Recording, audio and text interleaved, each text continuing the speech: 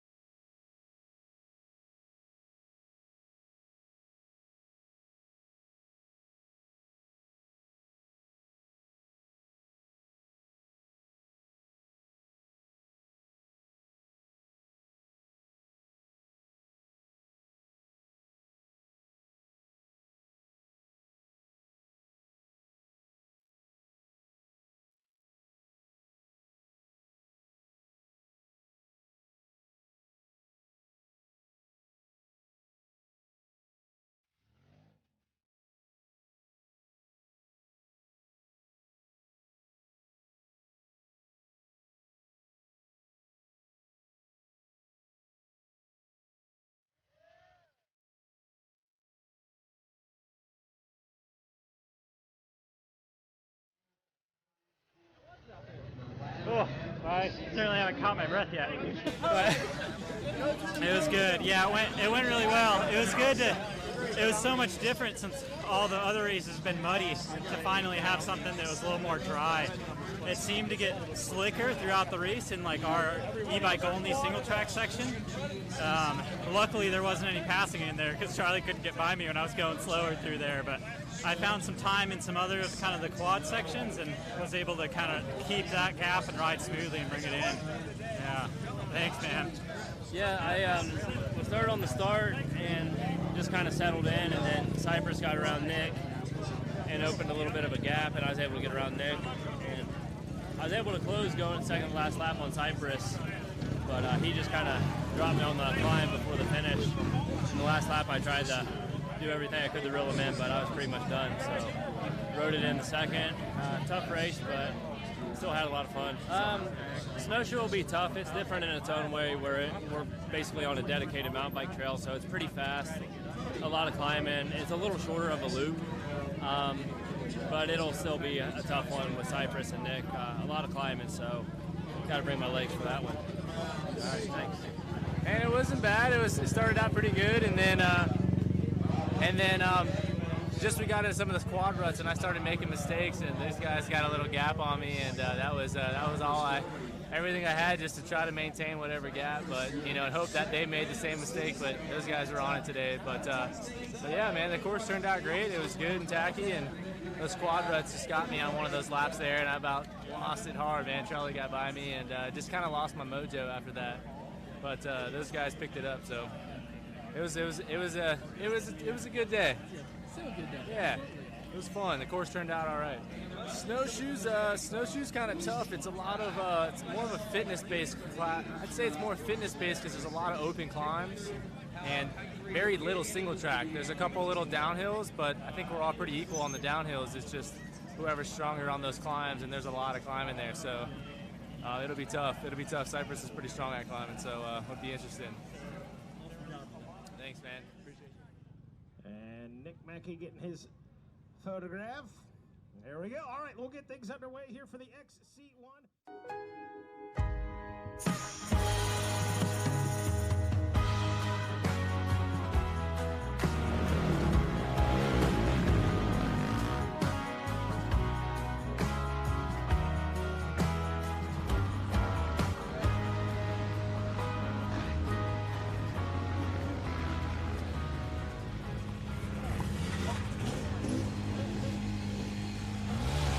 Thanks, man. Absolutely, dude. Well, it's a bad spot.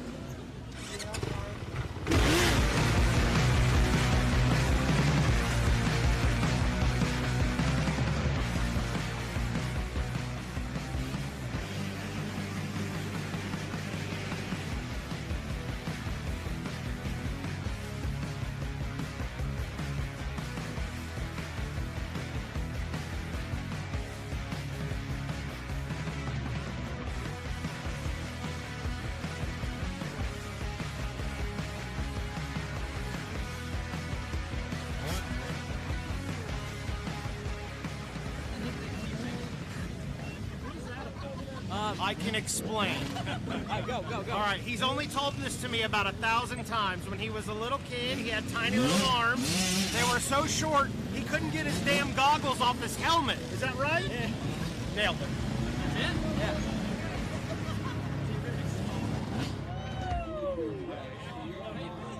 Good, yeah, going good. Ready to roll. Gonna try not to hit that white post. Well, luckily they took the white post away from me this weekend. Try and make it through the first turn and without crashing. Yeah, it's a favorite because going back to WMX days in 2013, I almost got my first race win. I destroyed my knee with a lap to go, but I still finished third, which was my first ever WMX podium, like in a moto. So yeah, then I came back a couple of years later and I went 1-1 at WMX and I won some areas and regionals. Every time I've come here, I've done pretty good. It'd be nice to get on the podium today, try and keep that streak, but the way my last few races have been going, it's going to be a long shot, but I mean, anything can happen. What's up? How you feeling today? Perfect. Ready to go racing. Yeah. Whole shot, full send, go for the win. Yeah. Thank you. Yeah, feeling like a winner. I can. Woo! I feel like a champ.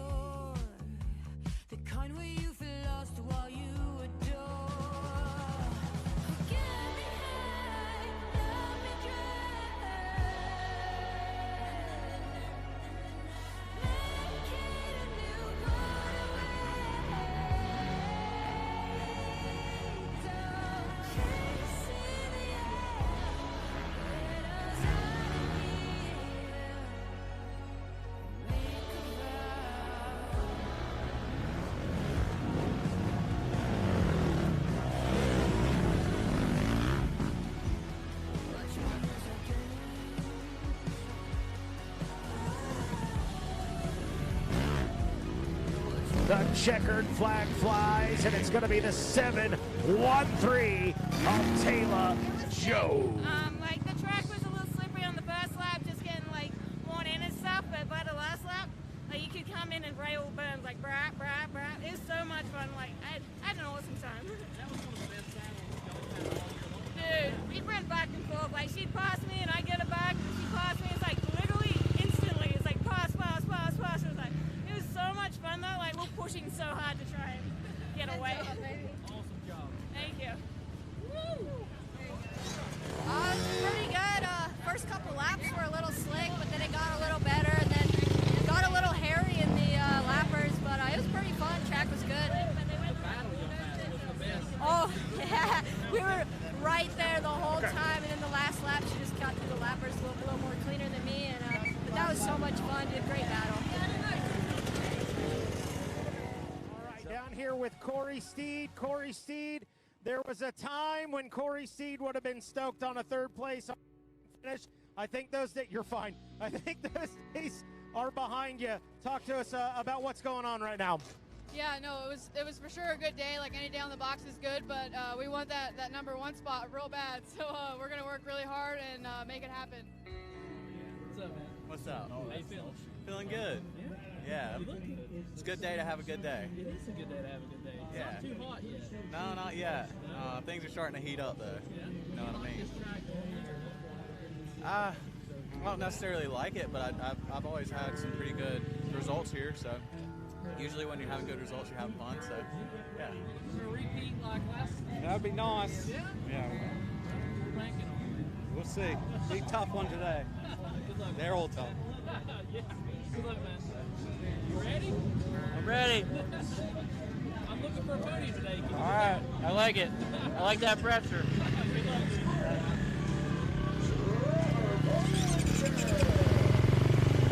Are you ready to go? GNCC Racing!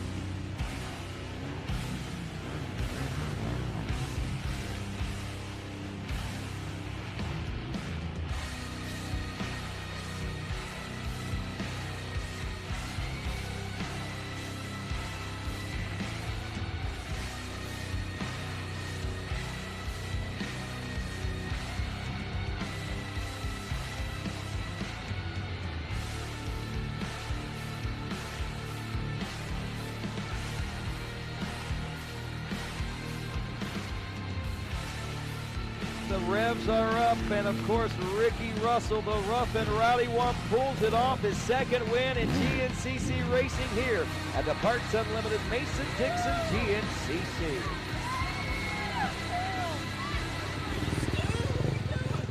Stu!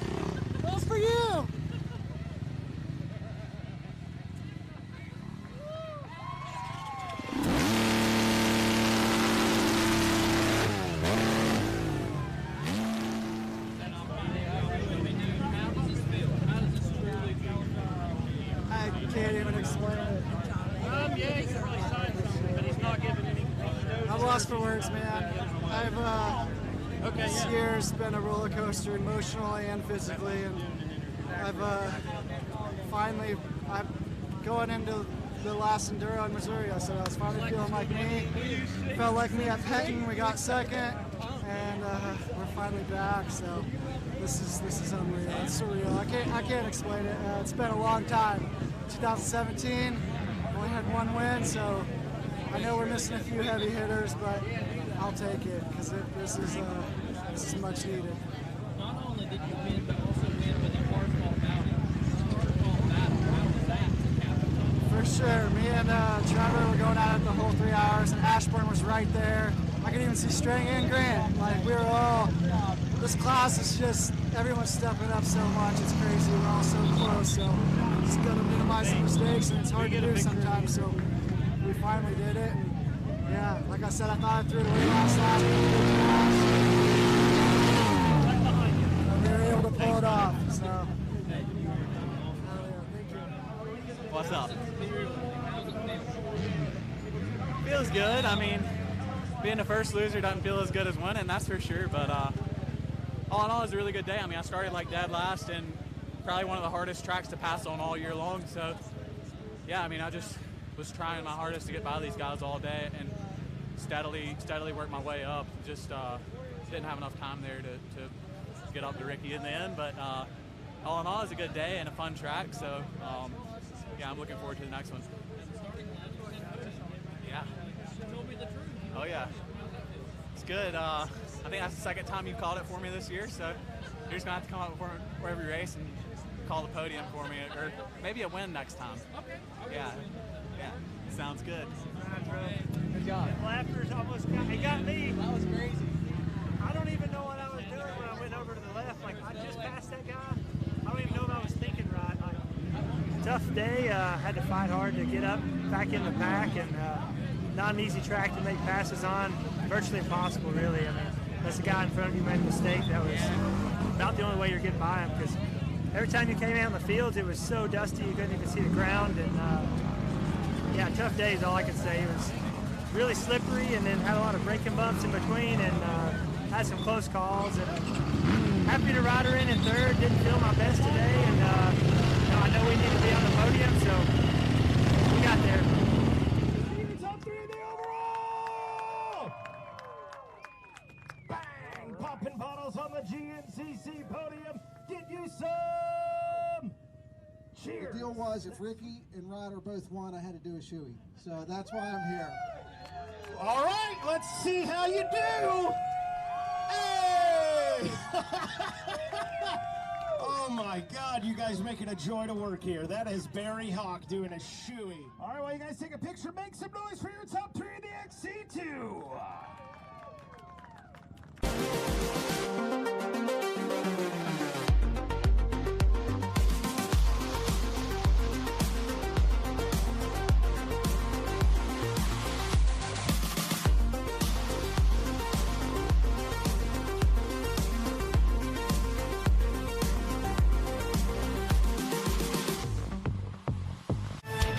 Are you ready to go? GNCC Racing!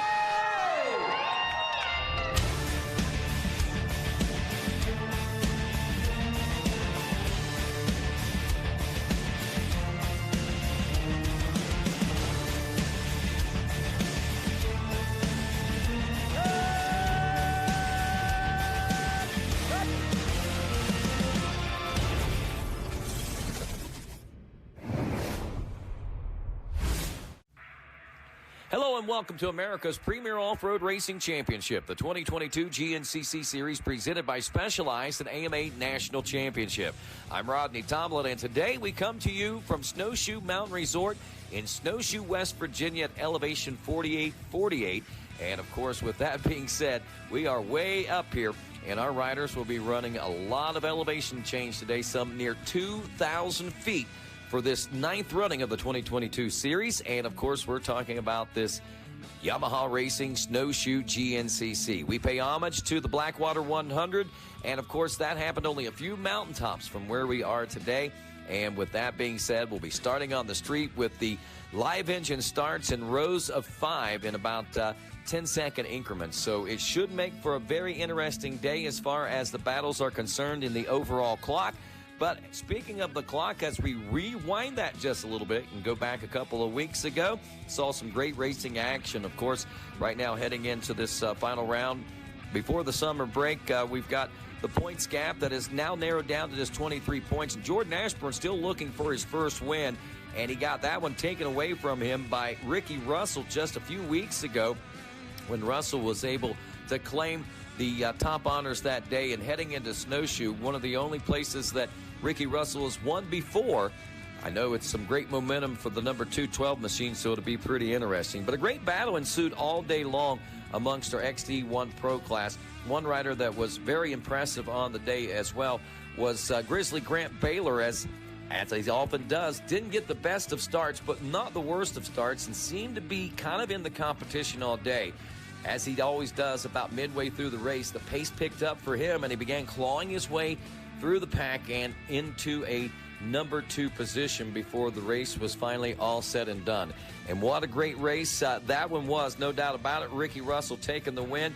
But as important as anything, Jordan Ashburn, rounding out that podium, was able to pull to within that 23-point deficit that we're talking about, that he is hoping to be able to bridge now with Ben Kelly before the summer break. The only problem is a couple of unknown players are coming to play today, and one rider that started the season but broke his neck and then, of course, was out and had another incident in National Enduro, but is healthy once again.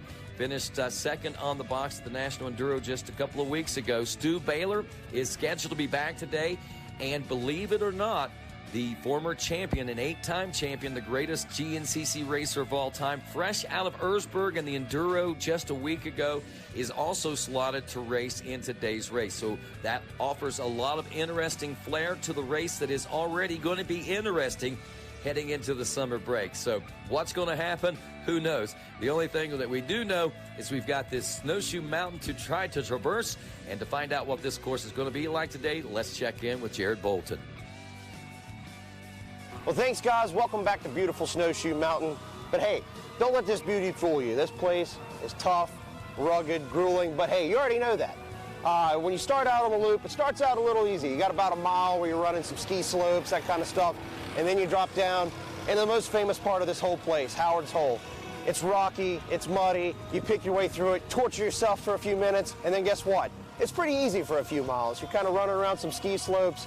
But then guess what? You cross over that main road and head out on that west side of that mountain, things get pretty tough. You're basically riding in rock for, I don't know, about a solid 7 miles.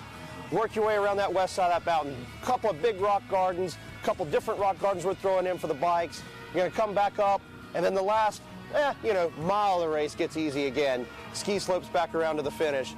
Overall, you're constantly riding in rocks here. When you're not riding in rocks, you're wide open up and down the ski slopes.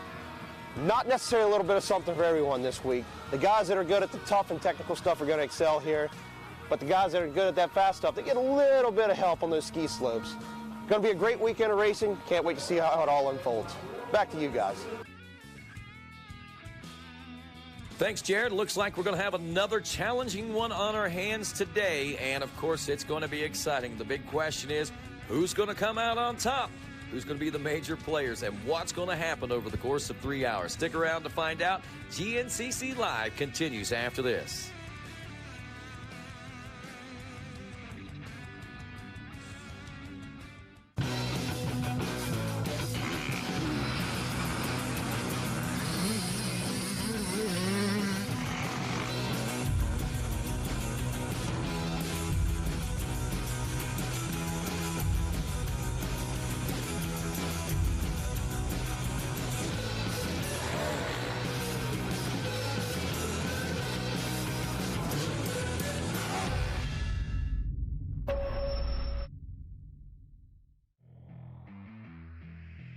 This Racer TV broadcast is brought to you by Specialized Turbo e-bikes. It's you, only faster. And by Rocky Mountain ATV MC. Get ready. You must stay on the marked course. If you encounter a bottleneck, you may go more than 25 feet off the course in order to get around the bottleneck only. However, you must re-enter the course as soon as possible, and upon approaching this section the next lap, you must take the original course if the track is clear. If you leave the course for any reason, you must re-enter where you left. If you cut, we do not stop you. We simply take your number down and penalize you. It is no excuse that you're following another rider. You are responsible to follow the course. If you encounter a lap rider, give him notice you are behind him. Have patience and give the rider time to safely get out of the way. If you are a lap rider, be courteous and move over when it's safe to do so. If you hear a rider come up fast behind you and yell he's not in your class, be courteous and let him by. This especially applies for pro riders coming up on lapped riders. Lapped amateur riders must quickly allow pro riders to pass when safe to do so. You may even point to the side it is safe to pass you on. The course is marked with mile markers to let you know where you are. If you encounter an injured rider, you do not have to sacrifice your race and tell the first official you see where the injured rider can be found. We will get help on the way. Once the checker flag is thrown, our sweep crew will check the course to make sure all riders and machines are retrieved. Pit crews, if you are missing a rider, please notify the finish line scorer. Riders, if you break down, stay with your machine unless you are injured. Our crew cannot tow out a machine without a rider to steer it. Your race will be 3 hours long. And now with a description of our course and what to look forward to as far as today's Snowshoe GNCC is concerned. Our trail boss and junior trail bosses, of course, Ryan Eccles and Jared Bolton, as they are co-course designers, and will give you a description of our course. Ryan? Thank you, Rodney. Yeah, what would Snowshoe be if it didn't rain, at least by Sunday afternoon? So it's going to be a lot of fun. If you like mud, rocks, and roots, you're smiling right now. If not, then you're probably not smiling as much, but I know that a lot of you are. So just like we said all day, guys, the blacktop's slick, and now it's wet. So please be careful at the start here. You guys going to head down into the ski slopes like we've said all day long on that, too. Please stay with the arrows, guys. There's a lot of rocks and stuff out there. We've knocked those water breaks down, but you need to stay in between those arrows. The youth got out earlier. We kind of got them back in there. Just make sure you stay with those arrows to be safe. That'll make your way all the way out, far out there on the ski slopes, and you guys will turn left. You guys are going down to Howard's Hole after the 1 mile mark. There's probably a little bit of water in there with all that rain we got, but you guys won't have any problems with that. You guys will make it through the hole, jump back out, go across the ski slope, little piece of woods, a little open spot back in. You get to those bridges, guys. Be careful on those bridges. They were slick before it rained, so they're probably super slick now. That first one you're going to go across, you got to make a left turn as soon as you go across it and then go across another one. So be careful there. You'll head through another little piece of woods. You'll get back out on those ski slopes. You work your way all the way over up to the 2 mile mark. Another little piece of woods there. It'll drop back out. You kind of go down through some rocks, and it's probably pretty muddy there, ain't it, Bolton? Yep. Go down through there, jump on a little fast road. That'll take you down over to the mini mud hole. The morning was making it through there. I didn't hear too much about it over to the 3 mile mark. Bring you back up over the hill, cross over the road before you drop down to the 4 mile mark. And from the 4 to the 5 was pretty wet this morning. It's probably pretty wet right now. But it's just water, guys. It actually should make pretty good traction through there. That'll get you down past the 5. You get to that red mud road. It's getting pretty hard down through there. If you guys just pay attention, there's a lot of water in those ruts. But you guys can get left or right down through that. That'll take you down to Zach's Disaster. You'll head down through that, over to the Rock and Roll Hall of Fame. And you guys are going to do the same thing that the morning did there, unfortunately. There's a hill right there when you have to turn right to go up before you can get to that other rock garden that probably a lot of people won't get up it, so we're just not going to even deal with that today. So you're going to cut over to the 7 there. You'll run just like the morning bikes. It should be pretty good stuff through there. It shouldn't be terrible. Out through the plateau, and that I'll let Bolton tell you about the rest. Yeah, basically when you get that past that 7, it's zigzaggy, good stuff through there. There is one little climb in that got a little greasy with the morning, but even the guys at the tail end of the pack, they still made it up it. They'll bring it back around over to the 8 mile mark. More rocks. There's like 2 or 3 there at the 8, back and forth. And then about 8.5, you guys are going to split off. You're going to run the trail we called Colby's Cobblestones. Brand new rock garden out through there. You're going to be the first ones to run it. Should be a lot of fun, pretty interesting. And then that'll bring you to a little muddy hill climb back up to the 9 mile mark. And basically at that point, you're kind of out of the hard stuff. You're working your way back up, come up onto that long, wide open trail we call Shea Way. Come all the way up Shea Way, and you're going to come up the power line to the 10 mile mark, cross over the road, up the power line even further through the FMF power point and head up into the pro pits. Now, guys, that stuff in and out of pro pits is what it is. If you rode here last year, you know it got pretty rough, and it was pretty rough yesterday, but yesterday when I hit it at the end of the quad race, I took that main line, and it was fine. So pick your way through it. You won't have any trouble. Bring it back down to that paved road again. You're running up the paved road, crossing over the main road again at the 11-mile mark, coming down a couple ski slopes, up a ski slope, and then a short little piece of woods will pop you back out at the finish. So with that little piece taken out for the rock garden, you guys are still basically about 11.5 miles.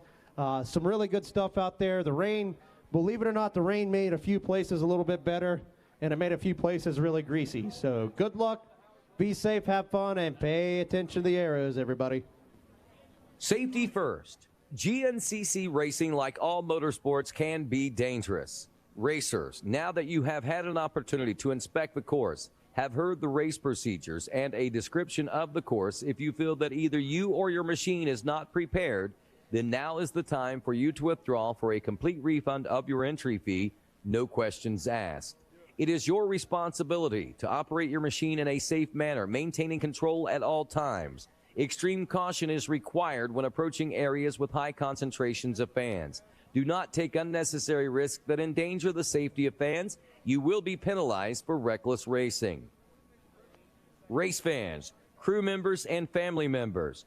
Due to the nature of GNCC racing, there is no fence barrier around the race course. It is your responsibility to keep yourself and your children a safe distance from the race course. Never turn your back on oncoming racers.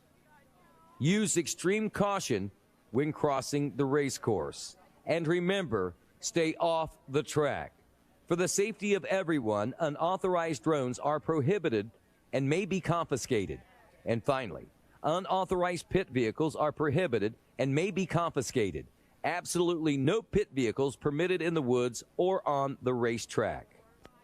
And now, ladies and gentlemen, with a word from our home office, our Director of Operations, Mr. Tim Cotter.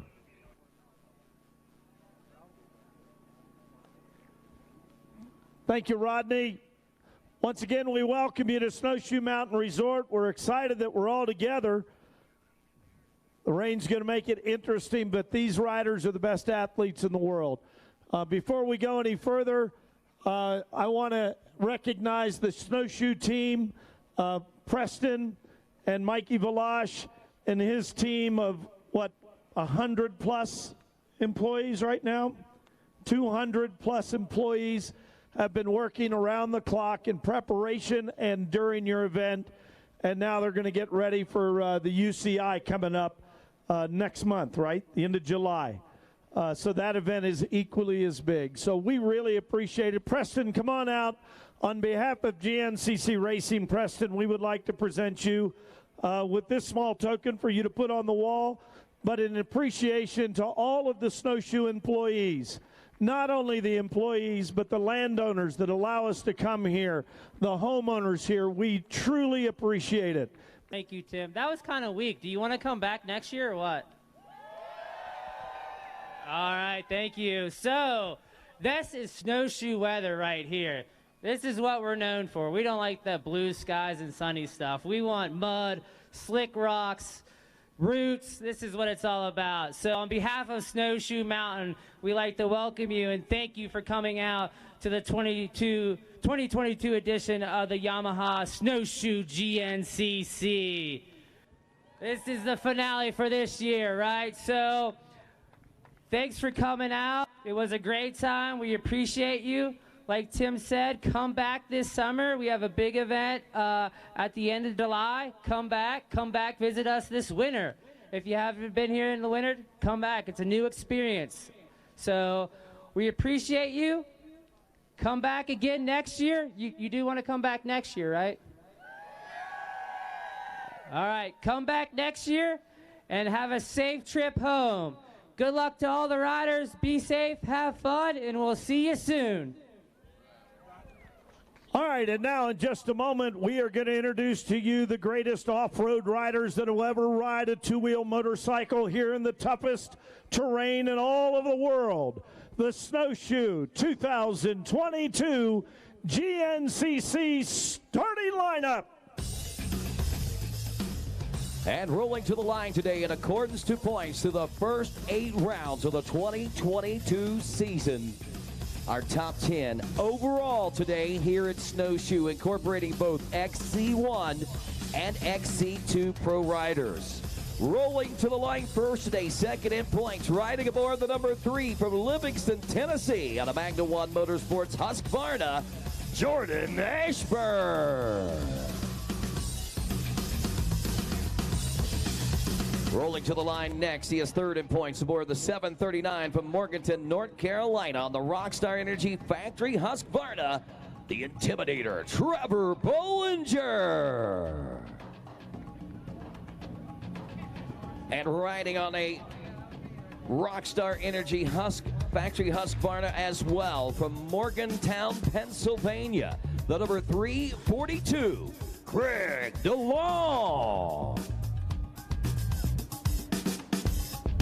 Usually featured on road number 2 from the XC2 Pro class.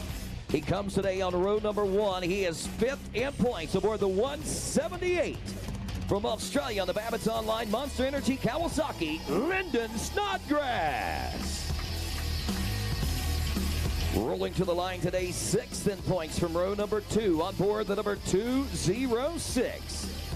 He hails from Winsted, Connecticut on a factory racing KTM, Josh Toad. Riding aboard the number 314, thrust from a podium in second place from Honey Pass, South Carolina on a Rev Motorsports gas racing machine, the Grizzly Grant Baylor.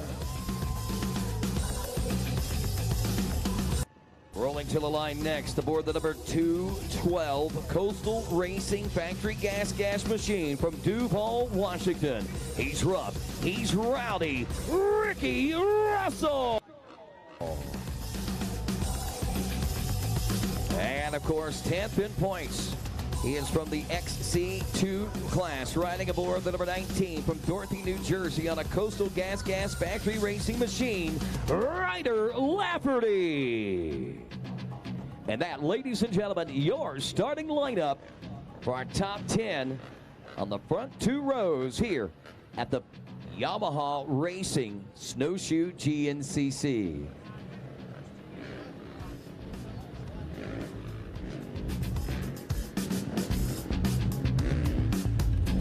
Well, I'll tell you what, folks, we had rumors that Stu Baylor was going to be out. We heard rumors that maybe even Caleb Russell might be racing this one, but obviously didn't see him in our starting lineup there.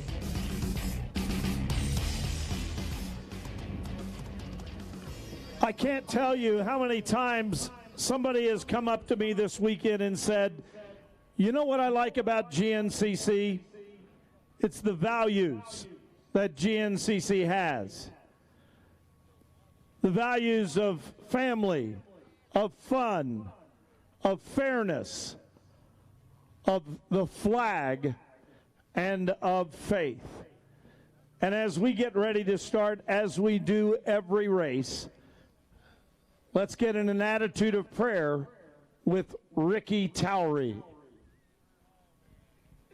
Thank you, Tim. Hey, let's do go to the Lord and let's have a word of prayer together this afternoon.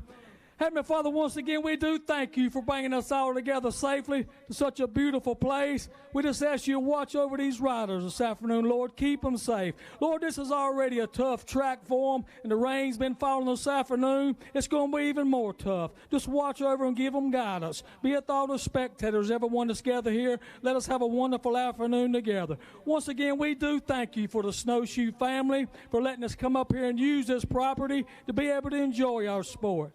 Do continue to watch over our military men and women, Lord, in all parts of the world. They're watching over this country so we can be free to come out here and do what we love doing. Be with our leaders each and every day, that they will make the right decisions for our country.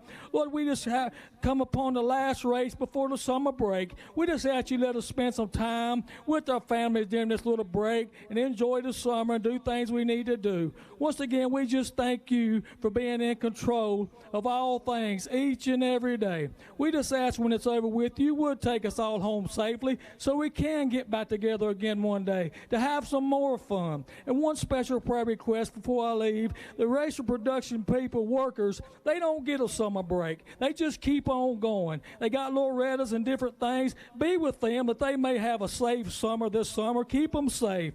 We just ask that you would take us all home safely. In Christ's name we pray. Amen.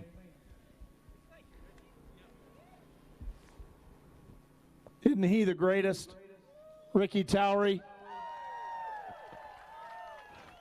That's what I feel. And now, ladies and gentlemen, let's all rise and let's hear you join singing as we honor America.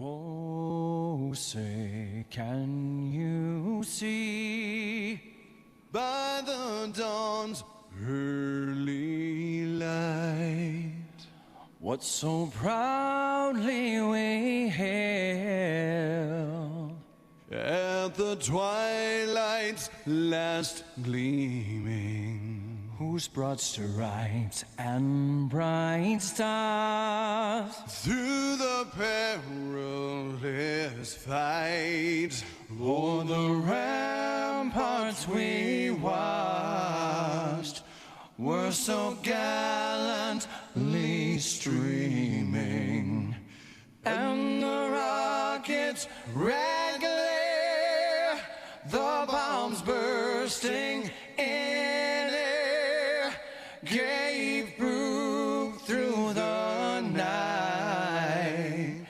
that our flag was still there. Oh, say does that star-spangled banner yet wave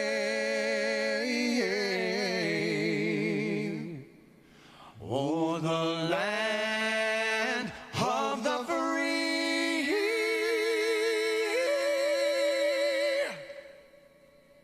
and the home of the brave.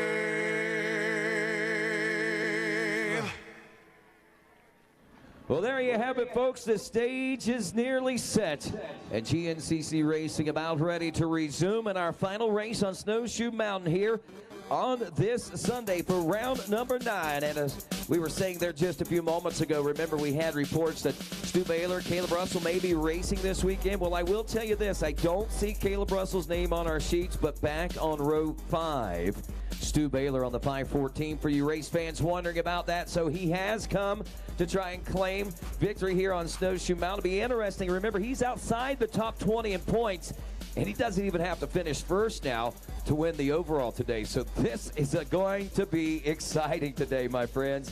The stage is set for a barn burner, no doubt. I don't care how much rain we've had. I don't care how much rain we get. This place is going to be blazing and roaring in flames here with the battles that are about to take place on Snowshoe Mountain. Ricky Towery about set to get the show on the road as he makes his way into position and readies himself to get these riders ready to go racing. Final checks being made. All systems go across the GNCC Racing Nation, and Ricky Towery says 1 minute before the start of the Yamaha Racing Snowshoe GNCC.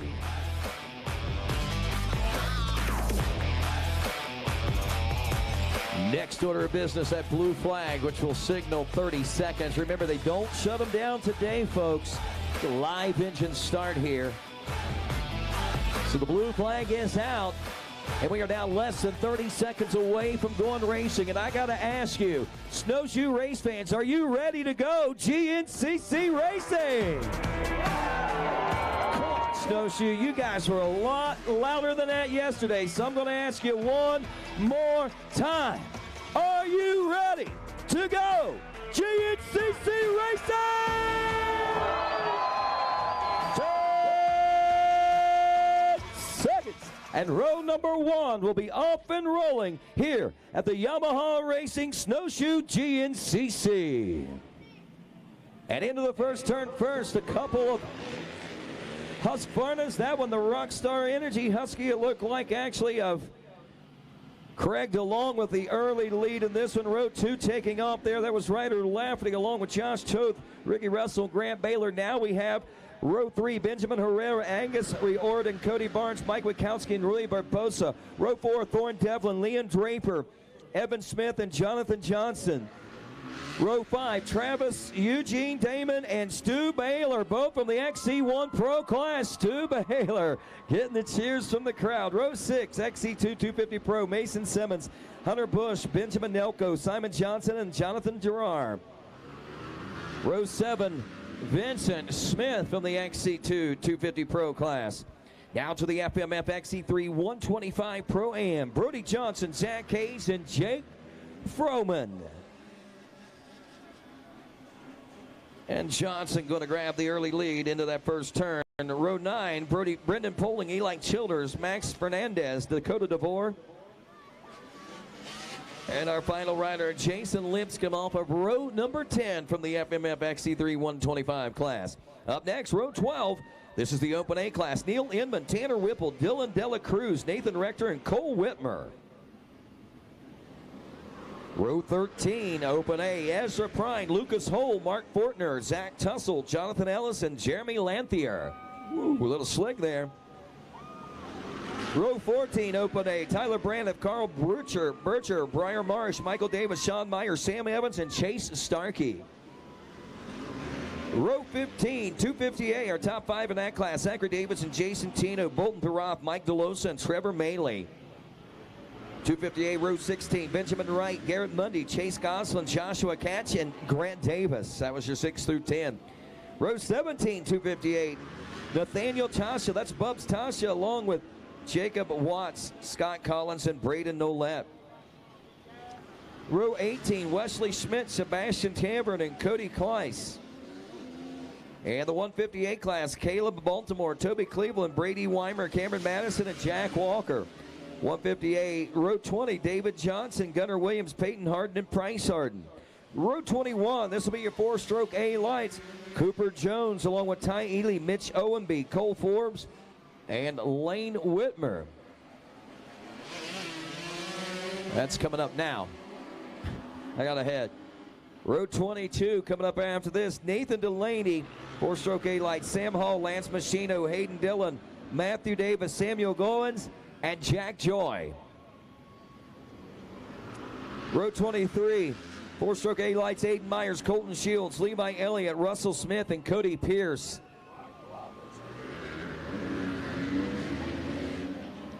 Row 24, Chase Landers, Matthew Hollenbeck, Maverick Thaxton, Gavin Sievenpiper, and Zachary Hugel. And row 25, Michael Adam, your final Open A rider we got on that row so far. Now to the Vet 830 Plus top 5 in that class. Row 26 is Danny Hampton, Mark Carresco, Michael Funk, Robbie Norwood, and Shane O'Banion. Row 27 Vet A, Joshua Wyatt, Brad Hoffman, and Tom Truxell. Row 28, Greg Asher. Row 29, Senior A 40 Plus class now. Joe Marsh, Smiling Frank Messina, Shotgun Sean Remington, Joe Dean, and Vinny Tomic. Row 30, Senior A, Sam Bishop, Stephen Edmondson, Lane Wilfong, Alan Peters, and Darren Darmos. Row 31, Senior A, Patrick Davis and Kevin Archer. Junior A 25 plus class now. Only 2 of the top 5 checking in. Andrew Boggs and Braden Moore. Some must have decided to use this one as a drop. Row 33, Junior A 25 plus, 6 through 10 ranked riders. Tyler Soriano, Shane Wicker, Dakota Abbott, and Brady Myers. Row 34, Junior A, Damon Rummel and Harrison Schreiner. Open B now. Row 35, Dylan Fleming, Austin Hovatter, Jacob Lauder, John Wood, and Jacob Maynard. Row 36, Lou Jeans Lucente, Randy Smith, Isaac Prunty, Brian Schell, Kyle Szymanski, Cody Reese, and Matthew McCormick. Open B, Row 37, Ryan Heimick, Drake Martin, Tyler Hamrick, Jake Mello, and Cameron Martin. 250B class now, Andrew Inman, Tyler Shields, Caleb Lane, and Michael Horwat. 4 of your top 5. Row 40, 250B, Bane Croft, Ty Atkinson, Douglas Randolph, Stephen Peters, Caden Simmons, and Robert Dillahay. Row 41, 250B, Chandler Taylor, Colby Kimbrew, Derek Ames, and Noah Martz. Row 42, this is your 150B, Carter Winland, Ethan Dingle, Owen Barnes, and Ryan Gribben. 150B, row 43 now, Ryan Richards, Ranger Emmons, Andrew Seegers, and Patrick Callahan. Row 44, Kaysen Click, 150B. Up next, 4-stroke B lights, your top 5 on this first row. Landon Beatty, Thomas Allen, Rayleigh Messer, Dakota Cunningham, and Brock Belsole. Row 46, Caden Ruse, Brian Kubix, Wade Tucker, Nicholas Thompson, Trenton Hole, and Preston Horton. Row 47, 4-stroke B, Lane Morris, Jacob Owens, Curtis Compton, and Garrett Vandavander.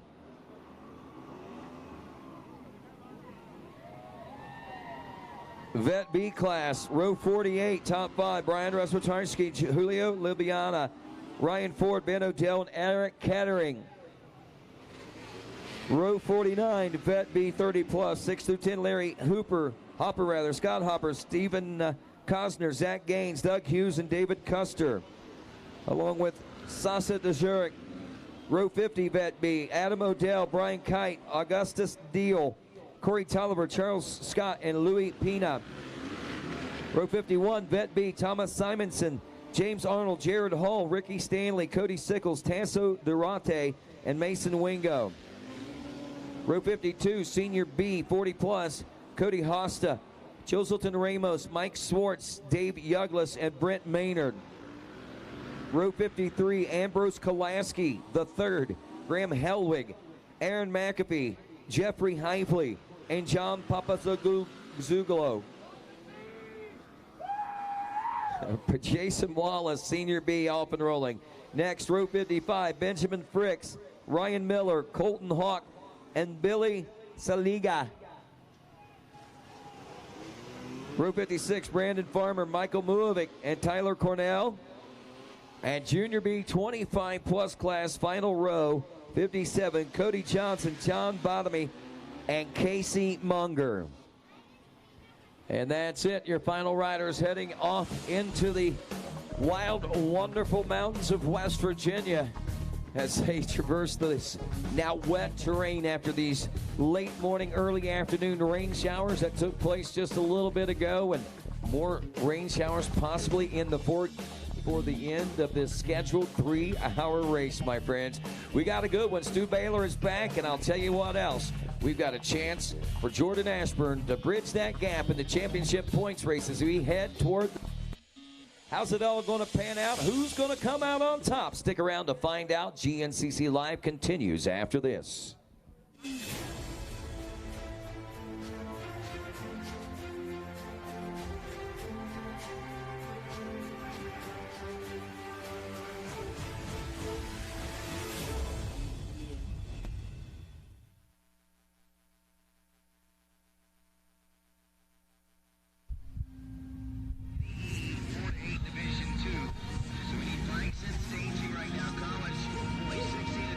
We all have our reasons to accomplish, to work hard.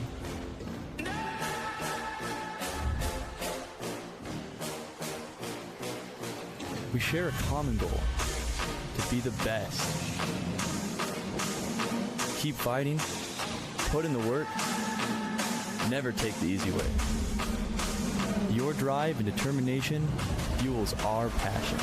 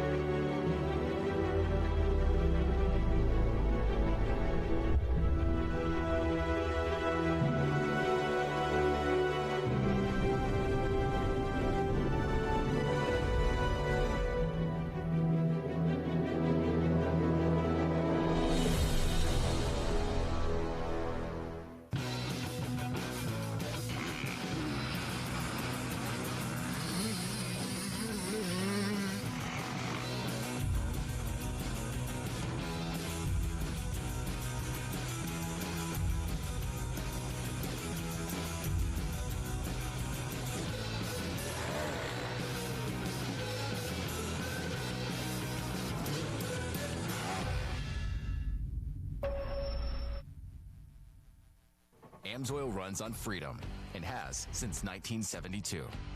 We punish our products firsthand in our world-class laboratories and beyond, because some things can't be learned from a test tube. Run with us.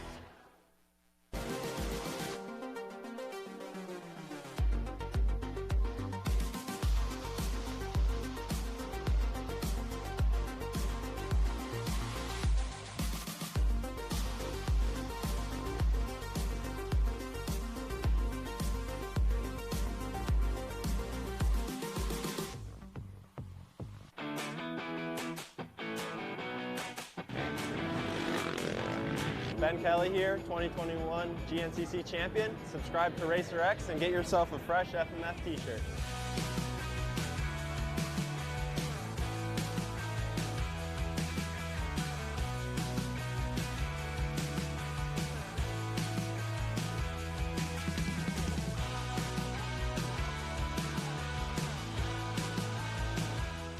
Born of family values and a homegrown work ethic, Cometic Gaskets seals your machine so you can focus on the finish line. Cometic Gaskets are the competitive standard for racers who demand the very best. Cometic Gaskets are constructed from superior materials designed to perform in the most demanding environment, whether it's championships on the line or a day in the dirt with friends. Professionals and enthusiasts depend on Cometic. Cometic Gaskets, sealing championships since 1989. This Racer TV broadcast is brought to you by Specialized Turbo E-Bikes. It's you, only faster. And by Rocky Mountain ATV MC. Get ready.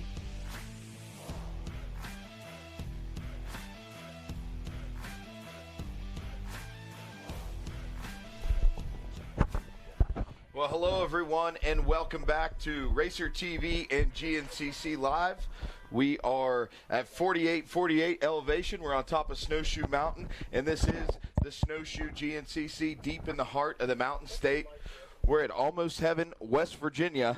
My name's Griffin Cotter, and I'm live in the studio with co-host at the moment, Mark Hyde. Mark, welcome to GNCC Live.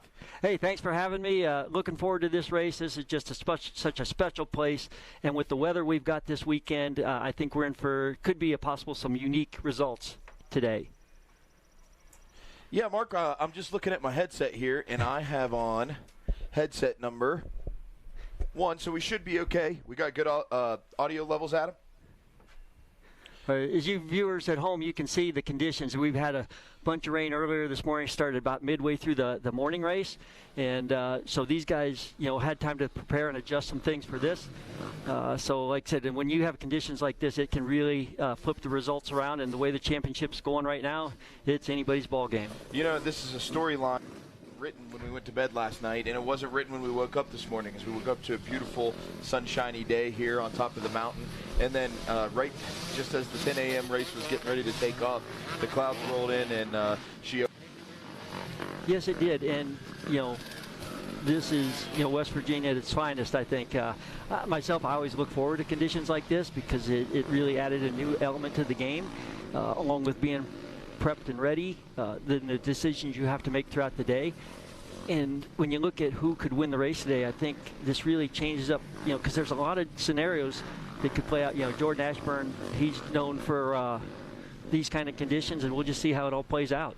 Yeah, speaking of Jordan Ashburn had a heck of a start. We're going to go to our specialized start recap here. We look down, different kind of start structure today. We're starting on asphalt, little slick. We saw that yesterday. Off to a good start. Craig DeLong grabs the whole shot, followed in tow by Jordan Ashburn. Yeah, and we also see Lyndon Snodgrass there in the 4th position, and Ryder Lafferty in this wave. We have the XC2 because we go by the overall points at this one, so that mixes the XC2 guys in with the XC1 guys, so that makes for an interesting start. And also with Stu Baylor coming back after an injury, he's back a ways. So this could be a cool day for Stu. If he really drops the hammer the first lap and catches the leaders, we give them the adjusted time. So Stu, there we see Stu, whole shot in his row, and not into the hay bales like he did last year. That was pretty exciting. So Stu, like I said, he drops the hammer this first lap, catches the leaders. He never has to pass them, just stay within that time frame. And like I said, he could just learn from what they're doing and watch and pick out some good lines, and like I said, really be in a good position today. In the booth yesterday was Cody Collier, 4x4 Pro, and Chuck Lemaster. We coined that the draft effect. You get back there, you can see those guys, and you just get in behind them, slingshot, engage, start a couple rows back behind them, and before you know it, you're in the overall. Coming through Howard's Hole first lap, what do we got, Mark? We saw Ricky Russell with a slight mistake there, and Josh Toth was able to get around him. When you speak of the four-wheeler race, we had something really crazy there. Our points leader had a big disaster right off the start. So even though Jordan Ashburn today wants to jump out there and take over the points lead, he's still got to think a little bit big picture. And you look at the chaos going on here in Howard's Hole. Yes. That's that whole racetrack. This is first lap. I think a lot of people in the back, they're trying to catch that front group.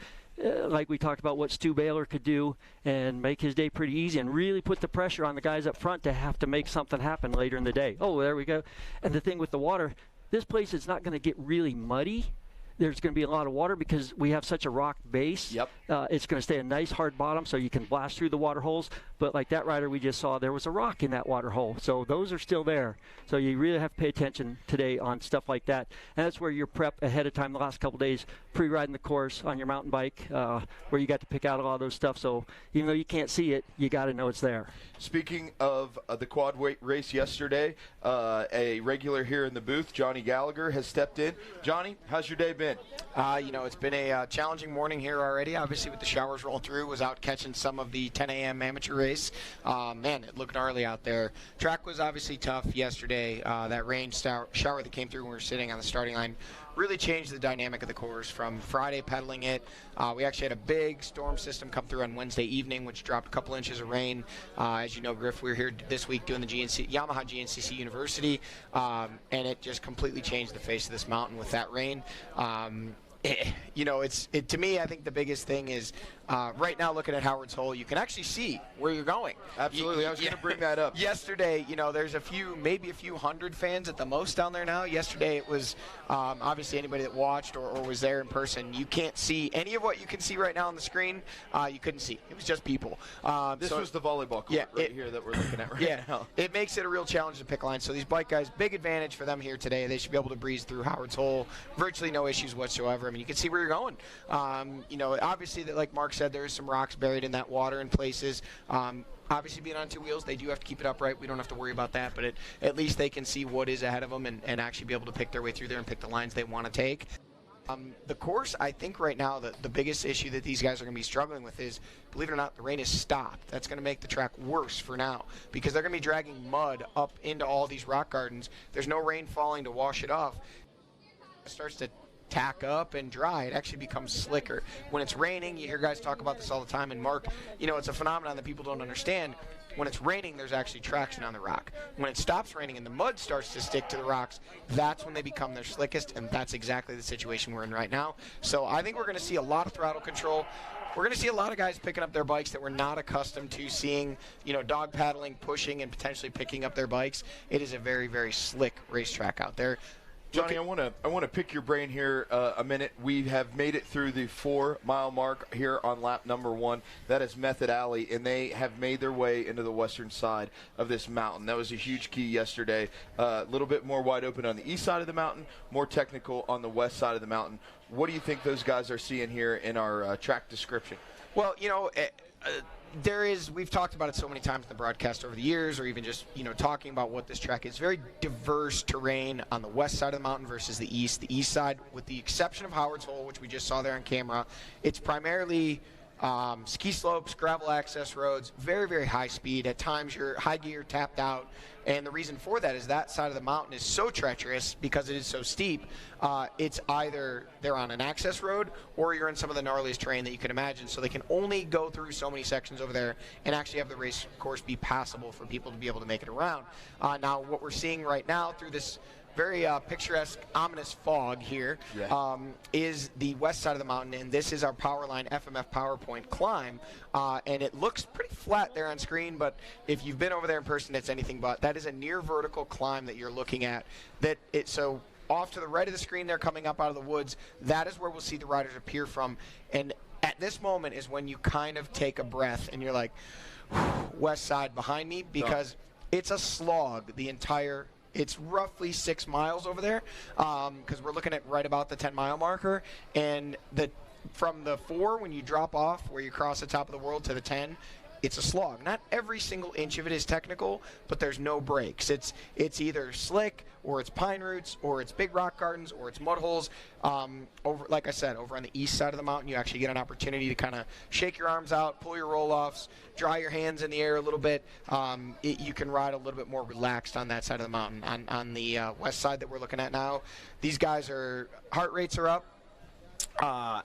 Attention is, just maxed out, trying to make sure that they hit all their lines. And the crazy part is, obviously, all these guys have pedaled the course. But right now, after the ATV race, if they didn't re-pedal it, it looks so different. And then we had a 10 a.m. morning race with hundreds of riders out there. So the lines got wider, the holes got deeper, the rock gardens got slicker. And the best riders in the world, the best way I can say it, are struggling through this side of the mountain right now. So a 12-mile course, we have about a quarter of that on the east side, 3/4 on the west side. And like you said, more wide open on the east side, a little more technical on this west side.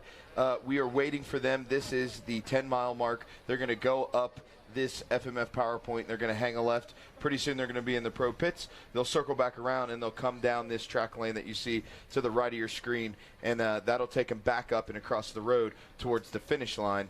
So we're going to wait on them here, but while we are waiting, Mark and Johnny, what are the keys to a victory here today? We were talking about this earlier, and I think there's a lot of scenarios where we have a lot of guys that could win today just because of the technical parts of the course. Another thing we didn't talk about was when they come down that hill and hang that left, they're on pavement for a while. Right. And that's pretty tricky on 2 hills. They're on ice. I want to stop you there. I want to stop you there because I asked the same question to yesterday, and I said, what do you do on that pavement? And their answer was, we relax, we take a breath. We're like, okay, we're good. Not the case today. Well, I think the bike guys will use that to relax and catch their breath because, like Johnny said, the west side of the mountain is just difficult, and you're riding, picking lines, fighting your bike the whole time because you're not going to have any suspension set up that'll work on this whole track. So there's going to be places it's going to be tough. But getting to who can win today, we talked about, Jordan Ashburn. He's in a place where he really needs to do something. But like we saw yesterday, Johnny, in the quad race, the leader had a huge problem. So Jordan's got to keep that in the back of his head. How hard do I push? Ricky Russell's been on a roll lately. Josh Toth, being from up New England, he's used to these type of conditions, so he should excel today. Ryder Lafferty, especially now that he's up front starting with the XC1 guys, he can see their pace right from the jump. And one thing that I brought up, that a guy that I really like his position is Stu Baylor. Because if Stu were to drop the, here we have the leaders coming. No, those are just, coming up the hill. Oh, we got a rider down. That is... Is that Ashburn? It looks like Johnny Gerard. No. Ricky Russell. Ricky Russell, he's been on a roll lately. He's one of the guys, and being from the Pacific Northwest, he should be really good in these type of conditions as we try to figure out who's running second, there. and that appears to be Craig DeLong. Does he have? Yep. It's either DeLong. No, he's got the hip pack, so it's DeLong. If it was, and then looks to be Lyndon Snodgrass possibly behind him there. And you saw, like you talked about, Johnny, it doesn't show here on TV, how these guys were struggling getting going on that hill, how steep that thing is. So it's going to be really tough. And I didn't expect that kind of contact this early in the race. But again, and I don't think that was a malicious move. I think it was just they're drifting. It's so slick there. They're each trying to run their own line, and they just came together. But there was some aggression shown there by Ricky Russell, who has been riding well lately and got a taste of that victory last round at Mason-Dixon. And here he is again back out front. And again, we mentioned Ricky maybe one time. Did you believe or did you think that you would see Ricky Russell starting on row 2 to be challenging for the physical lead on lap 1? I did, because of the Pacific Northwest where he's from, you get conditions like this a lot. And Ricky's a very talented rider. So, and again, going, if you're back a few rows, if you drop the hammer early and take some chances and do some things. Oh, we have somebody. Oh, is that Josh Strang? Or no, is that Snodgrass? That was Lyndon Snodgrass. Okay. Strang not racing today. Okay. I tell you what, guys, I'm going to throw this out there, and we're going to know for sure here. Hopefully we get an up-close shot. I'm not 100% certain that was Ricky Russell. That could have been Johnny Gerard leading, because it almost appeared as only it had one number plate on the side panel. Again, it was just the way I was looking at it. Context clues here. Yes. So there is the rider. That is either Ricky Russell or Johnny Gerard. Ryder Lafferty. Could be Ryder Lafferty They're as well. all three gas guys. Absolutely. All three gas guys. All Coastal gas guys. All wearing the same gear today. Try to get a look at the digits. If it's looking at the riding style, it does appear to be Ricky Russell, and now they're going to go into the fog. Yeah. Riding off into the sunset, if you will. Yep. But, getting back to what we were talking about, the guys who can win, with Stu Baylor being so far back, if he drops the hammer and catches the guys, he doesn't have to pass them all day. He can just sit there and watch these guys try to ride. And like I said, this is going to be probably the guy's favorite part of the day, a nice relaxing ride down the pavement. Yeah, as long as they don't wash the front coming into this left-hander coming up here, because it is slick. You can see how much they're letting off. Taking a look back over his shoulder, we'll find out here. It's just a matter of probably less than a minute until we see these guys check into scoring, and at that point we will know who our leader is. It appears to be Ricky Russell. I think it looks like a red number plate on the side there.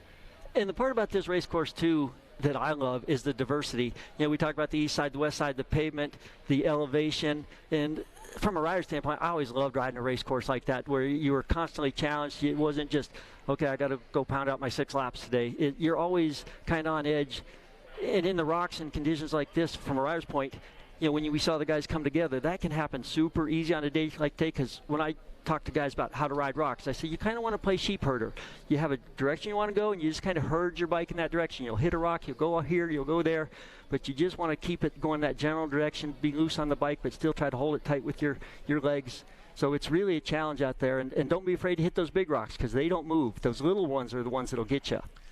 As we wait and we watch for our leader here, which I'm starting to become more and more convinced is in fact Ricky Russell, judging by the riding style. Still haven't caught the number for sure. Hey, Johnny, just to let you know, when they came through the pits, it was Ricky Russell out front of Jordan Ashburn, if you're wondering that. So if that helps you confirm anything. There we go. So Ricky Russell confirmed was the leader of VP Fuels Pro Row, and looking on screen, it appears he is still be coming in here to the finish line any second now.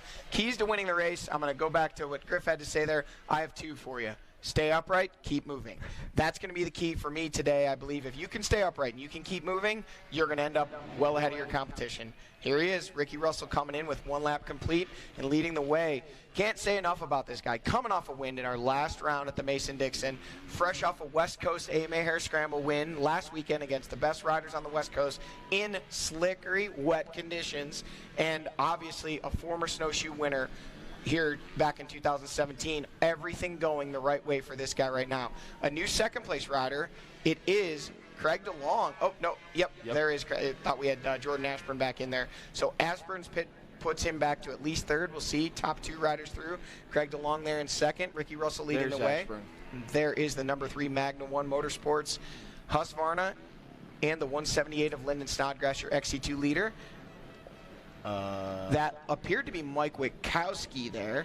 We'll see if we can get... Looked like a red bike. Yeah, it looked like a red bike. It was either Lafferty... And then we also have Grant Baylor coming here, and Grant's another guy that I would have high hopes for today, because this is kind of Grant's, type of day. He's just a big, strong kid. And you need some muscle in. Here we talked, and his brother's right behind him. So Stu is probably pretty close to that overall lead on corrected time today. But those are, Stu's looking back, seeing what's behind him there. But he's passed quite a few riders so far to get up to this position. So like we talked earlier, he's doing exactly what we thought he would be capable of doing. And on a day like today, you know, because there's so many guys that aren't in the points chase or could be in the points chase with a good day, you know, they're willing to hang it out a little bit more. And on a day like today, you can hang it out and make it, but a lot of times when you do that, this track will grab you really quick and make something bad happen for you. So lap number 1 in the books, we're getting timing and scoring queued up so we can take a look and examine those gaps, see who's challenging for the overall. We know who leads physically on the track. Is there any surprises there? And we'll actually get a true look. Here we go as it comes up on screen. Go ahead, Mark. You know what surprised me a little bit, but, well, yes and no, is Johnny Girard, because he's been out for a while with an injury, but again, another New England kid, so he should be used to these rocks and really make good time of it. I think his biggest thing will be conditioning, but with the rain and the temperatures, that's going to help him. Again, you look at the front, it's all the guys we've kind of already talked about. Ricky Russell, who this was his first GNCC win ever, so right. I know he'll be excited to be here, and I look for a strong ride for him, especially if he won the last round we had. Craig DeLong, he's from over in Eastern PA. He's another guy that's used to these conditions and kind of a real bulldog rider that will give it everything he's got for the whole race. You know, we got Stu, and Stu's on corrected time. He's into 3rd place overall. Ryder Lafferty's up there. Josh Toth, like I said, I expected a lot out of him because another New England kid that's used to these conditions and really thrives on these conditions. So right now the leaderboard kind of looking like what we thought it would, but that's only 1 lap in, and it's going to be a long day today, and so many things can happen with your bike, with picking the wrong line, you know, getting your gloves wet, keeping your goggle guy better be on his A game today because there's going to be a lot of goggles getting used out there today. Looks like leaders are coming into Howard's Hole right now. Yep. And then the spectators love it like today because the guys that come in, they see him looking around, and every spectator out there thinks he knows the best way to send them. You know, and do you trust those guys or not sometimes? And then we see Craig DeLong. He's actually looked like he pulled in a little bit on Ricky. And that's another thing with this race course. We saw it a lot last year with Stu and Ben Kelly. Ben was faster on one side. Stu was faster on the other side. Jordan Ashburn going by right there. It's followed by Lyndon Snodgrass. So these guys are bunched up. But this course is so diverse. You have people that are strong one place, weak the other place. Other guys make up time. So you get the full yo-yo effect. So it's really neat. And we really saw that last year with Ben and Stu. It made for a great race. Johnny, I want to ask you a question. We were able to see riders make up loads of time in between the section. We lost them off the drone, headed into Howard's Hole, and then we would pick them up here again. And what is in that section that allows you to gain so much time? Jordan Ashburn came through in 3rd, just a little ways behind Craig DeLong, but it looked like he was able to make up a good chunk of time in between the finish and Howard's Hole. Basically, between the finish and Howard's Hole, it's a long gravel road, but it's cobblestoney, so it's very slick. So if somebody's willing to push the limit, I mean, time can be made there in gobs, and also we have about a half-mile downhill with massive water breaks on it. And you can only imagine with the rain we just had, the water that's running down that hill right now. So if someone's willing to charge that downhill at speed versus kind of taking their time, picking their lines, a lot of time to be had there just in that 1 mile of racetrack. There we see an interesting line there, way up on top, missing the hole completely.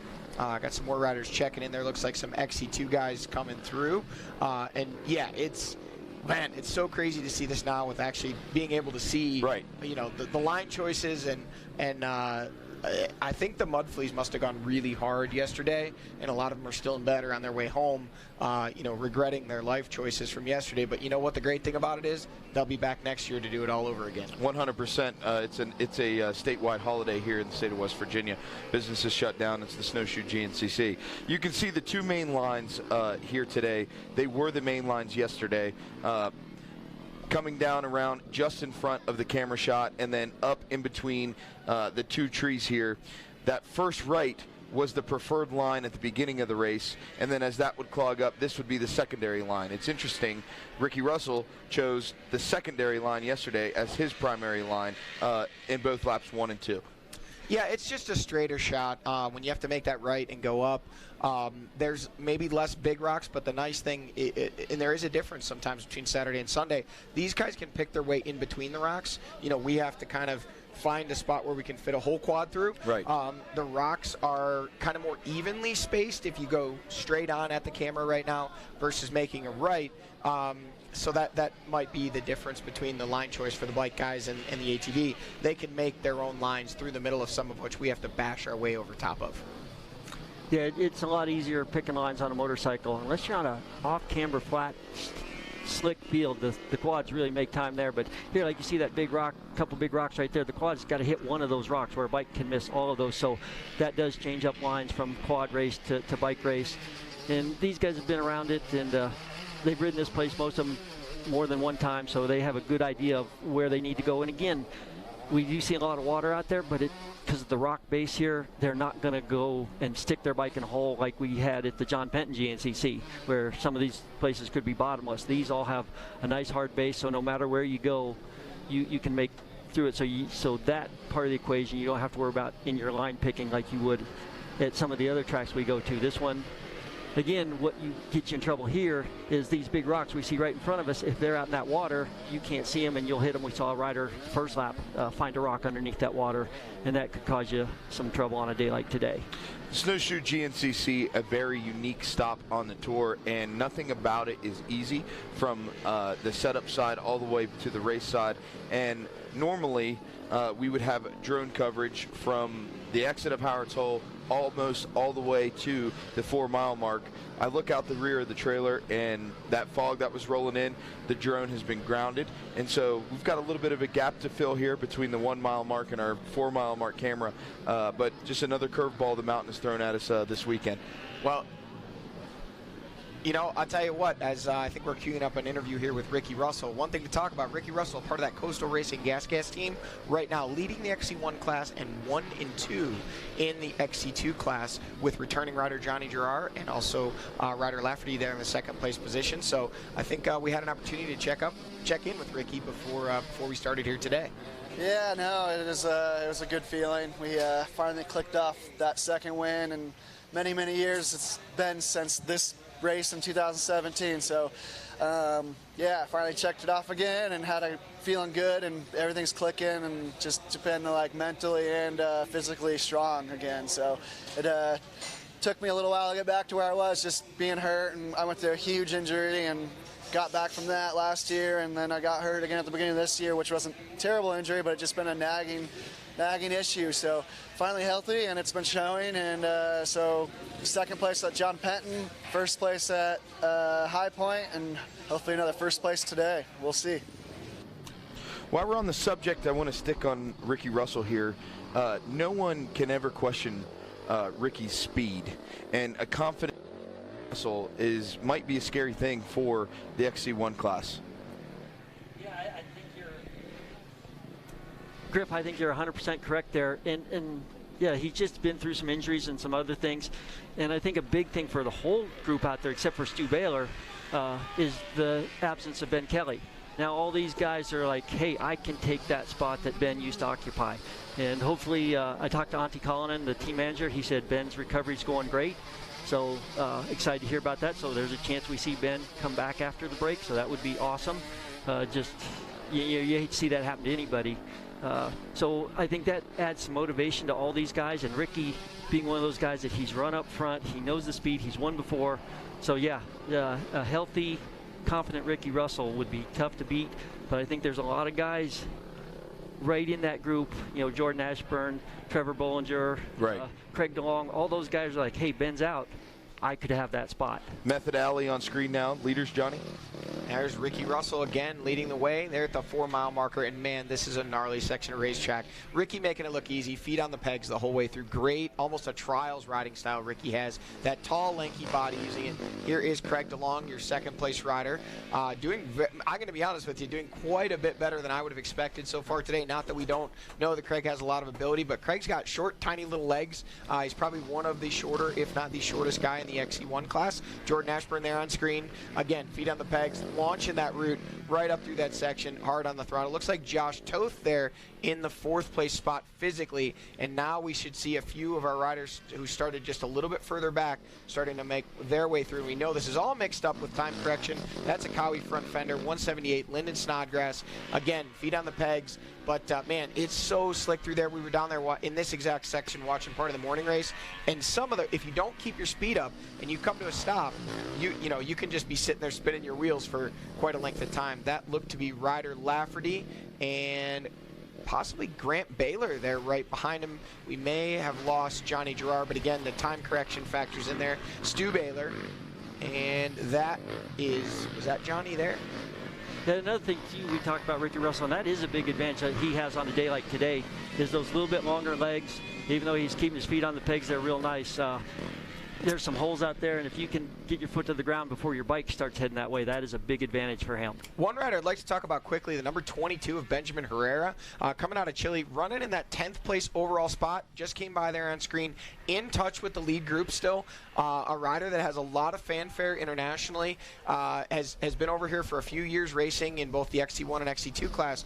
Right now, currently sitting in the 4th place spot in that XT2 class as they checked in at the completion of lap number 1 and 10th place overall. So definitely the best ride we've seen out of Benjamin so far since he's been here for on and off for about 2 years now. So maybe it's the gnarly conditions that are going to bring out the best in Benjamin, and we might see him on the podium here today.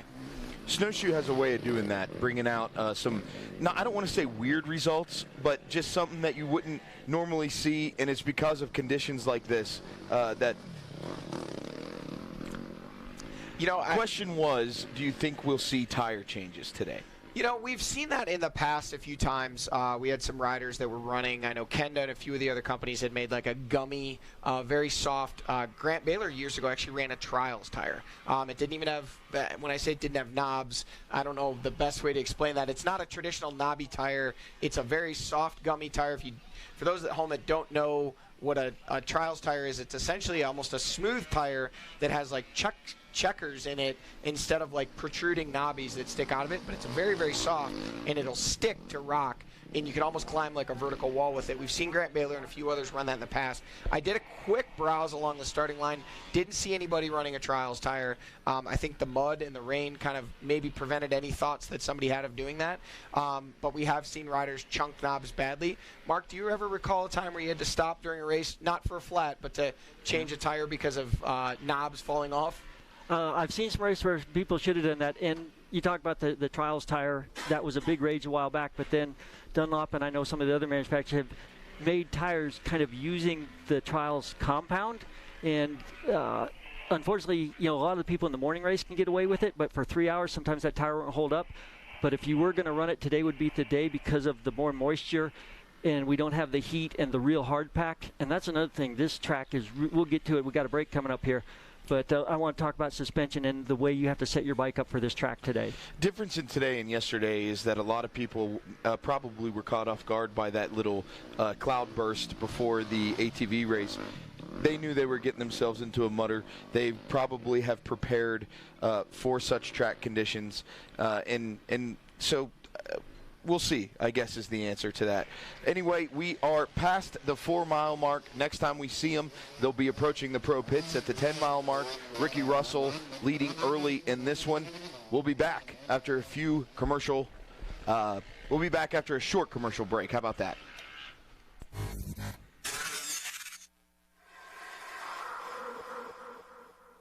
Last season was my best season ever by far. I won a lot of races. I won a championship, and it was also my first year using ARMA. And one of the things I noticed was just my ability to string good days together. You know, like especially in the summertime in Florida where you're riding every day and the heat index is 108 degrees and you're doing 230s and going to the gym and bicycle and all that stuff. I think in the past I've been super inconsistent day to day. Yeah, I may have a good race here or a good day during the week there, but overall I think where I improved the most was my consistency in my recovery.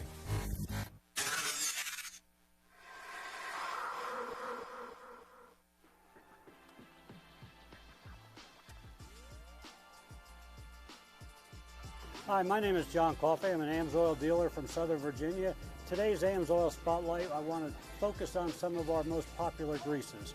And what we have here, the very first one we have is our chassis and wheel bearing grease. It's outstanding for all your lubrication items on your typical truck and car, whether it's your tie rods, your steering components, universal joints, water resistant. It'll help kind of force out some water and keep it out. And so basically it's an excellent general purpose lubricant. The next one is our water resistant grease. And it's basically, will do all the same that this one does, but it's outstanding in high water infiltration. You don't have to worry about it being washed out, and it's excellent in saltwater applications, wheel bearings and stuff like that for trailers, boat trailers and things that are actually subject to water all the time. That's an outstanding product. So it's basically a general great all-purpose grease, but really focuses on water, keeping water out. The next one is our heavy-duty grease. This one here, you can kind of look at like this one on steroids. That there is for heavy-duty applications, cement trucks, logging trucks, refuse haulers, things like that, that really have extreme loads on all the same grease points as our regular multi-purpose grease. But it's really for heavy-duty truck and applications like that. That's just a general overview of some of our most popular greases.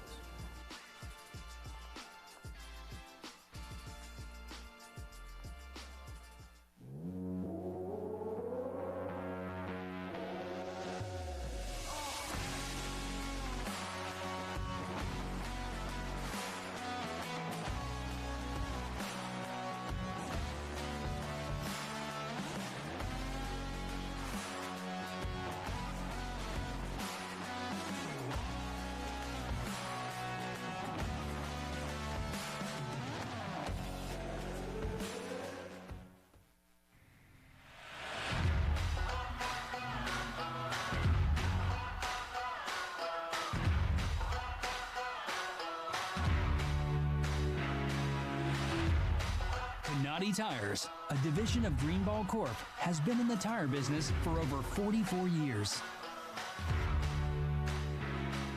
We're passionate about developing quality tires that perform great and bring extraordinary value to our customers.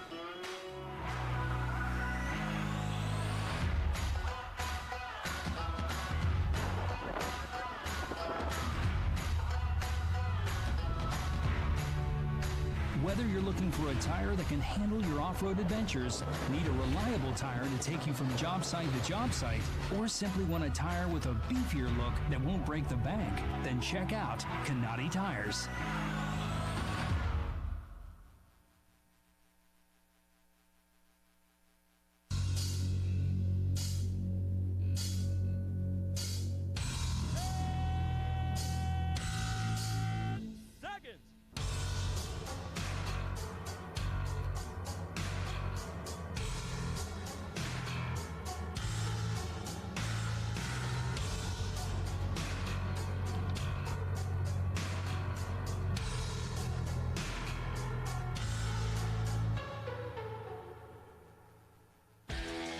USMCA has been connecting riders to certified coaches since 2016.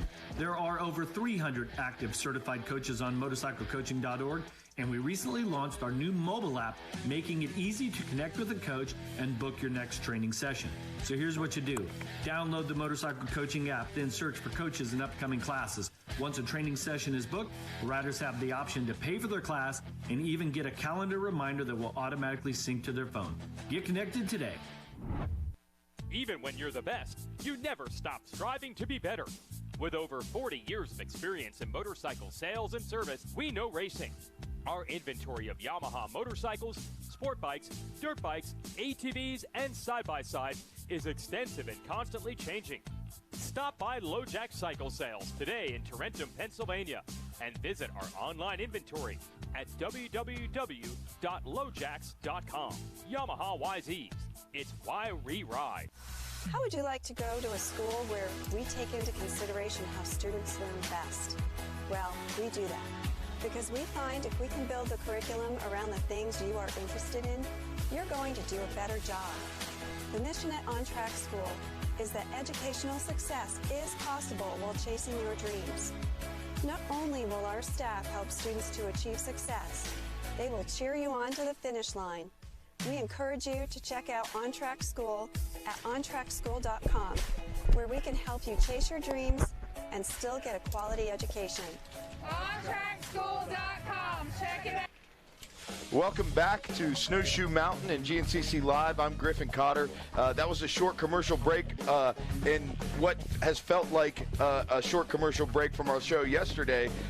You saw what happened last night, a full festival-style atmosphere. We had concerts, DJ Judd in the village, and Snowshoe has turned into more than just an off-road race.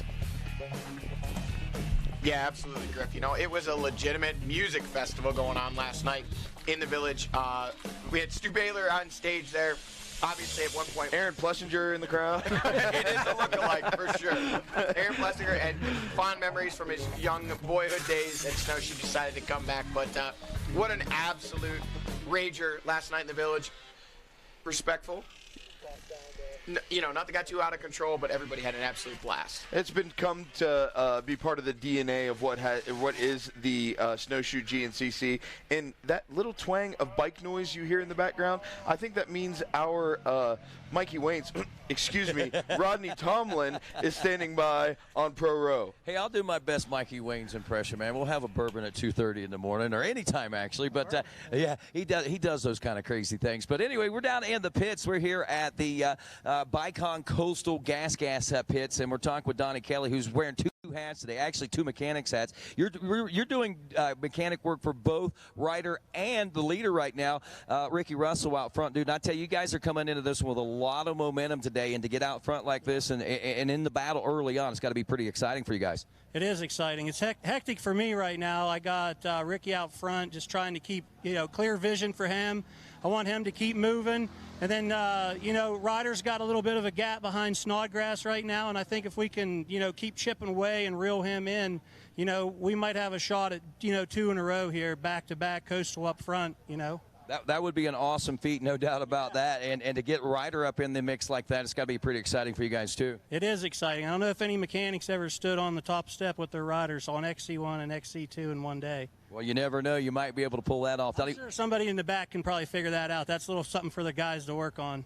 There you go. Now let's talk about the conditions today. Obviously, these conditions went kind of south this morning. We talked about how crazy the weather was. What's the attitude? What's the situation out on the track right now with your riders?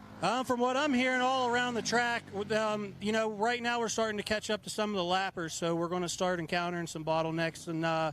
And right now, we got guys stationed around the track in order to try to keep those guys from getting stuck on the hills or just get them out of a bottleneck. That right now is the main key to keep these guys moving. That's the goal.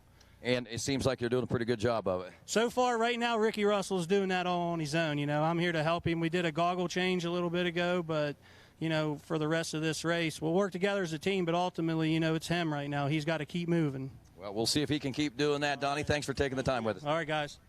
That's Donnie Kelly down here in the Coastal Gas pits, guys. I tell you, that seems to be the attitude. Lots of goggle changes when they came through the first time. I saw a lot of riders stopping and getting goggles. Josh Toth even surprised the KTM pits. Took them a little while to get some goggles over to him, but everybody got their goggles. Some of them got some fresh gloves, and they are back out and racing. And they're going to be coming back through the pro pits here pretty soon when they come through that finish line.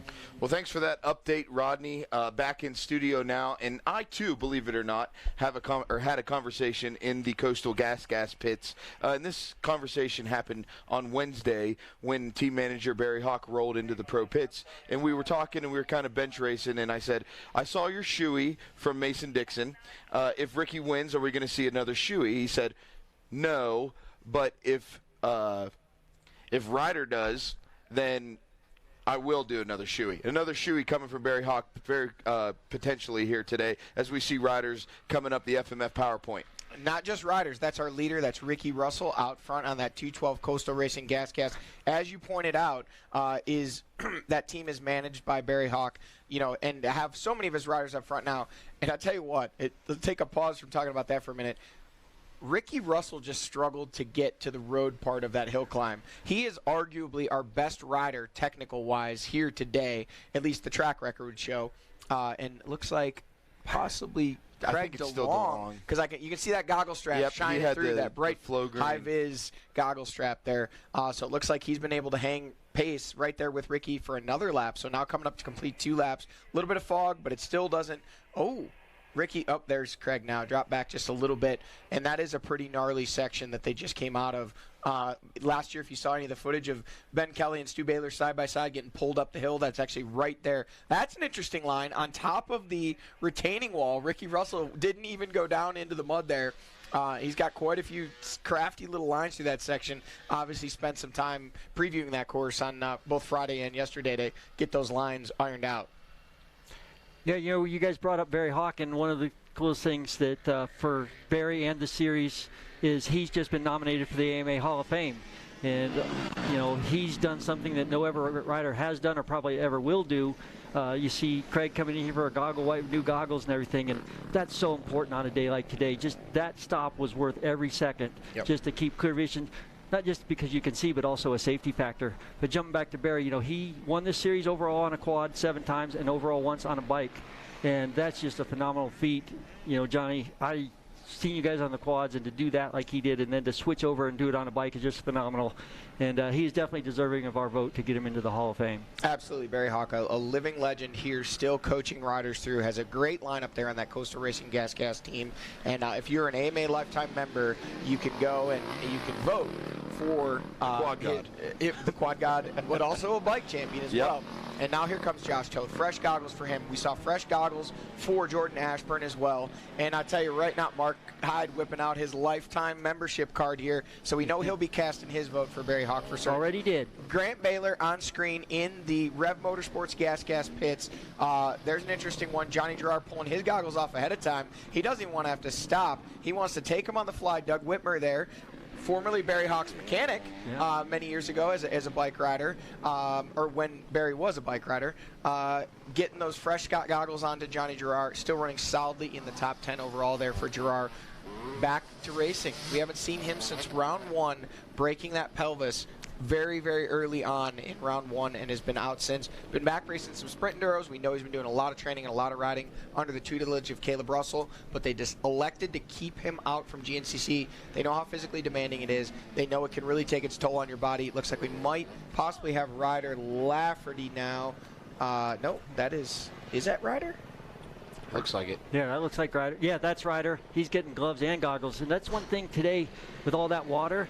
You got to kind of be careful to not splash in stuff, because then it just smokes your gloves and they get wet. You can't hang on, and that creates a lot of problems too. And it takes more time to do gloves than it does goggles. So that's something you want to try to avoid. But sometimes on a day like today, unavoidable. But unless you pick lines like Ricky Russell was doing, that was pretty creative and totally legal. I got to tell you, I'm not a fan of the glove change. There's Lyndon Snodgrass, was our XC2 leader. They were talking, definitely not anymore. We've seen Ryder Lafferty through.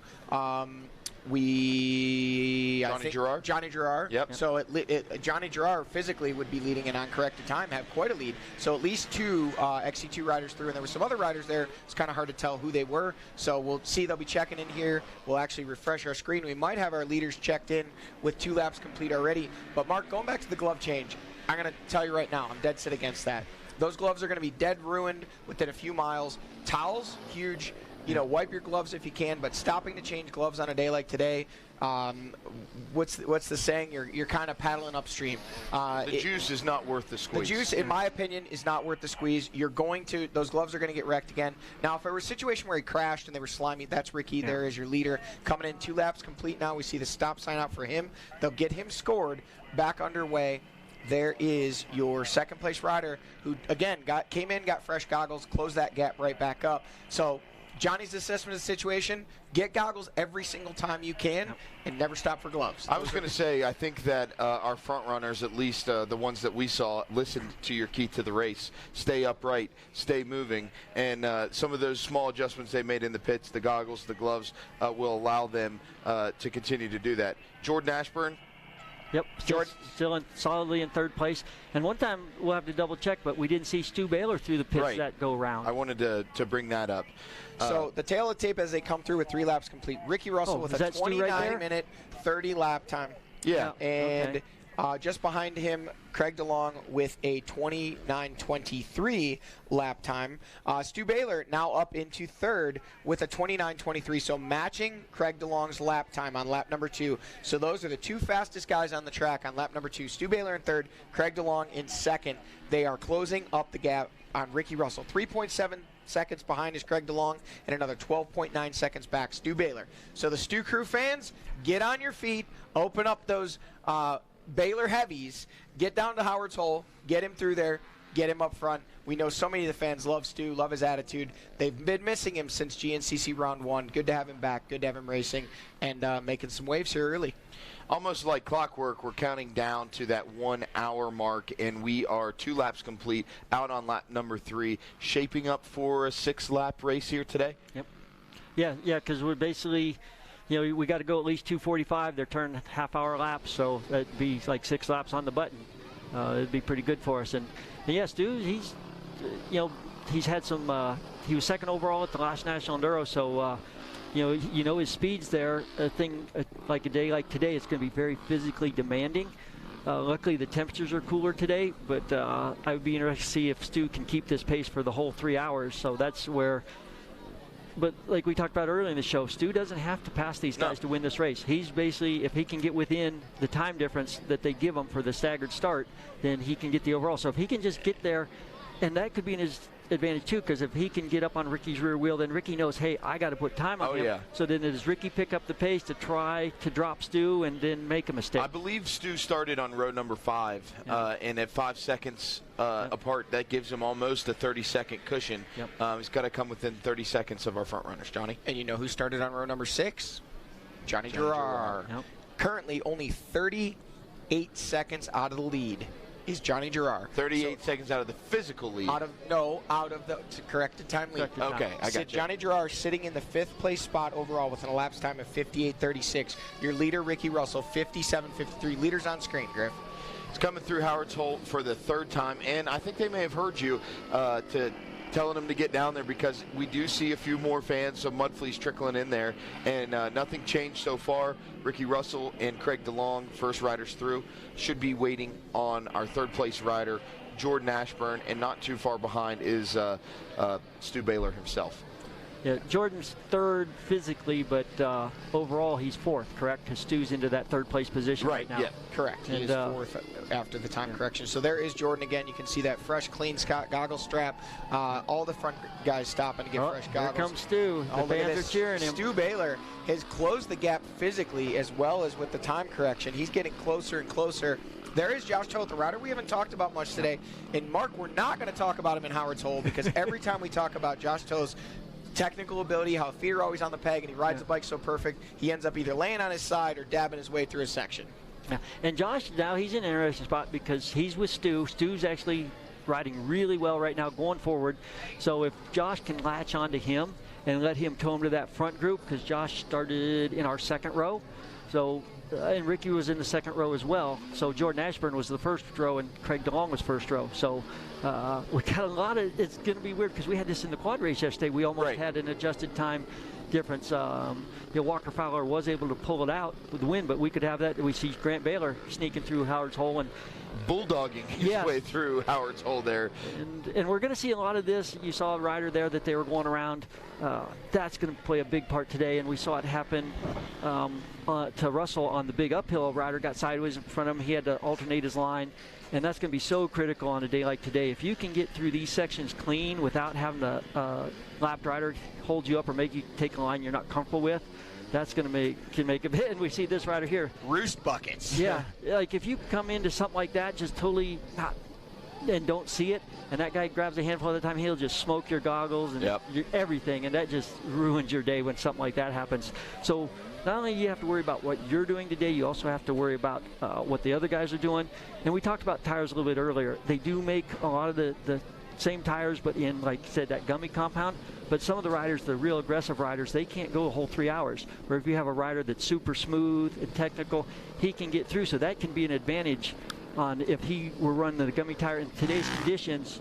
You can probably get through on a soft compound tire today because of the moisture and the cooler conditions. and we don't have the really fast, hard-packed ski slope sections like we've seen in the past. So wrapping things up, a bunch of our front runners have made it through Howard's Hole. They're in between our Howard's Hole shot, which is at the 1 mile mark, headed towards the 4 mile mark of the Method Alley. And I believe we have Rodney Tomlin down in the pits at the Ampro Yamaha pit. Absolutely. We're down here with Lucas Tatum right now, and so we are checking in on what's going on here. Of course, the Ampro Yamaha pits, you know, we wondered and we heard rumors, was Stu going to race? And yes, he did race. He started on road number 5.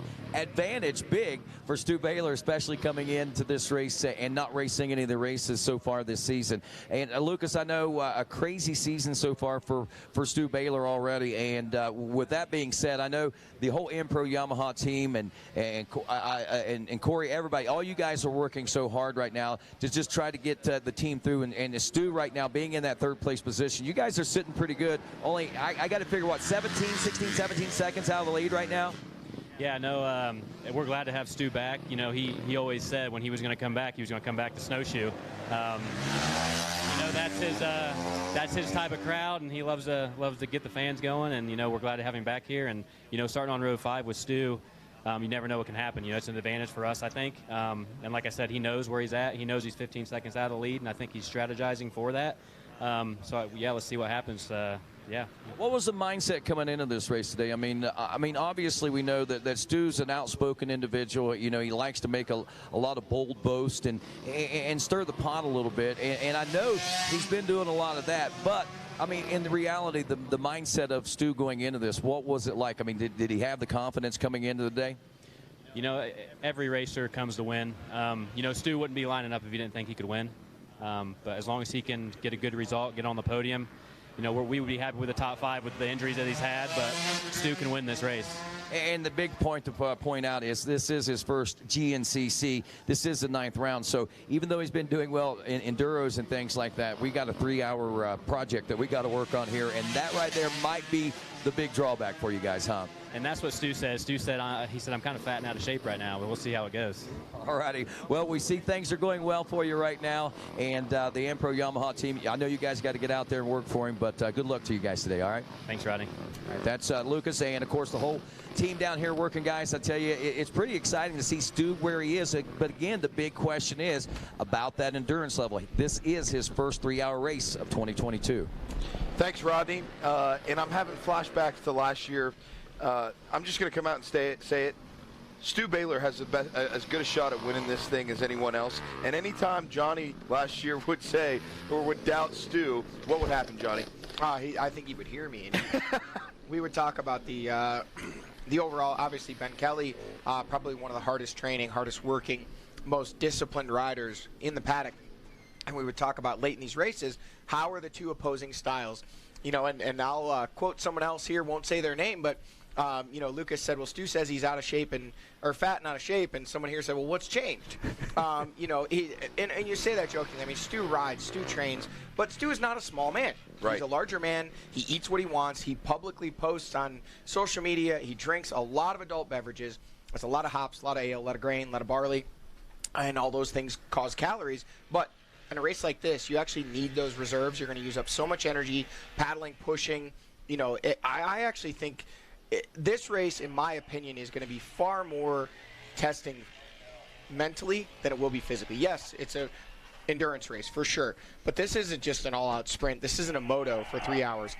This is a thinking man's race, and Stu Baylor is very, very strong mentally. There's no question about that. So I don't see him coming back to his first 3-hour race as a disadvantage in conditions like this on a course like this. Go ahead, Mark. Well, you know, just up the road from here, we used to have a race called the Blackwater 100. Hey, I know a guy that won that a couple times. Yeah. Well, Frank Gallo and Kevin Lavoie, who were both larger riders, they won that race 4 times overall. So you're right. A race like this where sometimes you do need some extra muscle and stuff to get that bike through places and out of holes, Stu is at an advantage for sure. And let's not ignore the obvious, traction. You know, Stu is not a small man. He's got a good-sized gun on him. You know, when he slides back on that seat, there looks to be Ricky Russell out front. But when Stu slides back on that seat, he's putting some traction from that Ampro Yamaha 450 and that Dunlop tire right to the ground.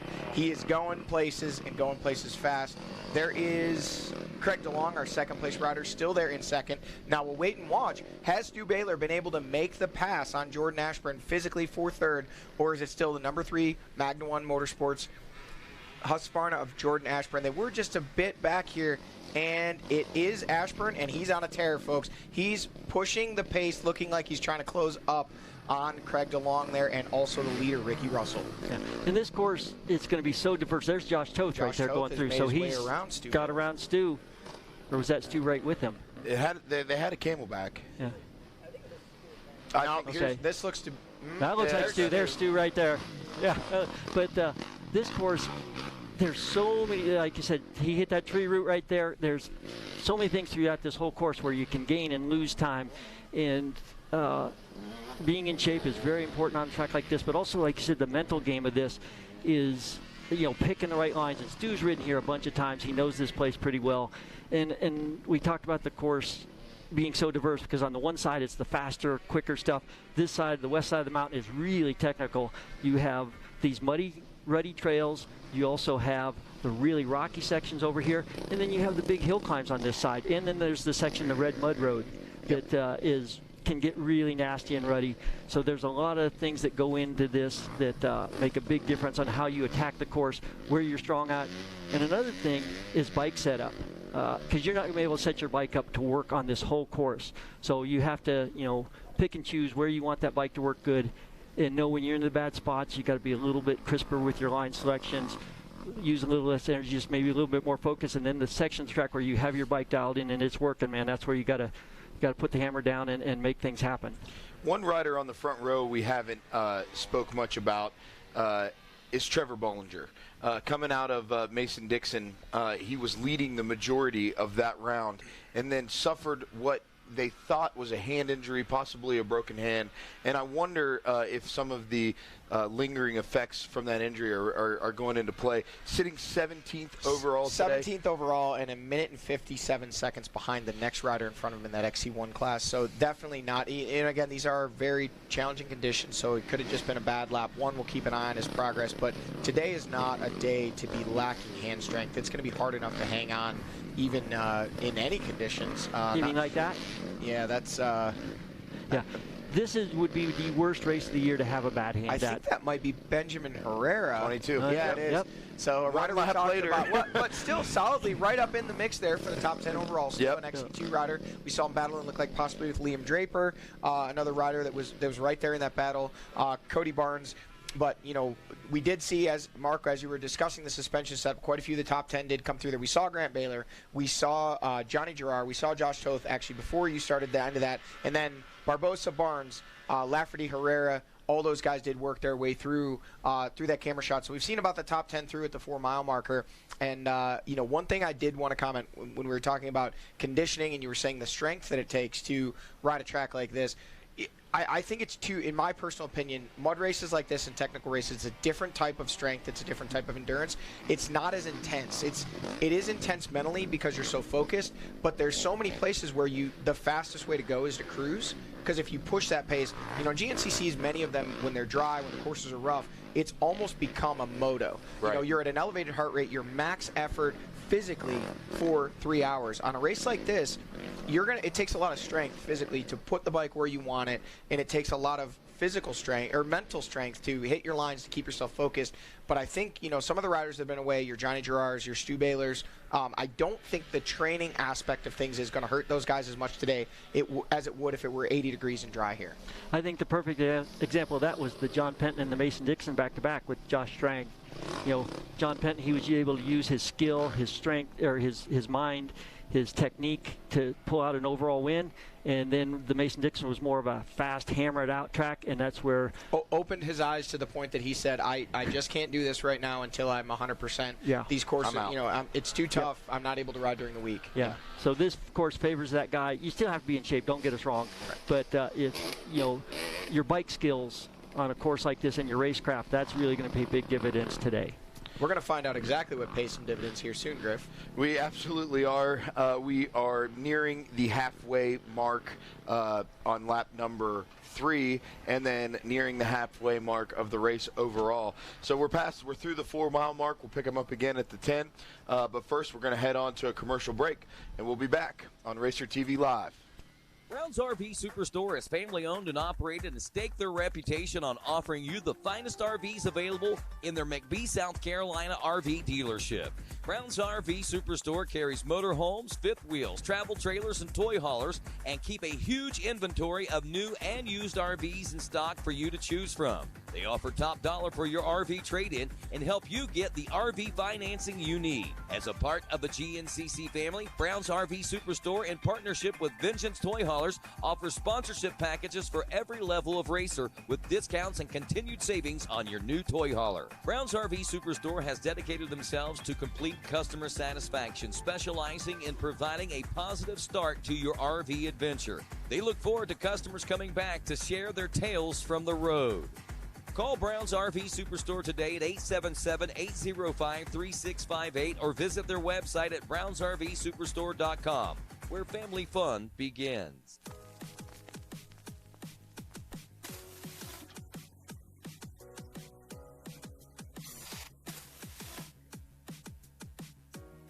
This week in Yamaha history takes us back to September 24th, 2005.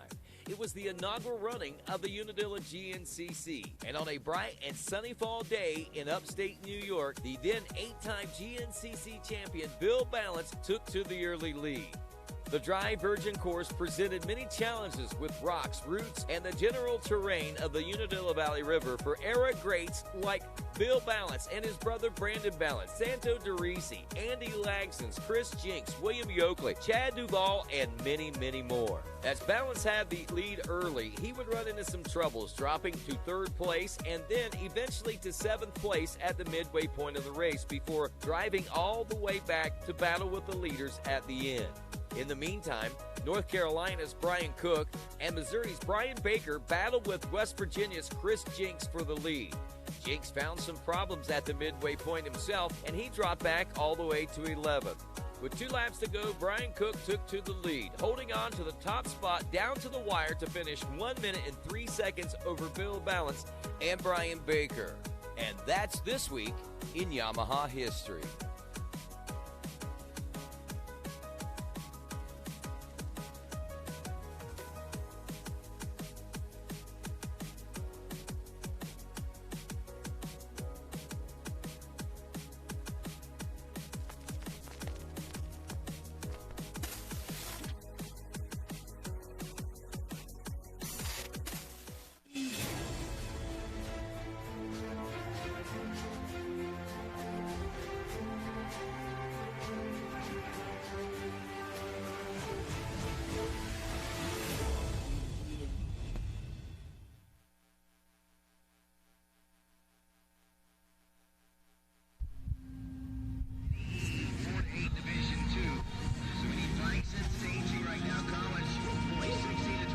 We all have our reasons to accomplish, to work hard.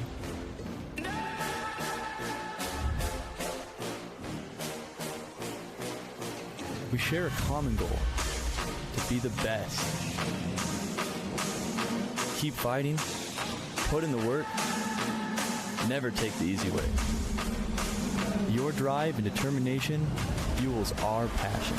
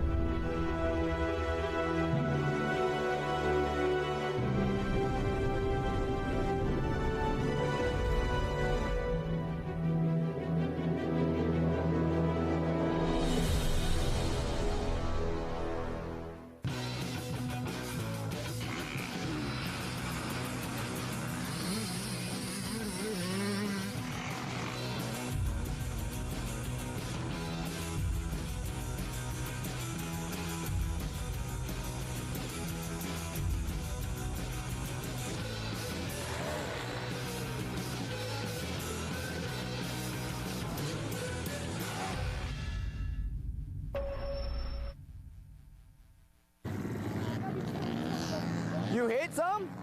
I didn't even see it. You would have got away with it, but I'll count them out for you. You have to do 10. Ready? 1, 2, 3, 4, 5, 6, 7, 8, 9, 10. We're in the rocks. We want to ride on the balls of our feet, using our feet to drive into the pegs for traction. Notice I'm not pushing on my bike. I'm pulling up on my bars, pushing into the peg. That's where I find traction. I keep 2 fingers on the clutch as well at all times, literally almost always, unless I know that I'm about to be in a big situation that I really need my hands on the bars, and then usually I have bigger problems. So I kind of ride like this, and that gets me out of trouble. Welcome back to GNCC Live here on Racer TV. My name's Griffin Cotter, joined in the booth by Mark Hyde and Johnny Gallagher. What we saw there was what was a snowshoe tradition and made a return this year, the Yamaha GNCC University. Johnny, you were a professor? Yes, sir. We actually brought GNCC University back in 2019, and then we had it last year as well. So 2020 we didn't, because we didn't race here in 2020. So yeah, we were able to bring that back. The GNCC Yamaha Snowshoe GNCC University. It was over 150 students this year, and it was a great opportunity for them to learn from some of the best riders in the business on both 2 and 4 wheels. The lineup of Yamaha riders obviously runs very deep with the entire Pro Yamaha team of Stu Baylor, Lane Michael, Mike Wachowski, Rachel Archer, and then obviously Jason Rains and Emily Rains with that Rains Riding University, Preston Rains helping out as well. And then on the ATV side, multi-time champions, Walker Fowler, Tracy Checo, Josh Merritt, Devin Feehan, John Glauda Jr., and I guess I helped out a little bit as well. So. Oh, and Randy Hawkins, obviously, as well. When I said Pro, Randy kind of fell in there. But Randy's in a little bit of hot water. He actually took a extended trail ride with about 30 of the younger riders. He didn't get the permission slip sign. Yeah, he didn't get the permission slip sign, but they all got back safe and sound. So, a great opportunity for them and a great opportunity for us as well to kind of get back to your roots and remember what it's all about. A lot of smiling faces, a lot of fun was had, and I'm sure some tips and tricks were learned by the attendees. And a record number graduating class this year. Over 150. It was a very, very hectic 3 days, but very, very, very well done. So let's talk about the morning race a little bit. Rachel Archer able to get out front early and sprint away with that one. Won the overall and the WXC. Were you out on track this morning? I was able to catch the action in a few different places. Looks like potentially may have our lead. Nope, that's not our. Yeah. Hard to see. Doesn't appear to be Ricky Russell. But yeah, it was chaotic out there. I mean, right now with the afternoon race, obviously. Even some of what we refer to as the lappers, which we know are B and A class riders, very excellent riders in their own right. Most of them were able to traverse the course without much difficulty. In the morning race, I mean, you have first-year racers, you have riders that are just kind of honing their skills, and it is much more of a struggle for them in sections like this, which we're seeing here now in the afternoon race as well. But again, this is one of those sections, guys. The camera absolutely not doing any justice to this section. This is a nearly vertical hill climb. These guys making it look easy. But one little mix-up, just as we saw in lap 1 with Ricky Russell and we think Jordan Ashburn possibly getting together. Ashburn going down, Ricky Russell coming out of it with the lead. This rider going to turn around and give it another go. It's just so steep. We pedaled up that on Friday when it was still grass covered, so you had a little bit of grip with the grass and kind of the top dirt, but now it's just all, it's been stripped away by the ATVs, it's been stripped away by the morning race, and then the rain, and it's so slick. The fact that these guys are even able to make it up is just mind-boggling. Yeah, and the rocks have been really polished now with the rain and all the bike traffic, so this is one of the ones where on a day like today, momentum is really your friend. And we talked a little bit about earlier is bike setup, because this course is so diverse. On the one side, the east side, it's fast and flowy and stuff, and then on the west side, it's really rocky and technical. So to get your bike set up, because I always like my bike a little bit softer in the rocks. And we just earlier we said no wheels changes today, but looks like they're breaking something out here. We'll see which gas rider is going to get the wheel here soon. Looks like a 2-1-2. Yep. That would be your leader, Ricky Russell. Yeah. The nice thing is, though, these guys are really good at what they do, the mechanics. They don't get a lot to do other than put gas in the bike and goggles on a day like today. Doug Whitmer, you know, he's been around forever.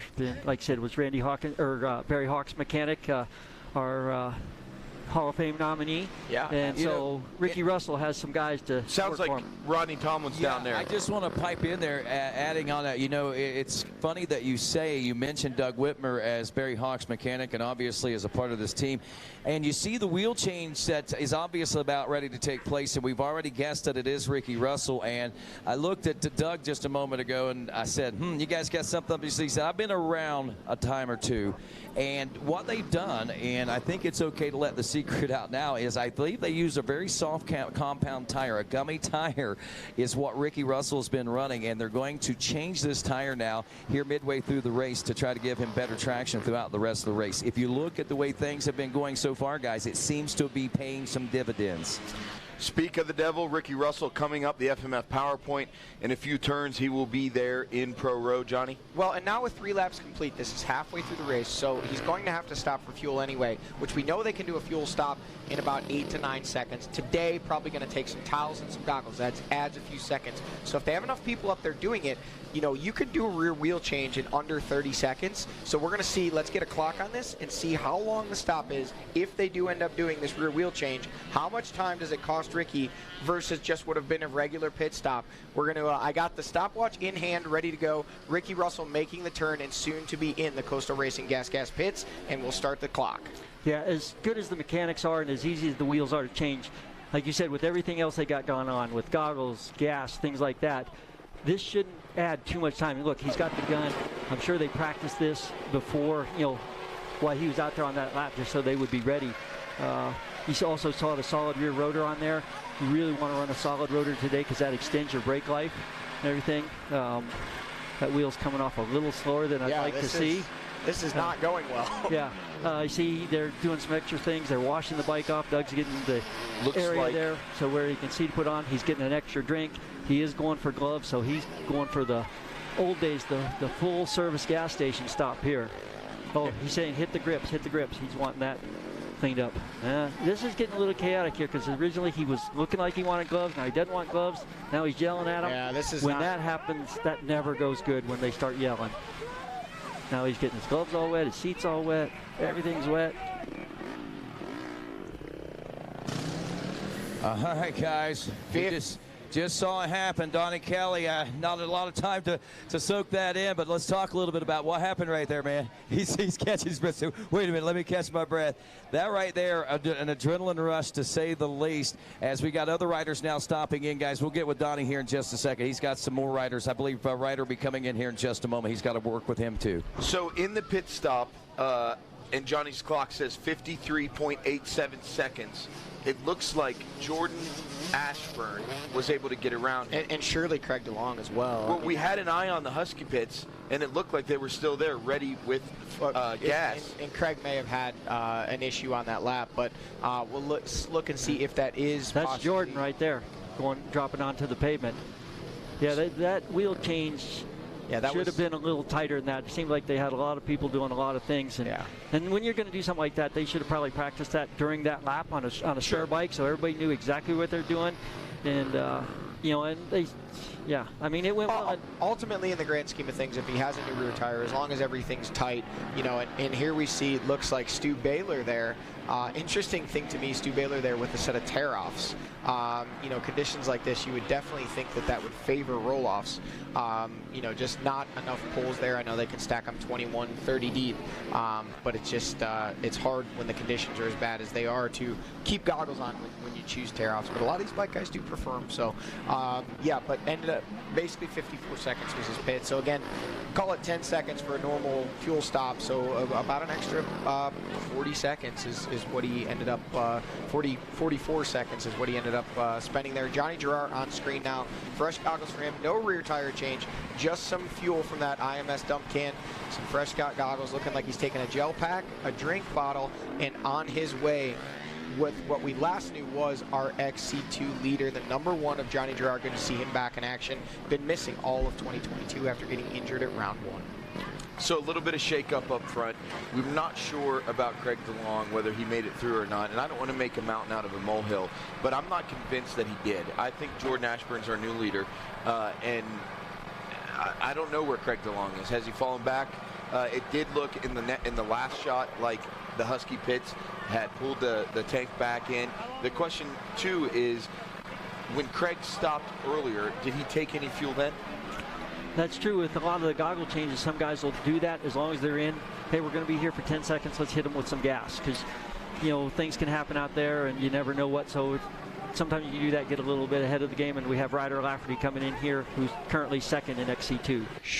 This is really starting to get strung out now. I mean, we saw these guys were so tightly knit and packed together, and now they're really starting to get strung out. Big gaps between the riders. What was just seconds in bike lengths is now, 15, 20, 30 seconds between each position, which when you add that up over 6 to 8 positions, I think we're going to see when these riders check in, we're going to see our top 5 separated by a couple minutes is what it's looking like. And the opportunity for a dark horse to take the Snowshoe win here today seems to be fading.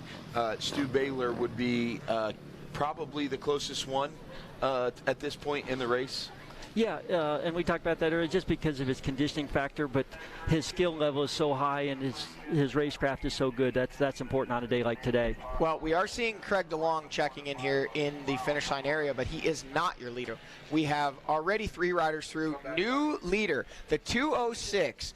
Red Bull KTM of Josh Toth snuck through the pro pits there, snagged the lead, and is out front with a 4.6 second lead over Ricky Russell. Ricky Russell able to get that wheel changed and back out there in the second place position, only 4.6 seconds behind Josh Toth. And then another 29.7 seconds back is Jordan Ashburn. So Ashburn about 30 seconds back and only 4.6 seconds back Ricky Russell, even after that wheel change. So it might have taken a little longer than we had thought, maybe even a little longer than they had planned, but still within sight of your leader, Josh Toth. Yeah, while that wheel change was longer than we thought it should be, it seems like it was effective after all in the long run. And since he's still with the leaders, and look at there, that's a pretty cool shot right there. That tells you exactly why he needed a wheel change. So Mark, tell us a little bit. It just appears to be worn, but actually those knobs were ripped free from the carcass. Yeah, that's that soft compound tire we're talking about. That's what's going to happen on a day like today with that compound tire. And, they know that going in, so they probably figured if we're running this tire, we can't get more than 3 laps out of it. And if they hadn't made that tire change, it'd have been all over for Ricky Russell. He would have just dropped like a stone today in the results. And I've seen that happen to, I used to work with a guy called Rodney Smith who won the GNCC title many times. And Rodney was one of the super smoothest riders. We could get away with a tire like that for the whole race, where our teammate Steve Hatch, he could barely go 1 lap on a tire like that, and he'd be without knobs. So riding style has a lot to do with that. And then also going in to a race like this, if you know you're going to use something like that, you got to be a little bit more careful out on those faster sections and don't burn that tire off. Just, like the NASCAR guys, it's like, hey, Yeah, I think we got Rodney. Yeah, speaking, I thought that was a good cue for me to jump in there, Mark. You talk about burning tires off, and the tire change that we saw there just a few moments ago, only 4 seconds lost. And Donnie, I tell you, you looked at that tire, kind of second-guessed it, and then you went on and changed it, and I think you're glad you did. Yeah, you can see right here with the knobs, they're starting to peel back.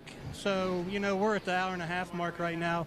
This tire's not going to last. It's not going to make it to the end.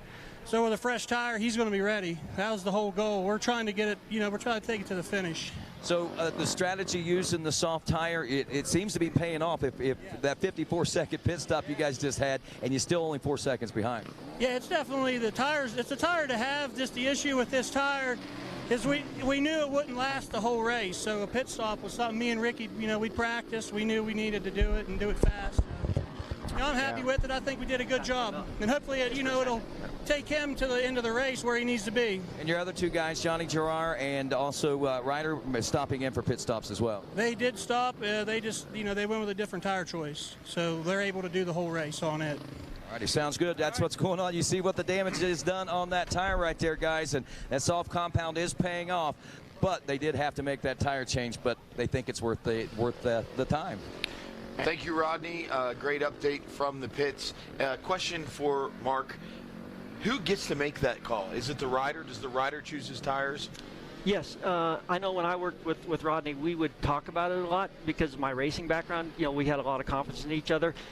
and again, going into that, if you're going to do something like that, Ricky has to know early on, maybe I kind of just cruise a little bit, and like on the big fast ski slopes, he doesn't get on it as hard, and he has to pay attention. But he talks to everybody and says, hey, this is what I want to do. But yeah, it's ultimately the rider's decision, but he will get everybody's input. But right now it's looking like a good decision, so we'll see how it pans out here at the end. And to this point, it looks like he may have been the only one to go with that gummy tire. Well, he's the only one that we know for sure, but I saw some others on the starting line. But again, riding style plays such a big part of that, where one guy, he can go the whole race on that tire and have no issues. Another guy, he'll be without knobs like we saw in 3 laps. So again, it's a lot of, and the bike you're riding too makes a big difference. You know, and here we see Stu Baylor going through here. In this section here, just a little bit ago, we saw Jordan Ashburn get hung up just for a couple seconds. But on a day like today, those seconds add up, because if you get in a line where you got good momentum going and then that momentum gets stopped and have to restart it, this section wasn't so bad, but you'll get hung up in those sections. And then instead of riding up on top of stuff, you have to drop down in, and then you start dog paddling for like 50 or 100 yards. It just takes so much energy out of you. And that's what I think we're going to see the second half of this race. The guys that are able to hit their marks, get around lap riders cleanly, and take sections that are really difficult and just make it through. And Josh Toth, we're seeing him kind of work his way to the actually, he is in the front. Johnny Gerard, there's your XC2 leader. When they checked in with 3 laps complete, he is still leading the way. We've had a shake-up throughout the rest of the top 3 there, and another shake-up with Stu Baylor back to that 5th place spot when they checked in at scoring. But we just saw a moment ago when he came through there, he was quite a little ways behind Grant Baylor, who he was ahead of at scoring just a mile earlier. So something transpiring either on the hill down to Howard's Hole or the entrance here that allowed Grant to make his way around Stu, dropping him back from 4th to 5th. So not headed in the right direction at the moment. Still in touch, though. A lot of racing action left, but again, these gaps starting to open up. The top 3 pretty close. We've obviously got 4 seconds from Ricky Russell to Josh Toth, who is leading. Another thing, and we'll see here at the 4-mile marker, when they came through Howard's Hole, pretty certain that Ricky Russell had dropped back behind Jordan Ashburn, and it appeared as though he was dragging part of his goggles behind him. So there might have been a miscue there for him as well. We'll see. We'll know for sure. We get a little clearer shot at the. We're hearing that Stu Baylor had an extended pit stop to do some cleaning of the machine, as we saw with Ricky Russell when he stopped there, pressure washing out those radiators. For those at home, that helps the cooling of the machine when the radiators get packed up full of mud. Does not allow them to do their intended purpose, and a lot of times we'll see those guys overheating. Looked like possibly Lyndon Snodgrass there coming through, the 178 XC2 rider for that Babbitt's Online Monster Energy Kawasaki team. Our points leader and been running up front, but all the way back right now in the 16th place overall position. Yeah, it's really starting to thin out here. The gaps are, 30 seconds, 48 seconds, 17 seconds. A minute 1, Ryder Lafferty in 9th place is back from the 8th place rider of Rui Barbosa. So as we mentioned, that top 10, those gaps are really starting to open up. Kudos to Josh Toth. We have talked all race, and we said Toth's name on the start. We may have seen him in a couple of the early shots, but then all of a sudden, somewhat of a surprise to us here in the booth that he came through scoring not only ahead of Ricky Russell, but also ahead of then second place rider Craig DeLong and Jordan Ashburn. So kind of sneaking his way up to the top, and it'll be interesting to see how this race unfolds and whether he can stay up there. Well, Griff, you can talk about as much as you want, but Mark and I are not going to talk about Josh Toth, because every time we do, something goes wrong for the young man. So, if you want to mention how well he's doing and how well he's riding, we'll just say, yep, yeah, Josh is exactly what you said. But anytime we give him compliments on his style and how well he's riding, he's either laying on the ground or doing something that makes him look exactly the opposite of what we're explaining. Right now, though, doing everything right, leading the way, and quietly, like you said, just kind of sitting back there stalking. We know this is a rider that has a lot of technical ability. This is surely a technical race course. Yeah. So, go ahead. In the law and the action, Rodney Tomlin back down on Pro Row. Hey, man, just trying to keep the thumb on the pulse of what's taking place down here. And, you might have witnessed that, Stu may have dropped back just a little bit. We asked the question, what happened over here in the pits? Did he take an extended pit stop? And you guys said no, right? No, the pit stop was great. About the 9-mile marker, he stopped at another guy out there, and he swapped some gloves out. So that's kind of where he lost his time. He went from 30 seconds to about 56 seconds down from Ricky at that time. Wow, so lost a little bit of time. Now, we noticed also that that Stu is running with tear-offs rather than roll-offs. Is there a reason for that? He's never had any luck with roll-offs. He always said tear-offs are his go-to, and he said have them there, but he probably won't be going to them. Alrighty, so things are still going well then, I guess? Yeah, he's riding good. You know, we just got to keep him mentally strong because, you know, this last hour is going to be where, you know, everything happens. So we just got to keep him mentally strong and keep him going to get rid of that mental fade on the fitness side of it. Alrighty, I tell you, it's going to be tough. I'm sure it's been a while since he's raced GNCC. Yeah, but we all know Stu. He's going to fight till the end, so we'll see what happens. We'll see what happens. The fight is on, and I'm sure it will be to the very end, guys. A couple things, thank you, Rodney, and a couple things to unpack there. And just like that, it's kind of snuck up on me. I don't know about you all, but we are past the halfway point. We're approaching that third hour. Are there any surprises in today's race? I'm pretty not surprised because we talked about earlier that the players we thought would be up front are kind of there. You know, we talked about Josh Toth. He is a New England kid. He and Ben Kelly grew up as kids racing each other. Josh is a former XC2 champion. He's had a couple second overalls at GNCCs. So he is really good in these conditions and looks forward to them. And when you're racing on a day like today, that is one of the biggest things that is going to get you a good result, is looking forward to riding in these conditions. When you're like, oh, I got to go do that. Or it's like, oh, this is going to be so cool today, you know. And Josh, too, we know he's one of the good riders because he just got selected to the ISDE trophy team. We had the big fundraising golf tournament this week, so he figures, you know, all these people raised all this money for him. He better go out there and shine. And you bring up a good point. ISDE, the team was announced last night in the village prior to our on-track graduation. And so tell us a little bit more about the ISDE team. There's some heavy hitters on it this year. Yes, we've got a young kid that's not this race, Dante Oliveira. He was our top American last year, had a fantastic ride. He's going to be on the trophy team along with Josh Toth and Lane Michael. And Caleb Russell. And Caleb Russell, yeah. You know, it's funny because we first saw the crate with Russell on the name. We didn't know if it was Ricky Russell or Caleb Russell, and Caleb said it was going to be him. So, yeah, you know, we thought we might see Caleb out here today, but he just got done doing the Erzberg. He won the prologue and made it to the 17th check of the race, which, even though that's not a finish, if anybody's seen that race on TV, that is phenomenal. It's like taking this race, this looks like a beginner track compared to what they sent him through Erzberg. It's like the most difficult part of Howard's Hole is the easiest part of that race course. It's pretty intense for sure, but yeah, it's very interesting. We saw Caleb make a post last week that he was coming back to racing. A lot of people speculating that meant perhaps he'd be racing here at Snowshoe. Caleb never wanted to miss an opportunity to stir the pot. Well, I want to bring up the point that he said 60, or excuse me, he said what was it, 6 snowboards. Yeah, no one needs 7 snowboards, but 68 wins is closer to 69, and that got me excited. Yeah, it got a lot of people excited, and I think, you know, Caleb had heard some grumblings. He had posted a couple videos on social media of him starting to ride, even though it was clearly grass track that he was riding. A lot of people making, looks like Johnny Gerard and Grant Baylor, they're coming through. May or may not have been Johnny, but it was definitely Grant. Hard to miss his riding style there. So Stu should be coming by here on screen at the 4-mile marker. There he was right there. So if you want to talk about 2 riders that could get hooked up and push the pace, it's Baby Bro Grant and Big Bro Stu. We know neither one of them wants to be behind the other, so they're going to continue to push. There now is, well, no, that wasn't Johnny either. It looked like him for a minute.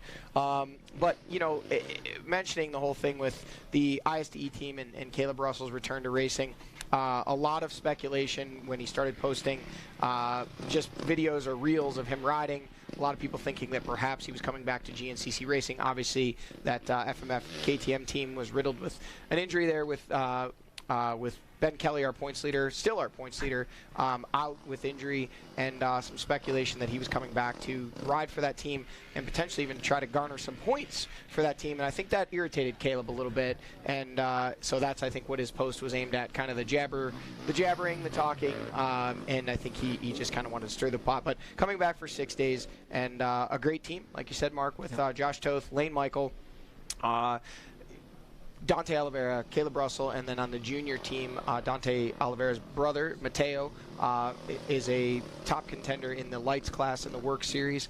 And then also returning members from last year's team, Cody Barnes from the Phoenix Honda team here in GNCC, and then also Austin Walton, a West Coast Husqvarna rider, and then obviously the defending champion women's team of Brandy Richards, who's been visiting here with the GNCC. Many races, not here this weekend, back racing, I think out in Mammoth this weekend for a big motocross national, and then also Corey Steed and Rachel Goodish from GNCC as well. So a lot of GNCC racers will be represented in September in France for the International 6 Days Enduro. Forgive me, I had to step away for a minute, but I want to go back to the golf tournament. Such a cool event here that happens annually at Snowshoe.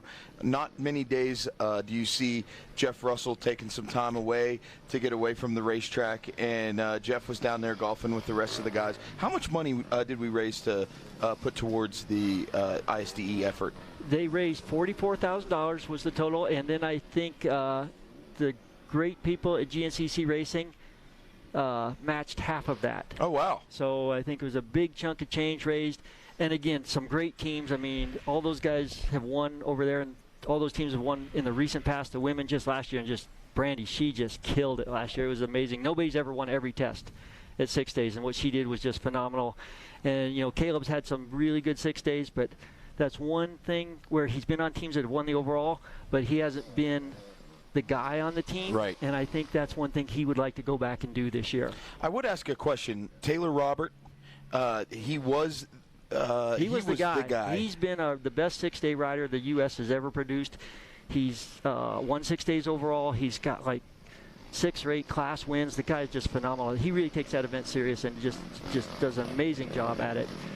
He's unfortunately been injured, so that's why we've had some other people step up, but he'll be still helping those guys out. But I think Caleb sees this as his chance to take that top spot on the mantle to lead the American Trophy team back to that first place finish, so I'm really hoping they can do it.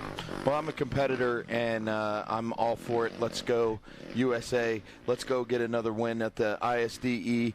And that brings us to the next commercial break. Here we are out on lap number 4, again in between the 4-mile mark. Leaders well past the 4-mile mark over on that west side of the mountain. We'll see how they come out at our FMF PowerPoint when we get back, but we'll be back soon after a short commercial break here on GNCC Live. Born of family values and a homegrown work ethic, Cometic Gaskets seals your machine so you can focus on the finish line. Cometic Gaskets are the competitive standard for racers who demand the very best. Cometic Gaskets are constructed from superior materials designed to perform in the most demanding environment, whether it's championships on the line or a day in the dirt with friends. Professionals and enthusiasts depend on Cometic. Cometic Gaskets, sealing championships since 1989.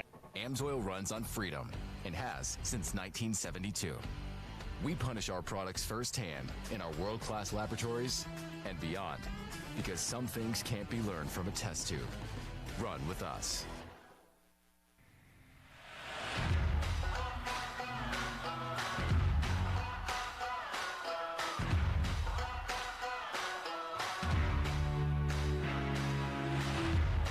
Canati Tires, a division of Greenball Corp, has been in the tire business for over 44 years.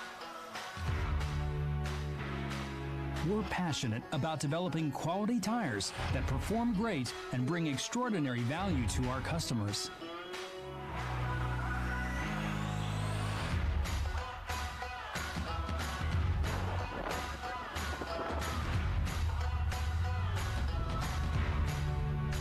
Whether you're looking for a tire that can handle your off-road adventures, need a reliable tire to take you from job site to job site, or simply want a tire with a beefier look that won't break the bank, then check out Canati Tires.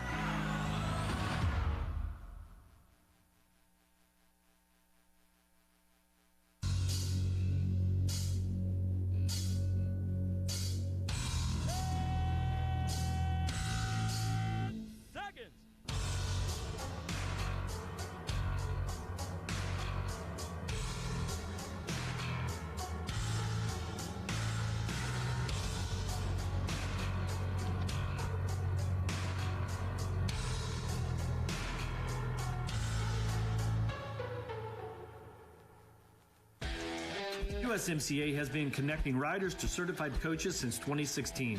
There are over 300 active certified coaches on motorcyclecoaching.org, and we recently launched our new mobile app, making it easy to connect with a coach and book your next training session. So here's what you do. Download the Motorcycle Coaching app, then search for coaches and upcoming classes. Once a training session is booked, riders have the option to pay for their class and even get a calendar reminder that will automatically sync to their phone. Get connected today.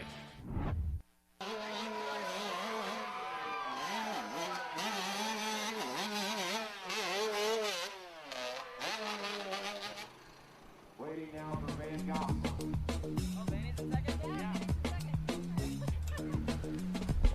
I got up to a whole shot. The road was pretty sketchy. I almost crashed. I don't know. I just checked out from the beginning and came away with the class championship. Yeah, as soon as I get the overall championship, we're probably gonna go to the 3-hour.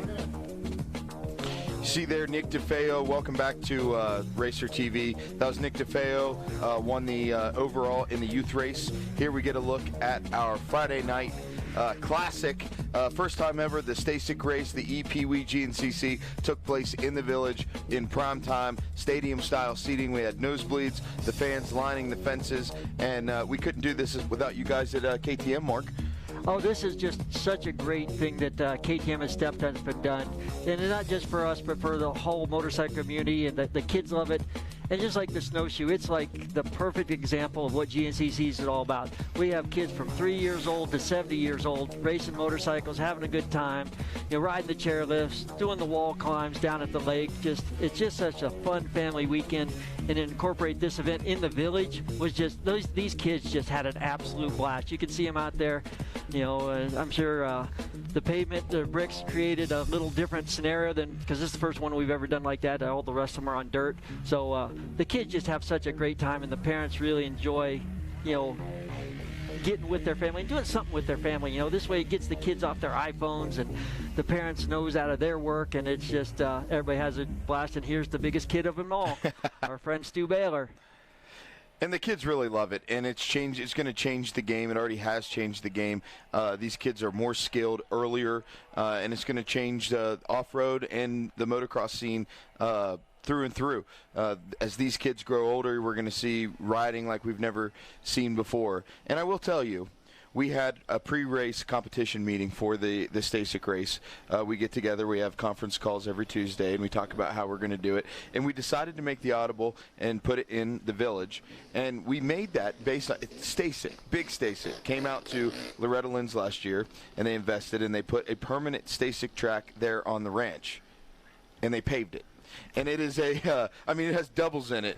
And so that's why we knew we were able to do it in the Village. If you're just joining us, we have Josh Toth out front, followed last time we saw by Jordan Ashburn. But right now, we have an interview coming from the pits. Rodney Tomlin is in the Phoenix Honda pit.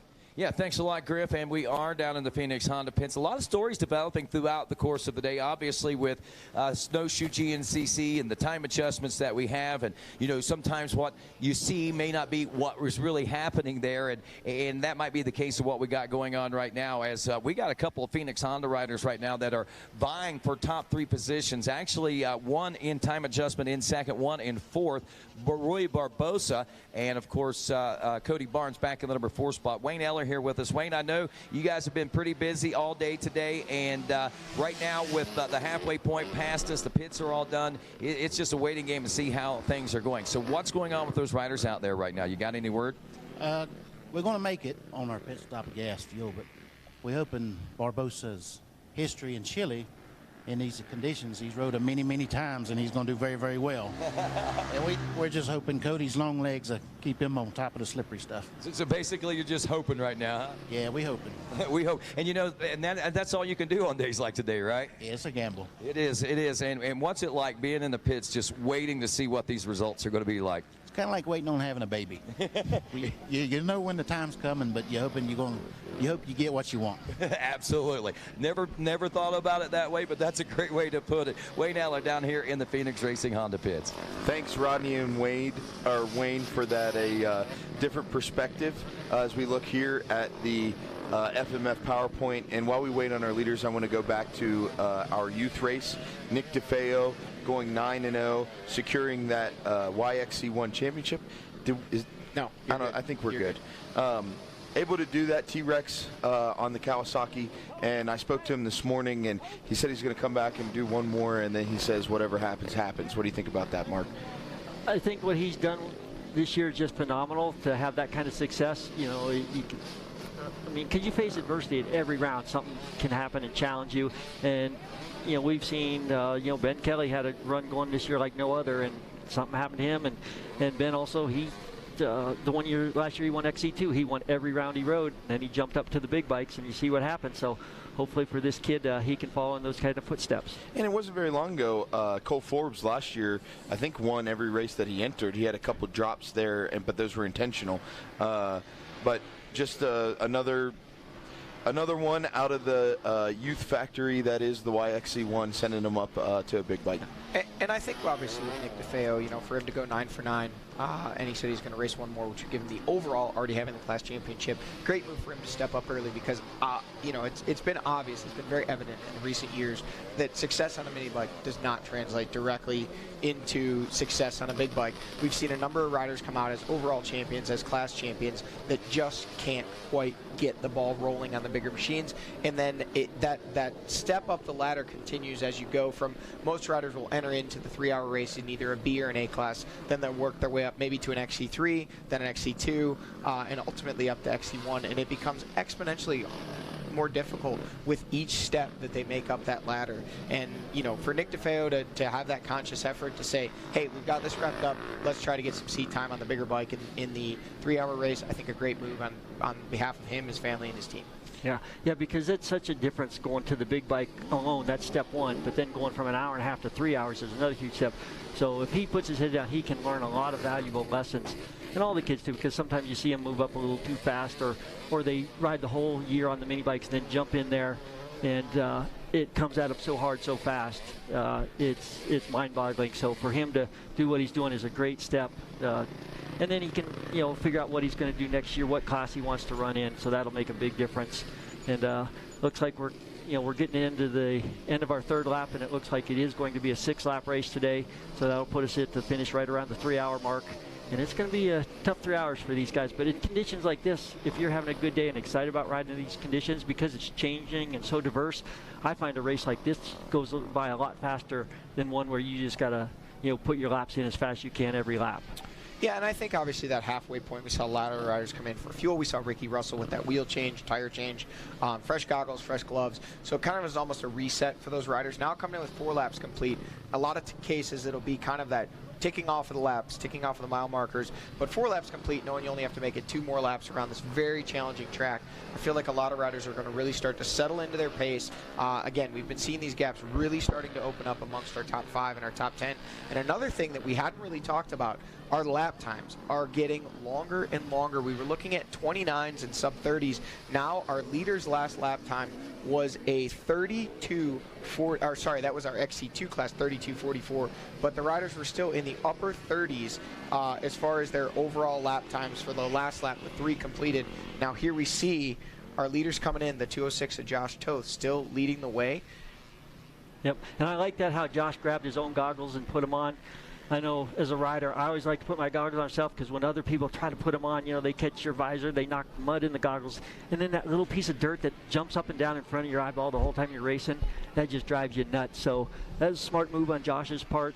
And again, I think today we have Ricky Russell here, again, putting his goggles on, putting the towels on the grips. Like you said, Johnny, you put those on, they suck the moisture out, get the dirt off, and then you can ditch the towels and get back on some good traction there with your grips. So Is this Jordan Ashburn coming? Ashburn there in third.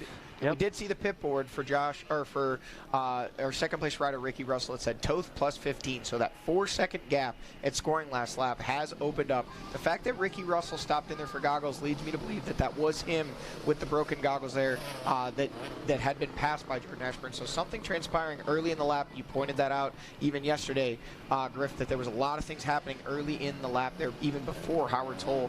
Looks like we have now. You know, it's Toth still. Yeah, still Josh Toth. He's working his way back down. Very slick corner here on the road, so it'll take his time. Hard to go. Yeah, just drifting around that corner. Giving a high five to either a team member or a fan there. I tell you what, we were doing that yesterday in Howard's Hole, and that's the first time I've ever done that in all my years of racing. The fans, they just want to be a part of it so bad, they're reaching out, touching the riders. Yeah, and you know, 2 of the top 3 here today have never won a GNCC overall, so we might have that driving force here going on. I know Josh has been close numerous times. I know Caleb Russell got him like 2 turns from the end here a couple of years ago at a race in Caleb's last championship run there. So, and again, these conditions, all 3 of these riders are really good, but Josh, you know, being up from New England there where, you know, you have that rocky, rooty conditions all the time, and he's been competing at a high level for a long time. You know the kids do, and he's got talent. Ricky's on a roll, and you know Jordan Ashburn's got is close to getting the points lead. So if he can break into the top 2 today, he will have the points lead going into the break. Yeah, absolutely. And, you know, as we see the top 3 here, the one thing interesting to point out, you know, we talked before the race about who we thought the favorites were going to be. And 3 guys on my short list were Josh Toth, Ricky Russell, Jordan Ashburn.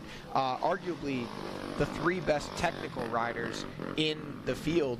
I'm impressed that thus far Josh Toth has been able to kind of keep it rolling without any setbacks, because his technical riding never in question, but it seems like there's that one mistake or something that happens that keeps him from the win. So the fact that he's leading here now, 4 laps complete. He will be checking in here in just a moment. Looks like Stu Baylor is by. No need for goggles. No need for anything this lap. Just right through the pits and on to complete lap number 4. And the fact that Josh was able to catch these guys, because he kind of was, even though he started on the second row, he kind of like went back a little bit early, and then he's come up through. So as a rider, that always gives you a lot of confidence. So he's looking really good right now. But again, we still have 2 laps and an hour left of racing. And one nice thing about a course like today, now we probably, as these guys are riding, they've figured out the sections that are going to go away or that are really bad, and the rest of the track's probably grooved in and they know their lines. They can hit those time after time. But we're going to have a few spots that have developed that these guys were going to be having trouble with, and that's what you really have to focus on, especially this last hour. Because as the track gets chewed up, you know, you get less good lines, so there's less options. So if you come across a lapped rider and he's in the good line, do you take a chance and like take a line that you think might work, or you just bite the bullet, jump in behind him, lose the time, and then try to make it up after you're through there? Mark, you know, you're pointing out the track's deteriorating. A lot of lappers, the line's kind of going away. Lap times again getting slower. We were in the 29s to start with. We were a 30:29 last lap for Josh Toth, your leader. This lap, 31:15 for your leader. So 45 seconds slower than the previous lap. For those at home watching, yes, we're talking about a 12-mile race course. Yes, they're over 30-minute laps, but 45 seconds in a single lap is a big drop-off in terms of pace. Especially there was no pits this lap. Last lap they all pitted. So this track is absolutely going away, no question about it. It's getting tougher, and these guys are struggling to maintain the pace. Well, another thing that's going away is their tires. I mean, we saw Jordan Ashburn's tire, which was a special tire, so that everybody else is not going to do that. But with the rocks like this, they just really chew up your tires.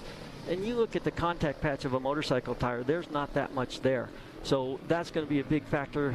You know, and we have the pavement too, and that burns up tires as well. So the guy that rides smart earlier on in the day and doesn't, you know, just come out on the pavement and light it up and up the shaly hills, you know, you have to kind of attack it at a gear higher to, you know, keep your corner speed. Like I said, on a day like today, for everything out there, momentum is your biggest friend, whether it's a hill, a mud hole, getting through the rocks. They really have to pay attention to that. And I think, you know, like I said, you know, what you've done to conserve your bike and your energy up to this point, and also watching the track while you're out there and watch it develop. There's a lot of lines because of the conditions today that are going to come up, and if you're not paying attention to that as a rider, that's going to hurt you too. You're going to really have to know when you get to a section, hey, there's a good line to the right, I need to take it this lap.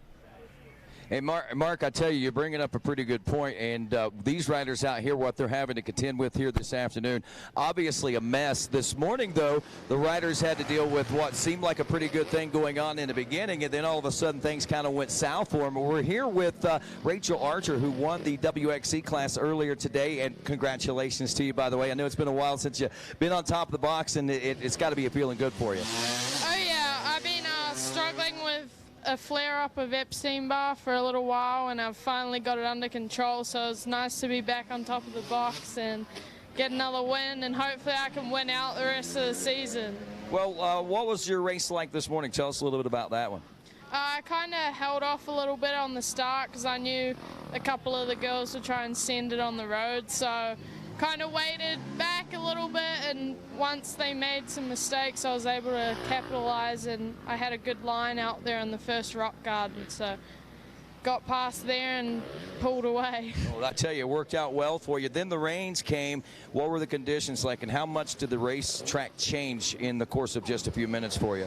Honestly, that second lap, when it wasn't raining, was like super slippery and there was no traction at all, but once it started raining, it was sort of like washing the mud off the rocks, and there was actually a lot of traction.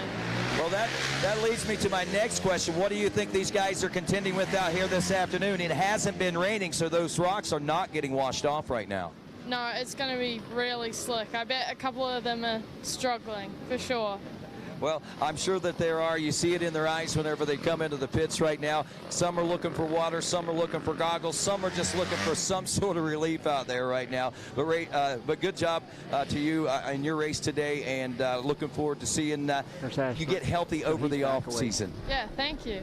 All righty, Rachel Archer taking the win in the WXC class and giving us a little bit of a perspective of what that track is like out there right now. Thanks, Rodney and Rachel. You can see live on your TV screen right now. Our leaders are through Howard's Hole, and it was Toth through the finish. Johnny, it was 22 seconds. 22 seconds at the finish, and much closer at Howard Hole. Ricky Russell on the charge has closed that gap up to the back of Josh Toth, and the gap has opened up a little bit. It was 26 seconds back to Jordan Ashburn. We saw him actually struggling his way through Howard's Hole, leaning against a tree, nearly going down. Just shows how technical that section is. So the rubber band effect is in place. Seems like Ricky Russell starting to reel in the leader, Josh Toth, and Jordan Ashburn starting to give up a little bit of time there, at least down at Howard's Hole. Yeah. One thing, though, right as they were going out of our camera view, Ricky Russell had caught a lapped rider, and he kind of had to take a hard left, which took him out and around. So some of that time that he gained, he might have just lost right there. And again, that's what we talked about. You really, a day like today, the sections where you know are good and you nail your lines, you have to really hammer that out. And in a section like this, man, you got to be ready to pick a good alternate line. And I know the guys have ridden the courses on their bicycles ahead of time, and they've ridden this track in the past, and they know what's good, what's bad. But, you know, that sixth sense of where to go on a day like today is crucial. And, you know, some guys have it, some guys don't. And but I think our top three are all the prime candidates for guys that have that ability today. Yeah, just to mentally kind of account for those trickier sections and allow for that alternate line. Again, before Howard's Hole, Ricky was able to gain some more ground.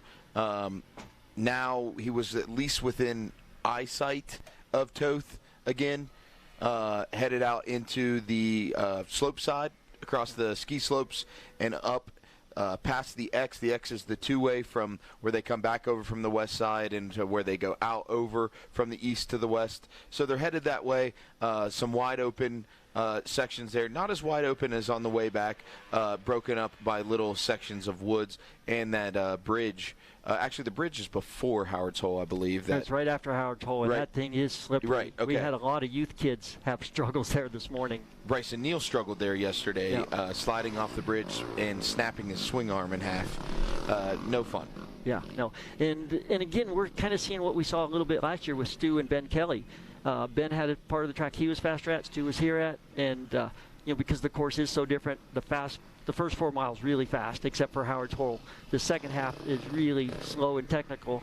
But I think with Ricky Russell and Josh Toth, those two are kind of mirrors of each other. Right. You know, from where they grew up, even though you couldn't get further apart in the United States, but their conditions that they grew up in are both, I think, pretty identical, and those two should really excel. Rainforests? In conditions like this. Just rocky, rooty, wet conditions, and they both seem to thrive in it and like it. And another thing on a day like today is when you do make a mistake, like, say, Josh Toth is leading, and you think you lost, like, 30 seconds, and then do you panic and try to make it up real quick, or does he just keep with the pace? So that's going to be, a lot of mental stress going on here this last hour, because these guys are so close and the track conditions are so bad that to be on your A game for the whole time is pretty hard to do on a day like today. But staying mentally strong and getting through it is going to determine our winner today. So as we wait and watch here at the 4-mile marker, waiting on our leaders at Method Alley, we do have a rundown of our top 10 as they checked in with 4 laps complete. Leading the way, Josh Toth, Ricky Russell, 22 seconds back in the number 2 spot, then followed by Jordan Ashburn in third. 4th place, Stu Baylor has gotten back around his brother Grant, but he is 1 minute 58 seconds back of Jordan Ashburn. So a big gap there. Grant Baylor just 28 seconds behind Stu. Jonathan Gerard, your XC2 leader, is in that 6th place overall position. Craig DeLong in 7th overall. Ryder Lafferty 2nd in XC2, 8th overall. 9th overall, Rui Barbosa 3rd in XC2.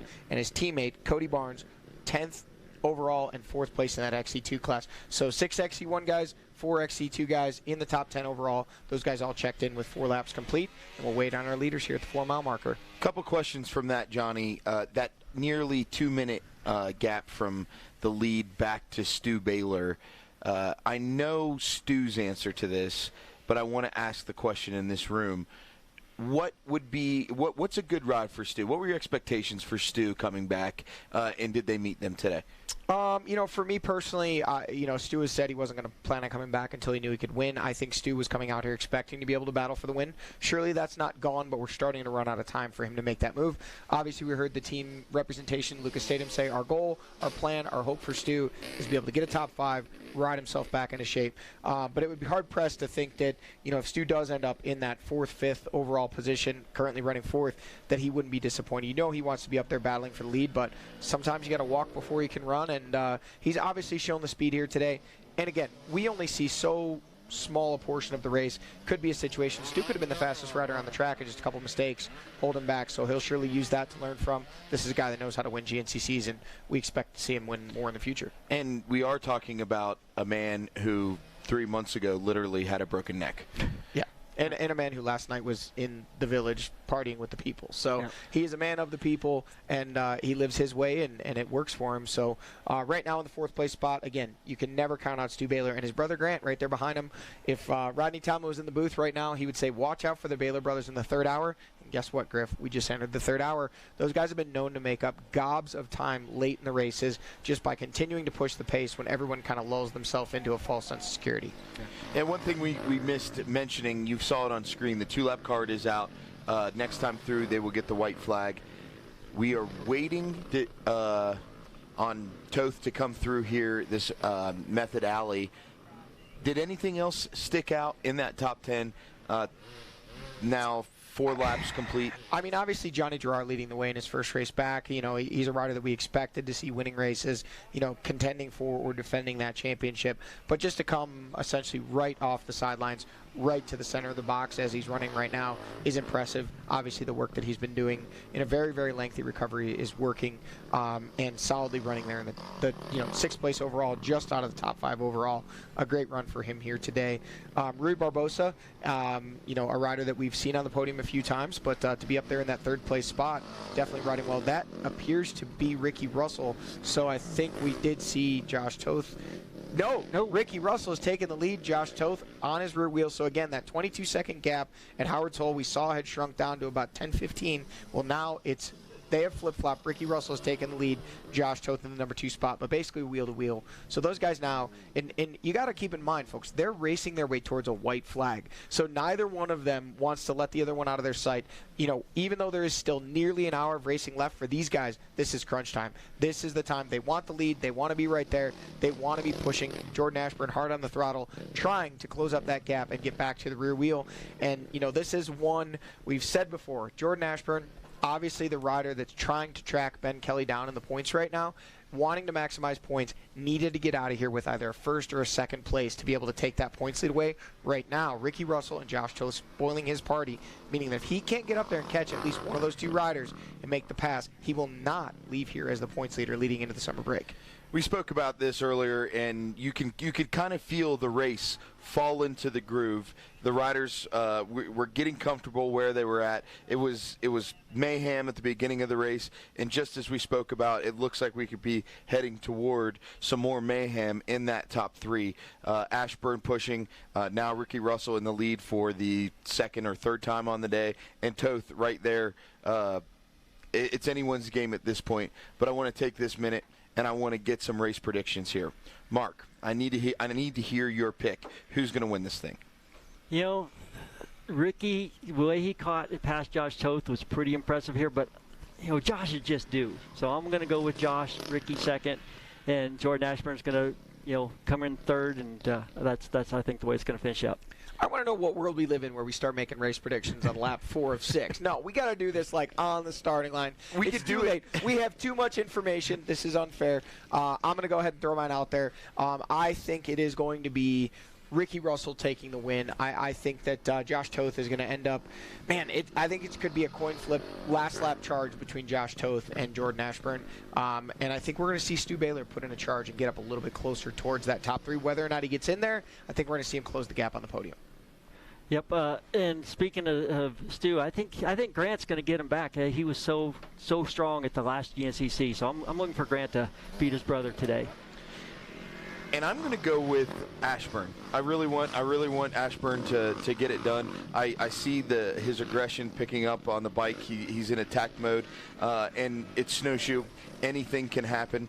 I like our different picks here. We have a Toth, we have a Ricky Russell, and we have a Jordan Ashburn. And there's a lap and a half to go. It's as good as it gets. We're at Snowshoe. We're at elevation 48, and anything can happen. But we're going to find out the answers to those questions in the next lap and a half. We're going to take a break, and we'll be back next live on Racer TV.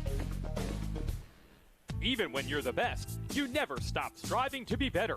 With over 40 years of experience in motorcycle sales and service, we know racing. Our inventory of Yamaha motorcycles, sport bikes, dirt bikes, ATVs, and side-by-sides is extensive and constantly changing.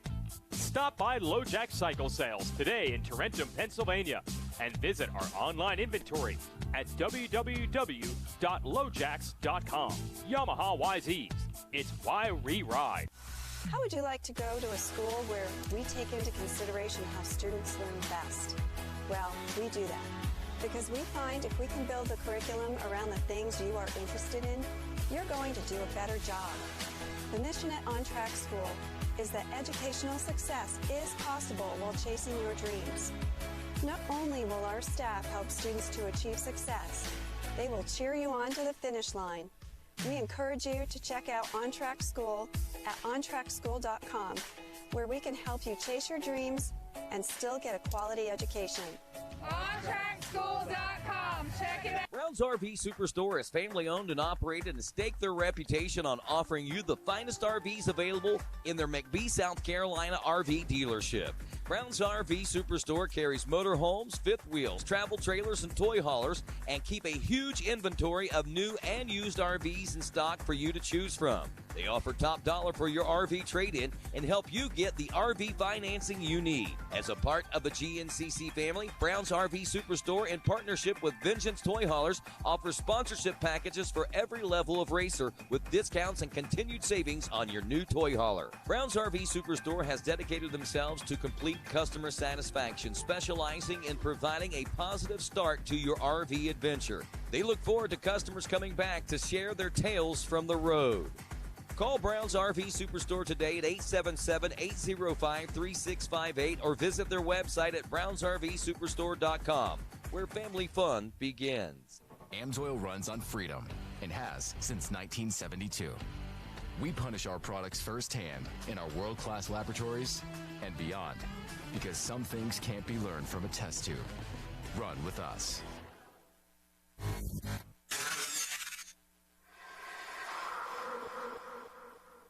Last season was my best season ever by far. I won a lot of races. I won a championship, and it was also my first year using ARMA. And one of the things I noticed was just my ability to string good days together. You know, like especially in the summertime in Florida where you're riding every day and the heat index is 108 degrees and you're doing 230s and going to the gym and bicycle and all that stuff. I think in the past I've been super inconsistent day to day. Yeah, I may have a good race here or a good day during the week there, but overall I think where I improved the most was my consistency and my recovery.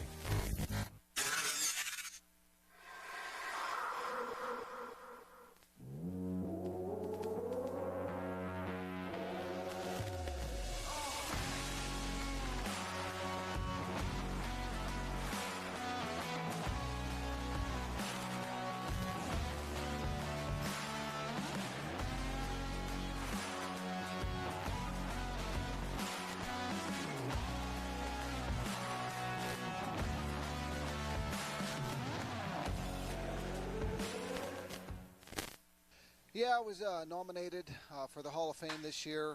It's pretty neat. It's going to be tough to get in. There's a lot of great guys that I would be going up against. They take 3 out of the category I'm in. So James Stewart's in that category, so he's an automatic shoe in. So that leaves 2 possible spots. So it's going to be tough, but it's just bottom line is it's neat to just to be nominated. It's pretty neat for sure. So I'm grateful for that. It's been a heck of a career, and on the ATVs and on the bikes, and then working for GNCC for a while, and then now doing this team manager thing. It's been a long and rewarding career up to this point. Welcome back to GNCC Live on Racer TV. We just had an interview with Barry Hawk, AMA Hall of Fame nominee, and I got to put this in there.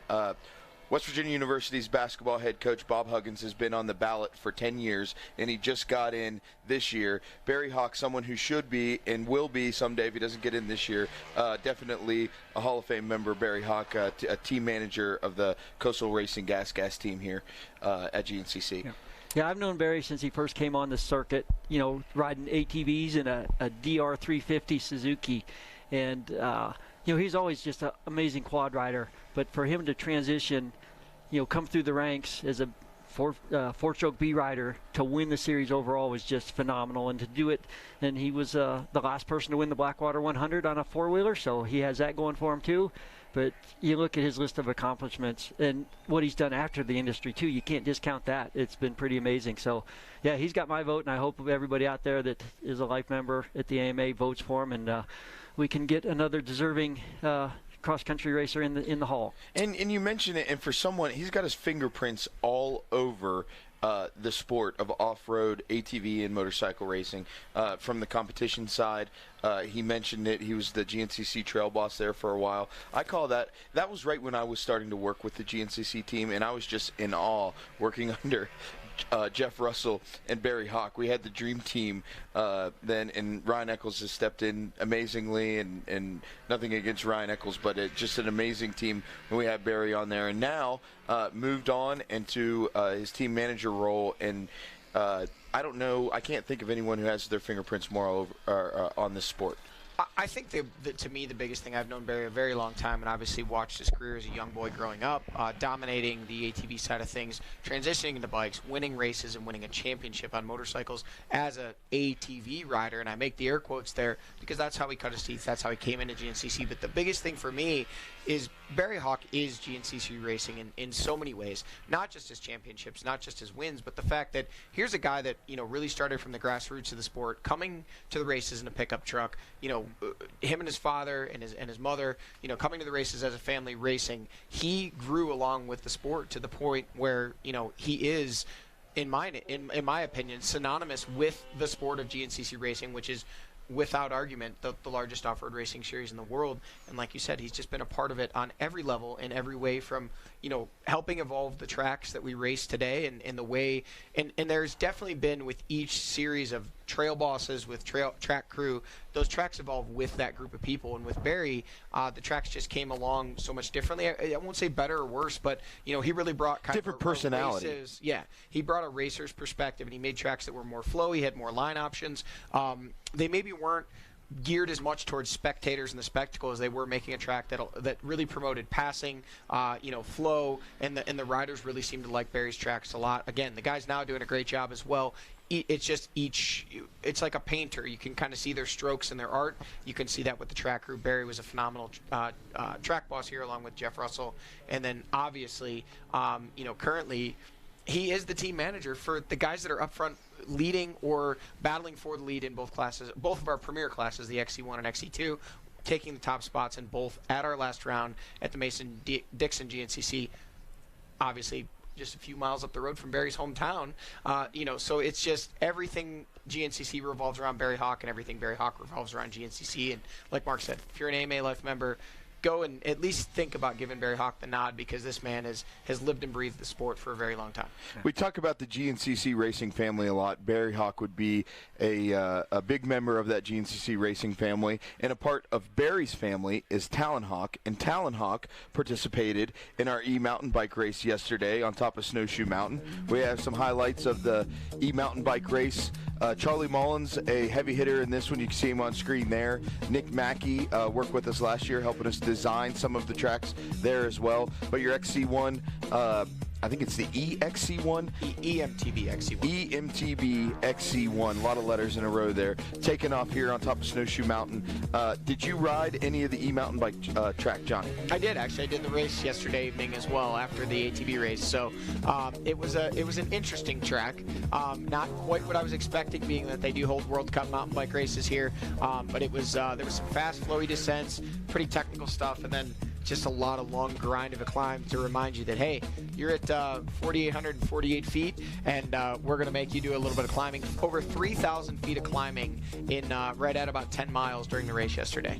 And Nick Mackey in the center of the box there, and there was never more than a 2-second gap between Charlie Mullins and Nick Mackey. And it used to, in what used to be the Charlie Mullins show, the EMTB XC1 class has become so much more competitive, and it's not because Charlie's fallen off. It's because we've been attracting greater talent and better riders that are becoming more interested in the EMTB racing here at GNCC. Absolutely. Yeah.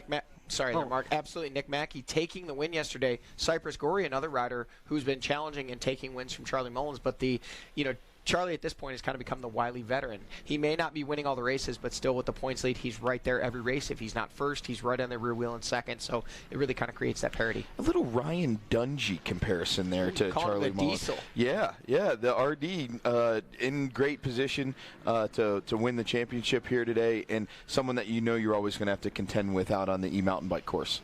And something that was pretty amazing yesterday on the mountain bike side of things was Antti Kallinen, who is the group team manager for KTM Husqvarna and Gas, won the E2 class. Oh, wow. Yesterday, so, or X2, or what?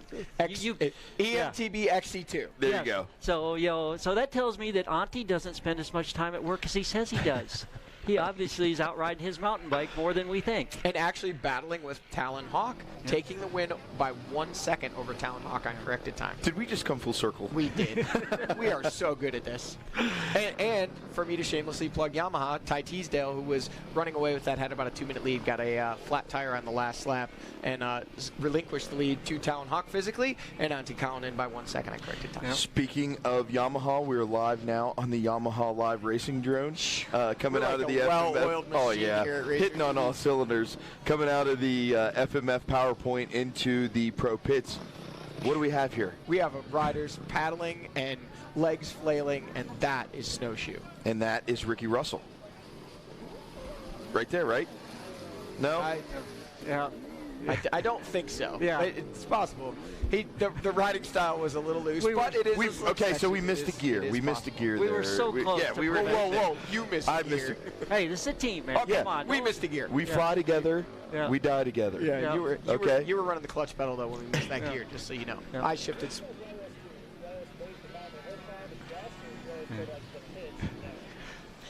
I love seeing this shot of this hill climb because it's awesome.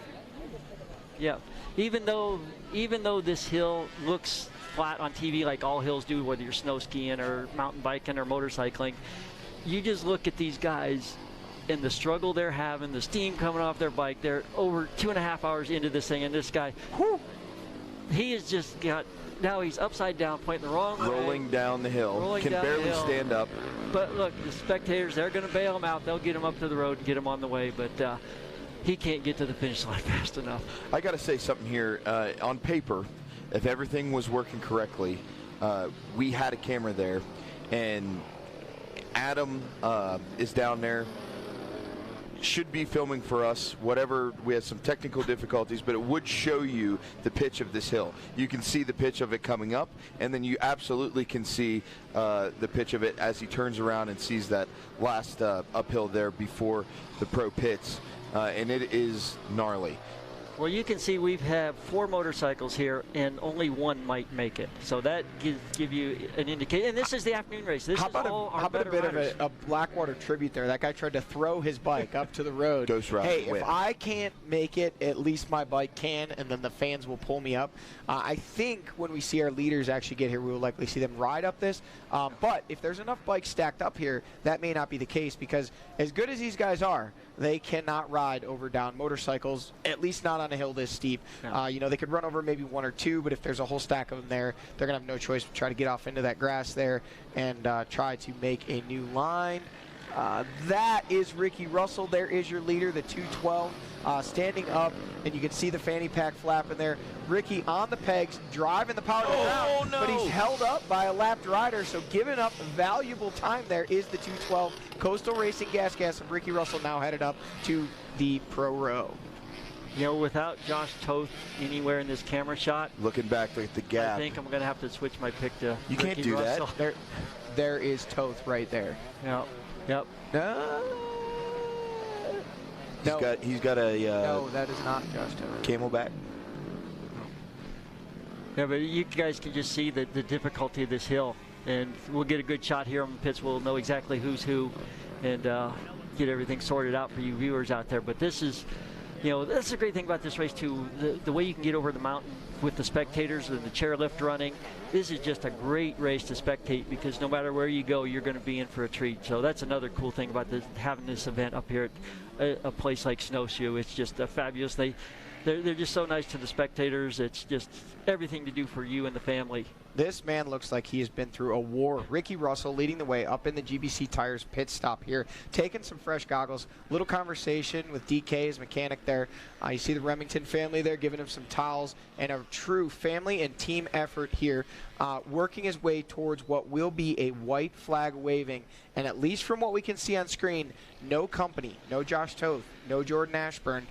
Now we see Ashburn up in a second and has closed the gap. So we were talking about Jordan Ashburn needing to make a push if he wanted to get up there. And is this? Oh, Ricky Russell down on the pavement, it looks like. A little slow on the takeoff. That is not Ricky Russell. Yeah, no, not Ricky. Never mind. That is a two-stroke Bad information. there. Ricky Russell is on a 350 gas. But yeah, so I mean, right now with the way things are shaping out, it appears that Jordan Ashburn is the man on the charge, and he is going to try to cut down that gap to Ricky Russell. But we are still waiting for the 206. Red Bull KTM of Josh Toth thought that might be him there, but we have, unless he is Look at these guys. snuck past our camera shot, it appears that we would still be waiting for Toth. And guys, I got a little bit of an update down here right now, just to let you know what's going on and why we may be seeing the drop-off in aggression of Josh Toth right now. Talking to some guys down here, they tell us that they were running the same gummy-type tire that Ricky Russell was riding out there. However, they did not stop to make a change, is what the word that I am getting. Now, that doesn't come from the KTM pits, but outside the KTM pits. If that is the case, that could explain a lot, and it would also make you wonder, will they try a tire change this time through? Well, with the time lost, one would have to believe that if Josh Toth can make it up that power line, he'll climb. If, in fact, the information we're getting is correct and that tire has deteriorated and he's lost this much time, if that is the issue, they have no choice. They're going to have to stop and change that tire, because he has lost gobs and gobs of time and is surely falling back into the clutches of Stu Baylor and Grant Baylor if he can't get going, get up to the top of the hill here. And is that Toth there? And you saw Ricky Russell's tire at the halfway point, how bad that was. I mean, that thing was just they ran that thing as long as they could. So to get 2 more laps out of that same tire, there's no way. If that is what he did, I like he's the done. topic of the tire here. As the race has gone on, what's the traction like out there now? Is it worse? Is it better? Is it the same? Will the tire last as long? So it lasted half a race. Do they expect it to last the other half of the race? Does that mean it's getting better? What do you think's going on out there? From what we saw of the tire that came off Ricky Russell's bike, that thing was used up. That's smoked. If he would have gone 1 more lap, he would have come in with no knobs left. And so in a case like this, the traction is getting worse because all the dirt that kind of was out there between the rain and all the motorcycle traffic, we've just down now to the polished rocks. So the traction is it's probably its worst case all day. And you know that out on the faster ski slope areas, that stuff is now really packed down, really hard, really slippery. So yeah, this is the worst case. Oh look, we got the KTM mechanic sitting on the spare wheel right there. We got the wrenches ready. So here's what concerns me. Incredibly ready, which means they are being told he is still a ways out. And obviously Ricky Russell now checking in with the white flag waving is now already over to the finish line section. So he's a good 1.5 miles along the track. Josh Toth is not even approaching the GBC Tires pit stop area yet. I don't even want to bring it up, but I have to. You guys said it, and I kind of brushed it off. We started talking about Toth. Well, I mean, we have to talk about him. He was leading the race. And you know, this one isn't over. There's still another lap of racing. But at this point, whether it be a tire issue or whatever transpired on lap 5 here for Josh Toth, the wheels have come off the bus. He was leading, and now he's several minutes back even from second place. Here is second place Jordan Ashburn, the number 3 Magna 1 Motorsports Husqvarna. And again, this changes the landscape of our championship point scenario.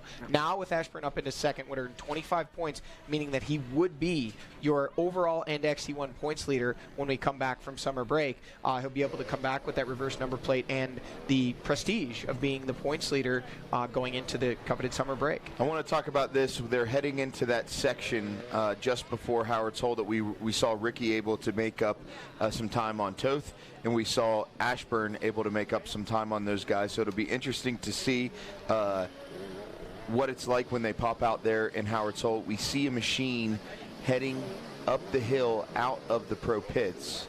And for Josh Toth, if his tire has gone away, the end of the lap coming into the pro pits, those are the worst hills of the whole race. So he's in big trouble there. And I want to get back to the prospect of looking at Jordan Ashburn with a reverse number plate. We're talking about a guy that has not won an XC1 race to date and would be in the lead position to secure a XC1 championship heading into the fall. Talk about that. How consistent is that?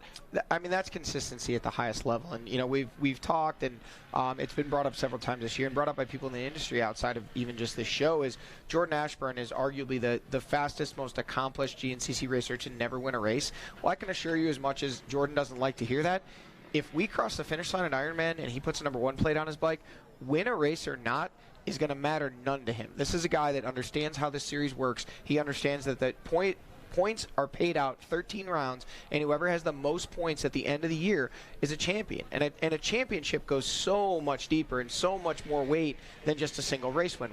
Race wins are great, but championships make careers. And if Jordan Ashburn can come away with the points lead going into the summer break, you know, it puts the pressure on him, but in a good way. He's the man, and that may be just a little bit of confidence that Jordan Ashburn needs to seal the deal on this 2022 GNCC Racing Championship.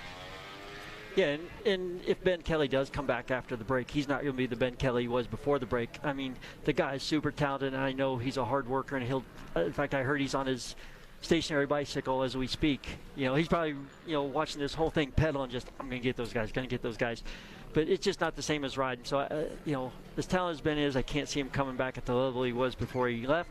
So that's going to level the playing field, and so that'll be pretty different. And, you know, there was a guy named Grant Langston. He won his 125 national championship the year he won it. He didn't win a race. So, you know, it's been done before. Not this series, but other series. We have a new third-place rider overall. Craig DeLong, coming back from the doldrums, has worked his way up into third place overall. 2 minutes, 27 seconds behind Jordan Ashburn. So the top two have distanced themselves. 42 seconds back from Ricky Russell to Jordan Ashburn. Whoa, what's going on here? So we just had a complete shakeup. A rider who obviously did not score, their transponder, has popped in 3rd place overall, Stu Baylor. Only 22 seconds behind Jordan Ashburn. His transponder did not register. They just entered it manually, and he popped onto the screen. Does he have a Walkman like in his fanny pack there? Is he listening to the FM radio here? Well, if he is, he's listening to us say that he probably wasn't going to end up on the podium. Now he's only 22 seconds out of 2nd place and just over 1 minute. What did we say last lap? 1 minute 58 seconds. Now cut it in half. It would be exactly 1 minute and 4 seconds behind your leader, Ricky Russell. So Stu Baylor smells blood in the water, and he's going for the win today. Say I can't, Stu. And when we went away to commercial break, folks, after we made our predictions, I walked out the back and I said, and either Stu or Grant Baylor is going to come up and win this race and screw it up for all 3 of us. Did I not? I will. Yes. I will back that. Yes, Yes, that you was did. that happened. Yes. I want to go back to. I just got this image of my head of a sweat rolling down Ben Kelly's face, sitting in front of the Racer TV broadcast on a stationary bike, and what an image that is. And you know, the funny thing about it is, you're probably exactly right. Yeah, Ben, that kid is one tough customer. Like I said, I was with him when he broke his leg getting him out of the woods, and I can just see in his face how determined he was to get out of the woods, even though he knew how much pain he was going to be in to make that happen. And if he's willing to go through that without flinching, the racing's going to be easy for him. Absolutely. I've had the privilege of interviewing Ben a couple times for an article, and I've interviewed Stu a couple times for a couple articles, and Ben Kelly's the hardest guy to get a hold of. I call Stu, no matter what time of day it is, hey, buddy, you got time for an interview? Yep, absolutely. Come on, hit me. And then Ben's like, I got to get back with you. I got to go on a road bike ride. Then I got to do a moto. I might be able to call you while I'm in the ice bath as the camera switches to Howard's Hole. As we switch to Howard's Hall, I'll say one thing about the point situation heading to the break. Regardless of whether or not Jordan Ashburn takes the points lead today, if he finishes up in 1st or 2nd, obviously he will be the points leader. If he ends up losing that position to Stu and falls back outside the top 2, 3rd or worse, he will not be the points leader.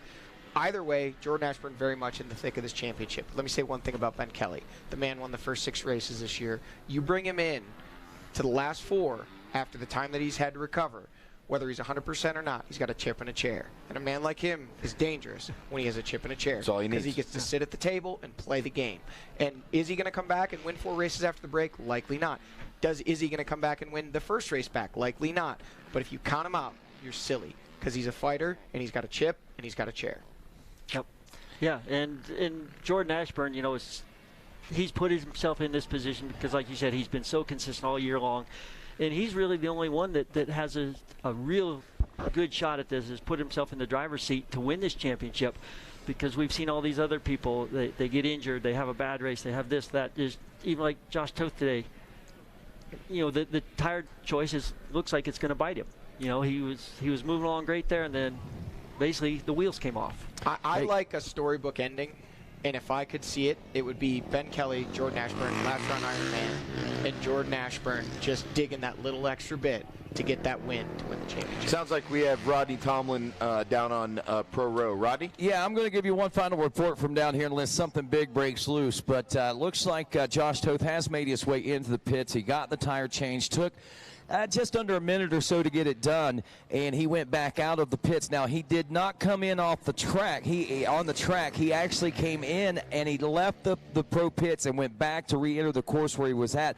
Why, you ask? Because every knobby on his tire, except for the row of knobbies on the outside, were all gone on his tire. He's basically riding on a slick out there, and to see how he made it as far as he did is pretty remarkable. And he's got fresh new treads on there, and he's back out on the course now, heading to where he left the race course. So that's the update on Josh Toth.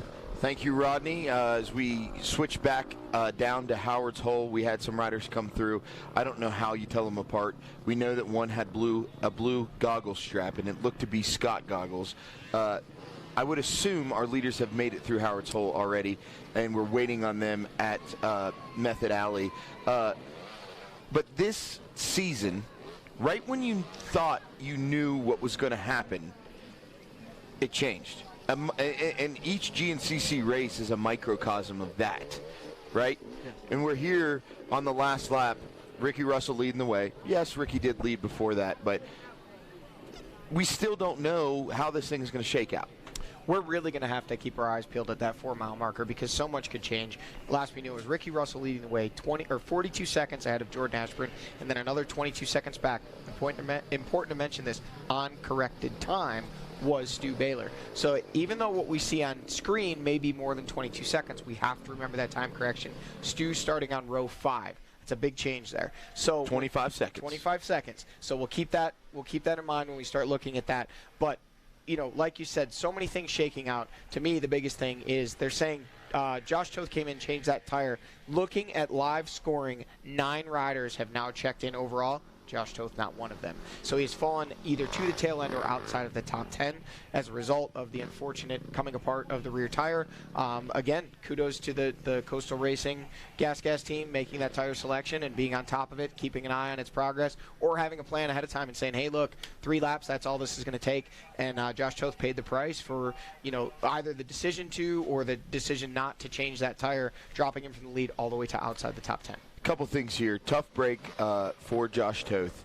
But what was almost a question that we laughed off earlier in the race has turned out, Adam, to be the pivoting point of this race. The question was, will we see any tire changes? Our answer was, no, we won't. And it could be a tire change that wins the race, and the lack or the lack of a tire change that loses the race. Yeah. Now, I really thought that the guys would not run the gummy tires just because of the life expectancy of them. Sure. But if you are going to run one, it takes a special rider, or what the gas team did by changing it. And I think that's something where on Josh Toth's team, somebody should have looked at that tire when he stopped for gas on lap 3. So I think that's something they should have done, and it's cost him a chance at a win. And the other thing I wanted to bring up, the 25-second cushion that Stu is playing with there. How many areas in this track can you see 25 seconds down the trail? 25 seconds, very few. None. Yeah. There's no way you can see 25 seconds down the trail. But we can. There's one spot when you're going up the hill and then coming back down the hill. Yeah. That's about 2 minutes. Yeah, right. But we've seen some shakeups here in the top 5 as well. Obviously, with Josh Toth departing, we've got Stu Baylor there in the 3rd place spot. Craig DeLong in 4th, 2 minutes 27 seconds back of Stu Baylor. Johnny Gerard, your continues to be your XC2 Pro Lights leader. But interesting note here: 2 hours 37 minutes 2 seconds elapsed time for Johnny Gerard. 2 hours 36:08 for Stu Baylor. So less than a minute between Johnny Gerard and the final overall podium position. And that appears to be Ashburn there. Yeah, I think we already... Did we miss Ricky Russell? Or was that... Yeah. No way. Yeah. Yeah, that's not Ricky. That's not Ricky. He's got the backpack thing on. How crazy is that both Johnny and Stu, they picked this race to come back at, and they're kind of running wheel to wheel a little bit. And for Johnny to win winning the XC2 class, that's pretty amazing on a track like this, because just even though he's a New England guy and he sees this a lot, it's shocking. I can tell you right now, the only one who's not shocked, or I shouldn't say the only one person who's not shocked about that, Johnny Gerard. He fully, in talking to him, he was coming back here not to race, he was coming back here to win. I'm one for parallels. Losing Johnny Gerard was equally, Johnny Gerard was to XC2 what Ben Kelly was to XC1. And so now the big fish is back. Who knows what that did to the rest of the competitors there. Johnny knew he was capable of doing it. And so when we saw John, he was so dominant that this shouldn't be a surprise. The only reason it's a surprise is because of how big the injury was. Yeah, and I mean, there was honestly preseason hype and talk by some people who were watching a lot of these guys ride. But Johnny Gerard was going to be a contender for overalls from that XC2 class. So, this guy's got some serious speed. He's really been putting in the work. Obviously, that pelvis injury is setting him back. But he's back. He says he's healthy. He's at, near 100%, and it's showing today, running in that 5th place overall position and leading the way in that XC2 class. 2nd place rider in that XC2 class, Ryder Lafferty, 1 minute 12 seconds back. So that one's still close enough, definitely not decided. Followed closely also by Rui Barbosa, only 38 seconds behind him there. So those are your top 3 riders in that XC2 class. Cody Barnes has now dropped off the pace, 1 minute and 20 seconds back from his teammate Rui Barbosa. So he's going to need to put in a big push on this final lap if he wants to get up and battle for a podium position in that XC2 Pro Lights class. 30 seconds, 38 seconds at Snowshoe is not what it would be at a Mason-Dixon. In certain parts of the track, 30 seconds is about 200 feet. Right. Right. So anything can still happen. We've got battles burning in both the XC1 and the XC2 class. I can't wait to get it figured out. And I'm so glad we made our predictions one lap ago because we're about to get proven right or wrong. One thing stands between us and figuring it all out, and that is a commercial break. And we'll be back next live on Racer TV.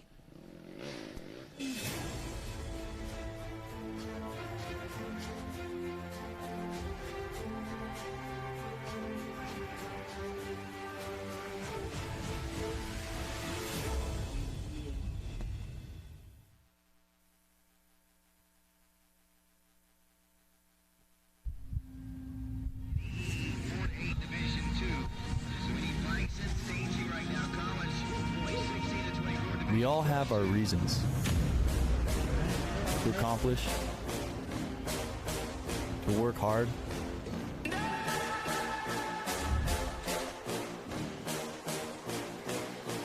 We share a common goal, to be the best. Keep fighting, put in the work, never take the easy way. Your drive and determination fuels our passion.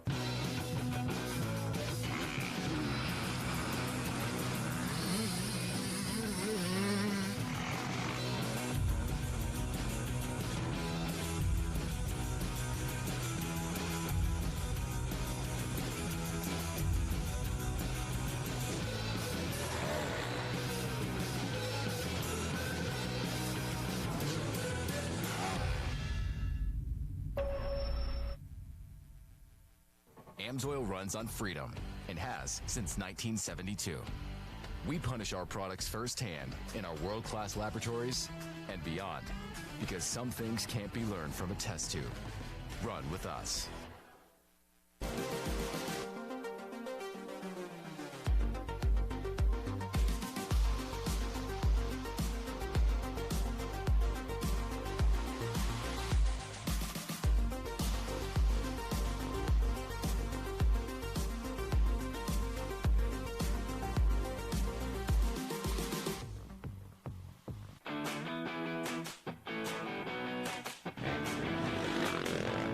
Ben Kelly here, 2021 GNCC champion. Subscribe to Racer X and get yourself a fresh FMF t-shirt.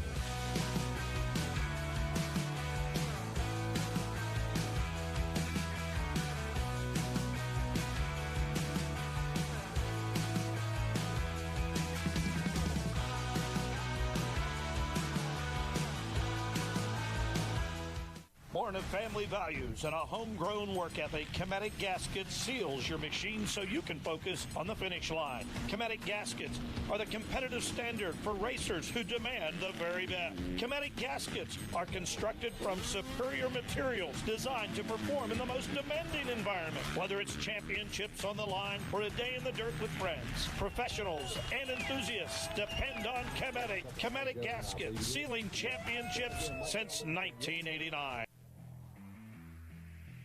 This Racer TV broadcast is brought to you by Specialized Turbo e-bikes. It's you, only faster. And by Rocky Mountain ATV MC. Get ready. And welcome back to Racer TV Live on top of Snowshoe Mountain. We're on the last lap here in 2022. Ricky Russell out front, followed by Jordan Ashburn. But we're going to look back at 2021 to a really unique race. Stu Baylor on a tear, coming in, first time able to challenge for the points lead. The first must-win of the season for Ben Kelly in his 2021 championship campaign. Stu Baylor off to a rough start. Jordan Ashburn out front early. Yeah, we talked about this last year during the race. It was a great race because the way Ben and Stu were going back and forth, and Ben actually dropped back early. And, these being more Ben Kelly conditions, I really felt if Ben didn't beat Stu at this race, it was Stu's championship last year. But Ben stepped up his game and came through when it really counted and was able to ride this to the championship. Right. We got to see Stu ride with his back against the wall all year. First time, like I said earlier, to see Ben with his back against the wall in a true championship moment, possibly the turning point of the 2021 championship. Ben Kelly able to take over the lead, actually, right there in that shot. Did he ever relinquish the lead? We will find out. And the thing with Ben, too, going into that season, we'd just come off Caleb Russell's run of 8 championships. Ben was supposedly the next big thing, and when he got off to that early points lead and Stu had problems, there was just so much pressure on Ben, and the way he came through was amazing. You bring up a good point. You said the 8-year Caleb Russell run, I'll call it a dynasty. Trying to fill those boots would have been a tall task for anyone, but Ben Kelly really has stepped up, and he's proved that he has started to do that. Tough break this year. Hopefully we'll see him back in the fall. But Ben Kelly able to take the win back in 2021, and I can't wait to find out who's going to emerge from the west side of the mountain here in 2022. And did you see last year who was in 3rd place right there in that video? Like death in taxes, Mr. Consistency, Jordan Ashburn. Yep. Yes. Yeah, he's Jordan's great in these conditions, and obviously these conditions today dramatically different from last year. The track was dry, there was a little more grip in it, but Jordan, he excels in the tech. I mean, the guy's essentially always there, no matter what the conditions. If it's dry and dusty, he's there. If it's muddy, he's there. And we joke about it all the time, Jordan likes the mud, but at the same time, when it's dry and dusty, he's right there battling for wins and battling for podiums, but you just can't ever count the guy out. But I think what makes him so lethal is his consistency, but that is the same thing at times that very likely holds him back from grabbing the wins, is that he doesn't push the envelope. He doesn't take the big chances. But again, like we talked about before, if that could pay off with a championship, which it very possibly could, what a great payoff. You guys are going to have to refresh my memory here, but let's rewind the clock a couple of years to the Jordan Ashburn of 2017, 2018. He's on Team Green Kawasaki. Was there a point where his future was up in the air? Jordan's future has been in the circle of people that talk about these things up in the air a number of times. I mean, he's a rider that had great success with the M Pro Yamaha team years ago, was a standout performer on the amateur side of things for the Team Green Kawasaki team, not the Monster Energy Babbitt's online team of today, which he also rode for. Jordan's moved around. I mean, Jordan rode for a satellite KTM team. Jordan rode for Beta. Jordan has been on a Husqvarna. Jordan has been on a KTM. Jordan's been on a Suzuki. Or no, I'm sorry, not a Suzuki, but a Kawasaki. He's been on a Yamaha. He's moved around, and it seems like every silly season there's these rumors about, is Jordan going here, is Jordan going there? And it really seems like he's found a great fit with this Magna One Motorsports Husqvarna team. They've really kind of built the team around him, it seems. And Chris Landers and the guys over there have done a phenomenal job, and he's really working hard to try and reward them with a championship, but today he's in position to potentially reward them with a win. I was going to say, riding some of the best races of his career on that Magna One Husqvarna team, Jordan Ashburn, what I like to call a culture guy, super happy, super uplifting, and just one of the guys you want to have in your pit. Yeah, and a lot of times just finding that right fit. You might be in a great situation, but for some reason it just doesn't work for you. And whether it be your mechanic or this or that, the way the team's structured, the bike, whatever. But now Jordan seems to found that happy place. And when you're there, and like your mechanic, if you have a mechanic really like on a day today when maybe things aren't going your way, you're like, oh man, my mechanic put so much work into this bike. I'm going to give it everything I've got. Or during the week, the team manager or the team owner, just has gone out of his way to help you and give you that break, you think about that. You just push that a little extra harder. And I think, now Jordan's had a couple kids, so, I know that probably has really changed his life and, in a good way, a positive way. And, it just seems like this where he's at right now is everything's clicking, and Jordan's becoming the guy that we always know he could be. I've said this before. I want to see Jordan Ashburn get mad. I think it was at John Penton last year. He was leading up into the last corner when Ben was able to capitalize. Josh Strang was leading. This was for second place. Yeah. But it was right there on the table. Ben came inside, was able to steal second place out of the hands of Jordan Ashburn. And what did Jordan say when he got off the track? Man, Ben rode a really good race. Ben rode a really good race, and I really wish I could have got it. I hope we see some aggression out of Jordan today, that he can push and at least be in there battling for the win when it comes down to it. Josh Toth coming by on screen there, and again, we know now back in that 16th place overall position, so a massive drop from the lead there, having to exit the course, make his way to the GBC Tires pit stop area, get himself a new rear tire. The knobs had been removed from the tire by the treacherous terrain here, and we'll have to get an official update, but by what we believe was a very soft, almost gummy-ish tire compound, similar to or the same as the one Ricky Russell was running, that we saw the knobs starting to rip their way off the carcass, and now he's back trying to salvage some points, but a huge hit to him and to the team, obviously, to be there leading, battling, and suddenly something just go away like that. It's just a lot of wind out of your sails. At the 4-mile mark, we saw Josh Toth. Our leaders came through the 4-mile mark before we went to a commercial break. We were told by our producer it was a 4-minute break followed by a 2-minute recap of last year. So our leaders are somewhere around the 9-mile mark, ready to pop out the 10-mile mark. If that tells you anything about the gap that has been that Toth has suffered over the front runners here. Yeah, that just tells you how bad that tire was for him to have to leave the course, find a road, get back to the pits, get a new tire, then he has to backtrack all the way to where he was. And again, where he had to make that decision to leave the course, and that's the right thing to do. That's what you have to do. Did he get a pit board telling him to do that, or was that that was all on him. He would have done that all on his own. He knows. But, the section where he's at, where he would have had to leave the course, that's the hilliest, most treacherous hills on the whole track right there. And when you figure a rider of Josh Toth's skills can't make the hills, right, then it's bad out there. Another thing we just saw there on screen, the 282 of Mike Witkowski, the Ampro Yamaha coming by there, currently running 10th place in that XC2 Pro Lights class, a rider that so many asking questions about. Only Mike can answer those questions. An early championship points leader, winning races, up front battling, and just has not been the same rider here as of late. Alternate line choice. Yeah, looking to see, does not appear. That's not Ricky Russell. But, out there plugging away, putting in the hard work, obviously, is still Mike Witkowski. But 10th place in the XC2, is not where he wants to be, and 18th place in the overall. He is out there, logging some points. I know there was a lot of discussions had about whether or not he would actually compete. I from what I'm hearing, and again, hearsay, there's some ongoing health issues. We saw yesterday Adam McGill pull out with some ongoing health issues. So, it's a struggle. I mean, this is a brutal sport. It chews people up and spits them out, and takes a unique individual to be able to find the balance of the work you have to put in, but also the rest you need to maintain and the life you still need to live. And we've seen so many do it. Real quick, one thing I want to point out, look at the parallels between Ricky Russell and Jordan Ashburn, two riders that have kind of come a non-traditional way to the top of the sport. Yep. Both taller riders, both known for their technical riding in inclement conditions. Although they're at two different points in their lives, maybe, a lot of similarities between the two riders that are currently right now, along with Stu Baylor, battling for this win here today, and definitely two riders that no one has ever talked about as superstars. You have your Caleb Russells. You're not the sexy pick. Right.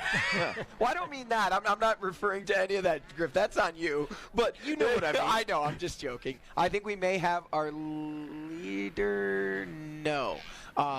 We get excited, folks. We're here watching from the Yamaha Live drone. When we see a rider carrying some speed, we're hoping we can let you guys know who is going to put the nails in the coffin of the win for the Snowshoe GNCC win here today. But yeah, Ricky Russell, Jordan Ashburn, both guys that are kind of quiet, likable, seemingly passive guys that are out there in the gnarliest of gnarly conditions today, laying it down, battling each other tooth and nail.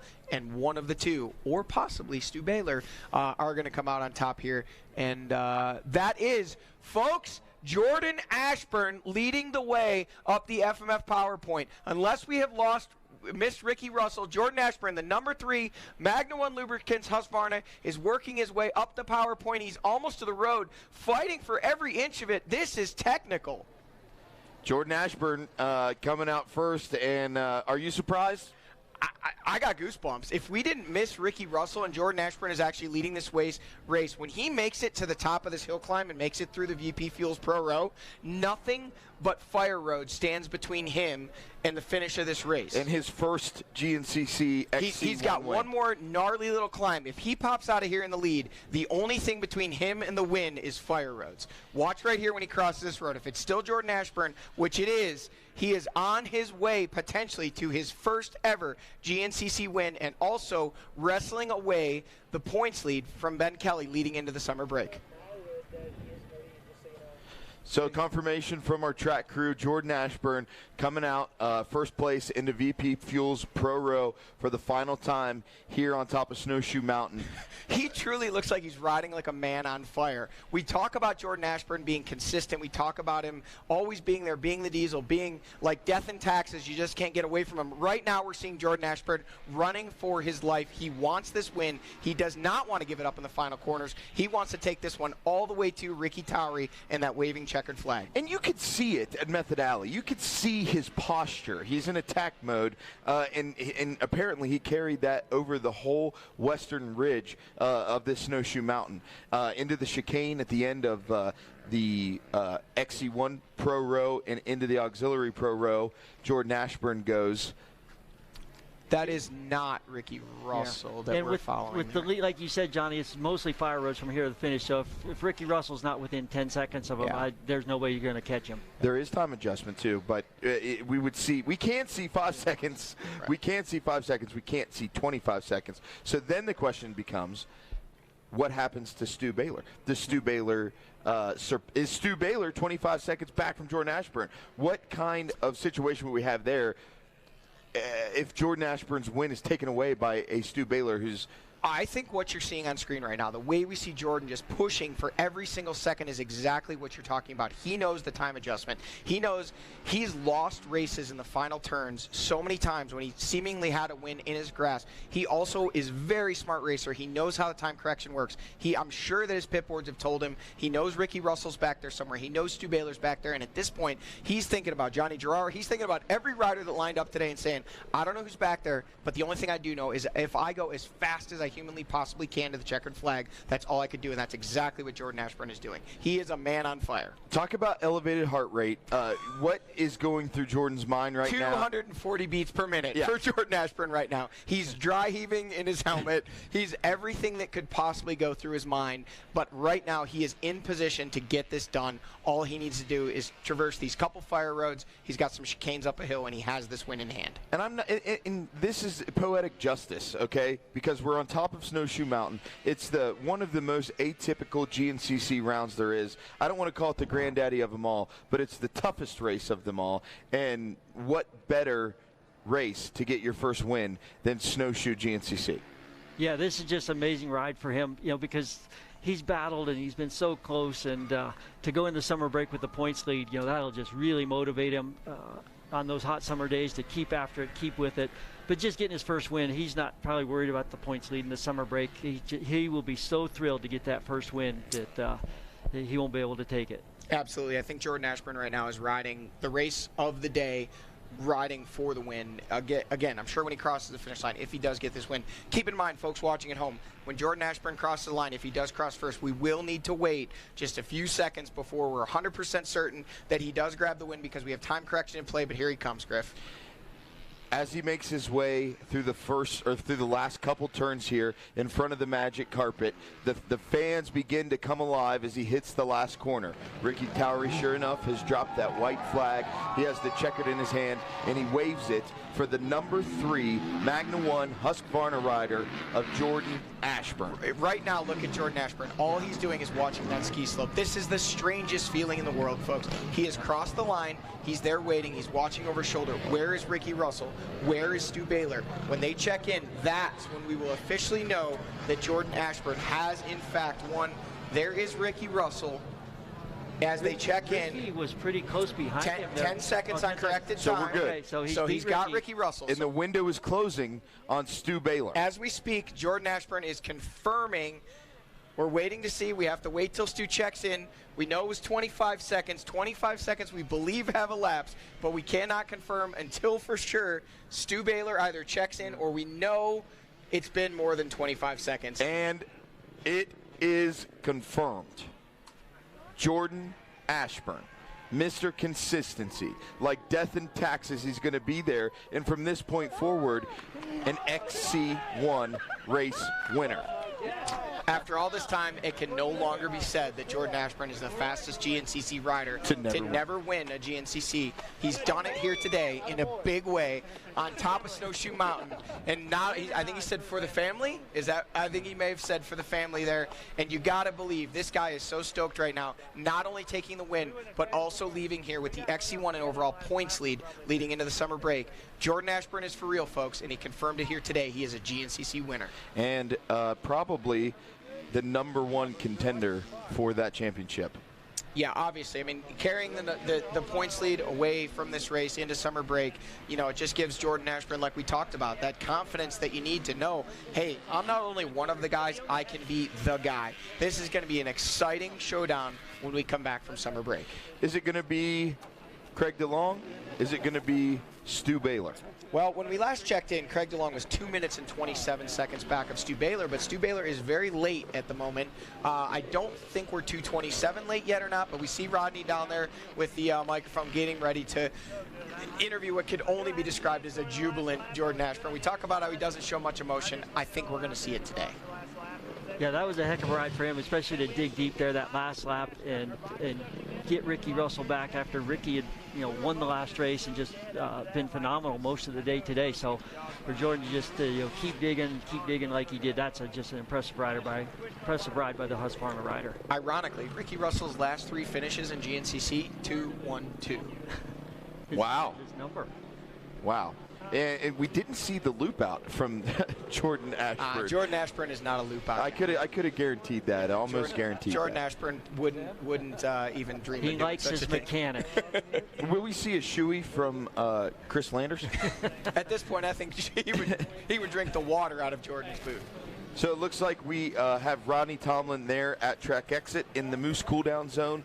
Rodney, you've got Jordan Ashburn. Yeah, we're down here, Griff, and of course with that, Jordan, you guys up there, Griff, are talking about calling it official, and Jordan saying we're not. Let's wait till it's official. Let's wait till it's official, and you still don't believe it. But let me be one of the first, at least on live TV, to tell you congratulations on your first ever Grand National Cross Country win, Jordan Ashburn. Thank you. It's been a long time coming. I think this is my 10th year in XC1, and we've been looking for it for years. And we've really put it together this year, and just been clicking off podiums. And we've been close so many times, and it just feels so good to get it, especially at this venue. I always like this track, and me and Ricky, man, he had the lead all day, and I just was able to reel in the last lap, and it was an epic day. Like, conditions were unreal, and man, I'm so pumped. Well, I tell you what, not only do you get your first win, but if my calculations are correct, this should put you in the points lead heading into this summer break and into the final 4 races of 2022. Yeah, it's so unfortunate for Ben to go out like get hurt like he did earlier in the year, but we knew what we could do, and these last 4 races we just knew we needed to be on the podium, and coming in today I needed a first or a second to try to take the points lead going into the rest of the season, and man, it feels so good to get the win and do that. Well, the big question that I have, and I thought how heavy the weight on your shoulders was this weekend, just for this one particular race because of all the elements that were involved? You know, I didn't feel stressed out or nothing. You know, I just come here to ride, and I knew if I rode the way I could be in the front of the back, and you know, that's what we did today. So I'm happy with the day and happy with the team, and man, to everybody at home, thanks so much for cheering me on, and it's awesome. All righty, Jordan, congratulations to you, man. We'll let you get on to celebrating, but good job today, buddy. Well, there you have it. Jordan Ashburn down there in the Moose cooldown zone. In what he said has been a 10-year XC1 career, somewhat of a journeyman through the XC1 pits. How fitting is it that he gets this win here in 2022 at the toughest GNCC of them all, the Snowshoe GNCC? Yeah, absolutely. I mean, he's had a tough way to go his entire career. And when I say tough, I mean, I think he's enjoyed it, obviously, with his family, but it's never been easy for him. He wasn't the majorly touted amateur that signed a big contract and the wins just came easy. 10 years of grinding will make you reflect, and for him to grab the win here today and be rewarded with the points lead going into summer break, that's absolutely huge. And another thing that's huge here, Johnny Gerard, 3rd place overall, your XC2 Pro Lights leader. If you guys remember, I might have said he was just out of that position, only about 1 minute heading into the final lap. He's able to make up that time over Stu Baylor, coming in just about 16 plus 7, 23 seconds ahead of Stu Baylor for that final podium position. Baylor 3rd in the XC1 class, 4th place overall. Craig DeLong, 5th place overall, 4th place in that XC1 class. Those are all the riders that have checked in so far. And this guy right here, you know, Ricky may not have gotten the win here today, but what a run he has been on. You can see he's not overly exuberant, but come on, Ricky. You just finished 2nd place at Snowshoe, and what an exciting day it is for the entire Coastal Gas team. Let's go down to Rodney with the 212 himself, Ricky Russell. Well, Ricky, you know, Gallagher just said you look a little deflated after today, and you shouldn't with the ride that you put in, and that's true, dude. What a day today. You led a good part of this one, and I tell you, it just thanks to the end, but the attitude you had coming into this one. Yeah, no doubt.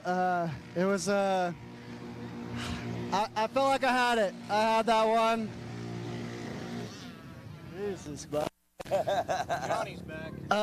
Felt like I had that one, and that last lap I just made stupid mistakes and fell, and I couldn't hold on anymore. My hands were just slipping off the bars, and we were on one clay hill paddling up it, and me and Jordan collided, and I was stuck on top of him, and I got off him and fell down the other side, and he took off, and from there I had to recover. I was kind of smoked just from paddling and struggling with the wet hands, so unfortunately let it slip away. We tried to give it that last push because I knew I was row 2 and he was row 1. I could get it within that 5 or 10 seconds or whatever, but too little too late. I was a little bit bummed, but can't be too upset with 2nd. We've improved a lot this year, and it's showing, and I got to be happy too. So no doubt. And I know one of the things that you guys had coming into this one was a tire strategy.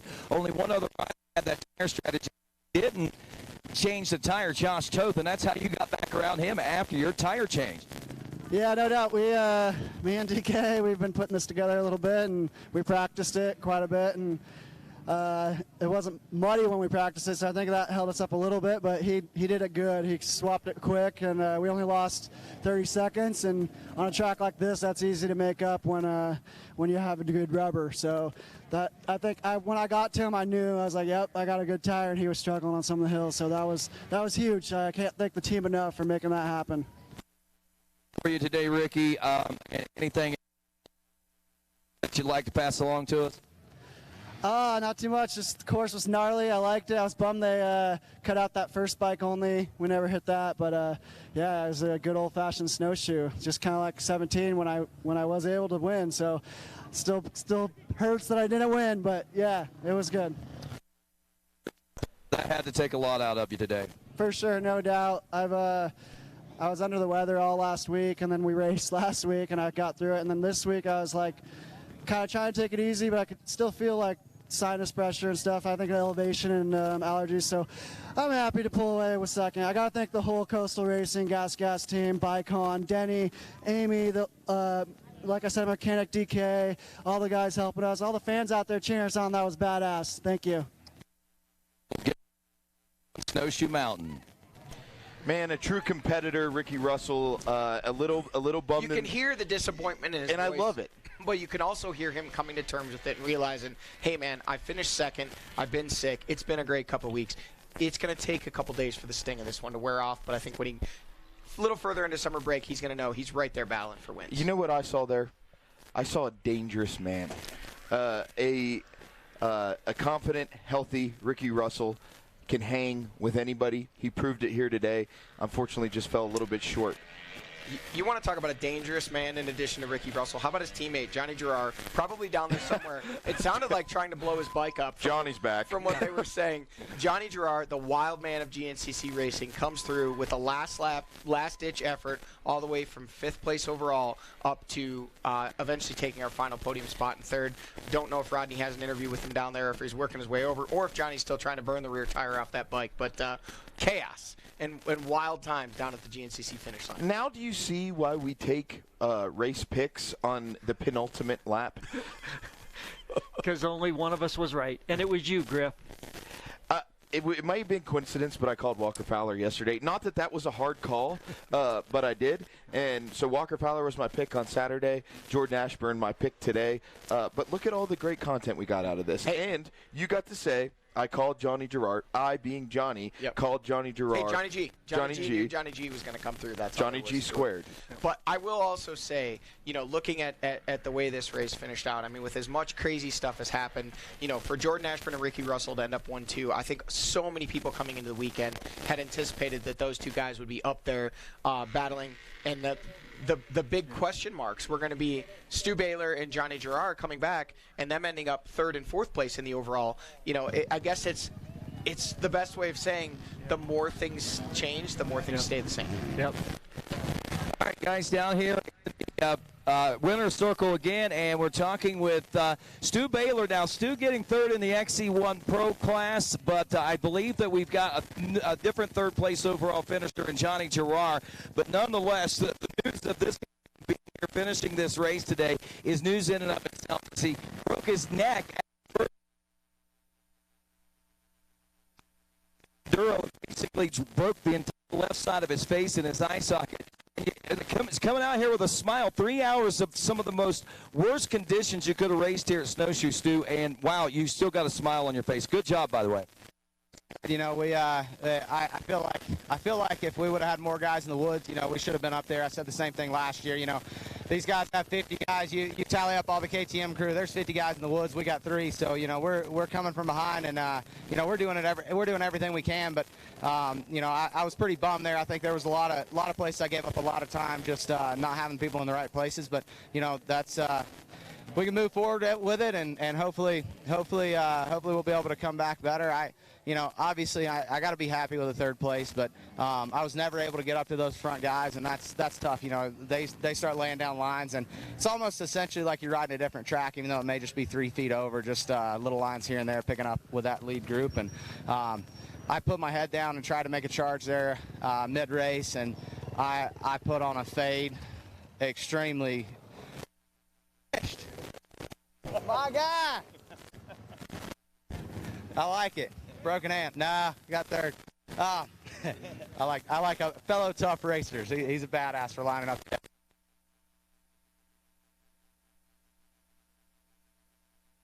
I fell hang over the last same hill that Caleb got me.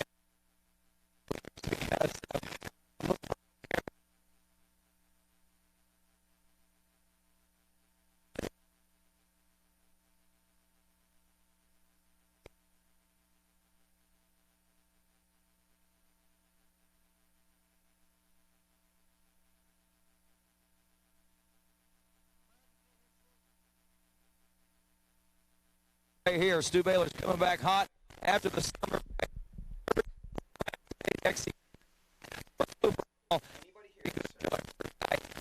Travel the road that he has here in 2022. Obviously a little disappointed Stu Baylor, but all the politics aside, coming back from that injury, a heck of a ride from Baylor Heavy. Absolutely. I mean, 3rd place in the XC1 class, 4th place overall. never expected Stu not to be a contender. Obviously, at some point, his interview was kind of broken up on our end, but it sounded like he said he put in a heavy fade. Understandable. GNCC's intense, and this one obviously right up there in terms of the intensity with the track conditions the way they were, the competition level. But what a phenomenal day of racing here. And it's summed up right in front of us. Mark, give us the top 10. Well, we have Jordan Ashburn getting his first win, and I loved what I saw out of him. Ricky Russell, too, I loved his disappointment. Now that he's tasted win, second is no good for him.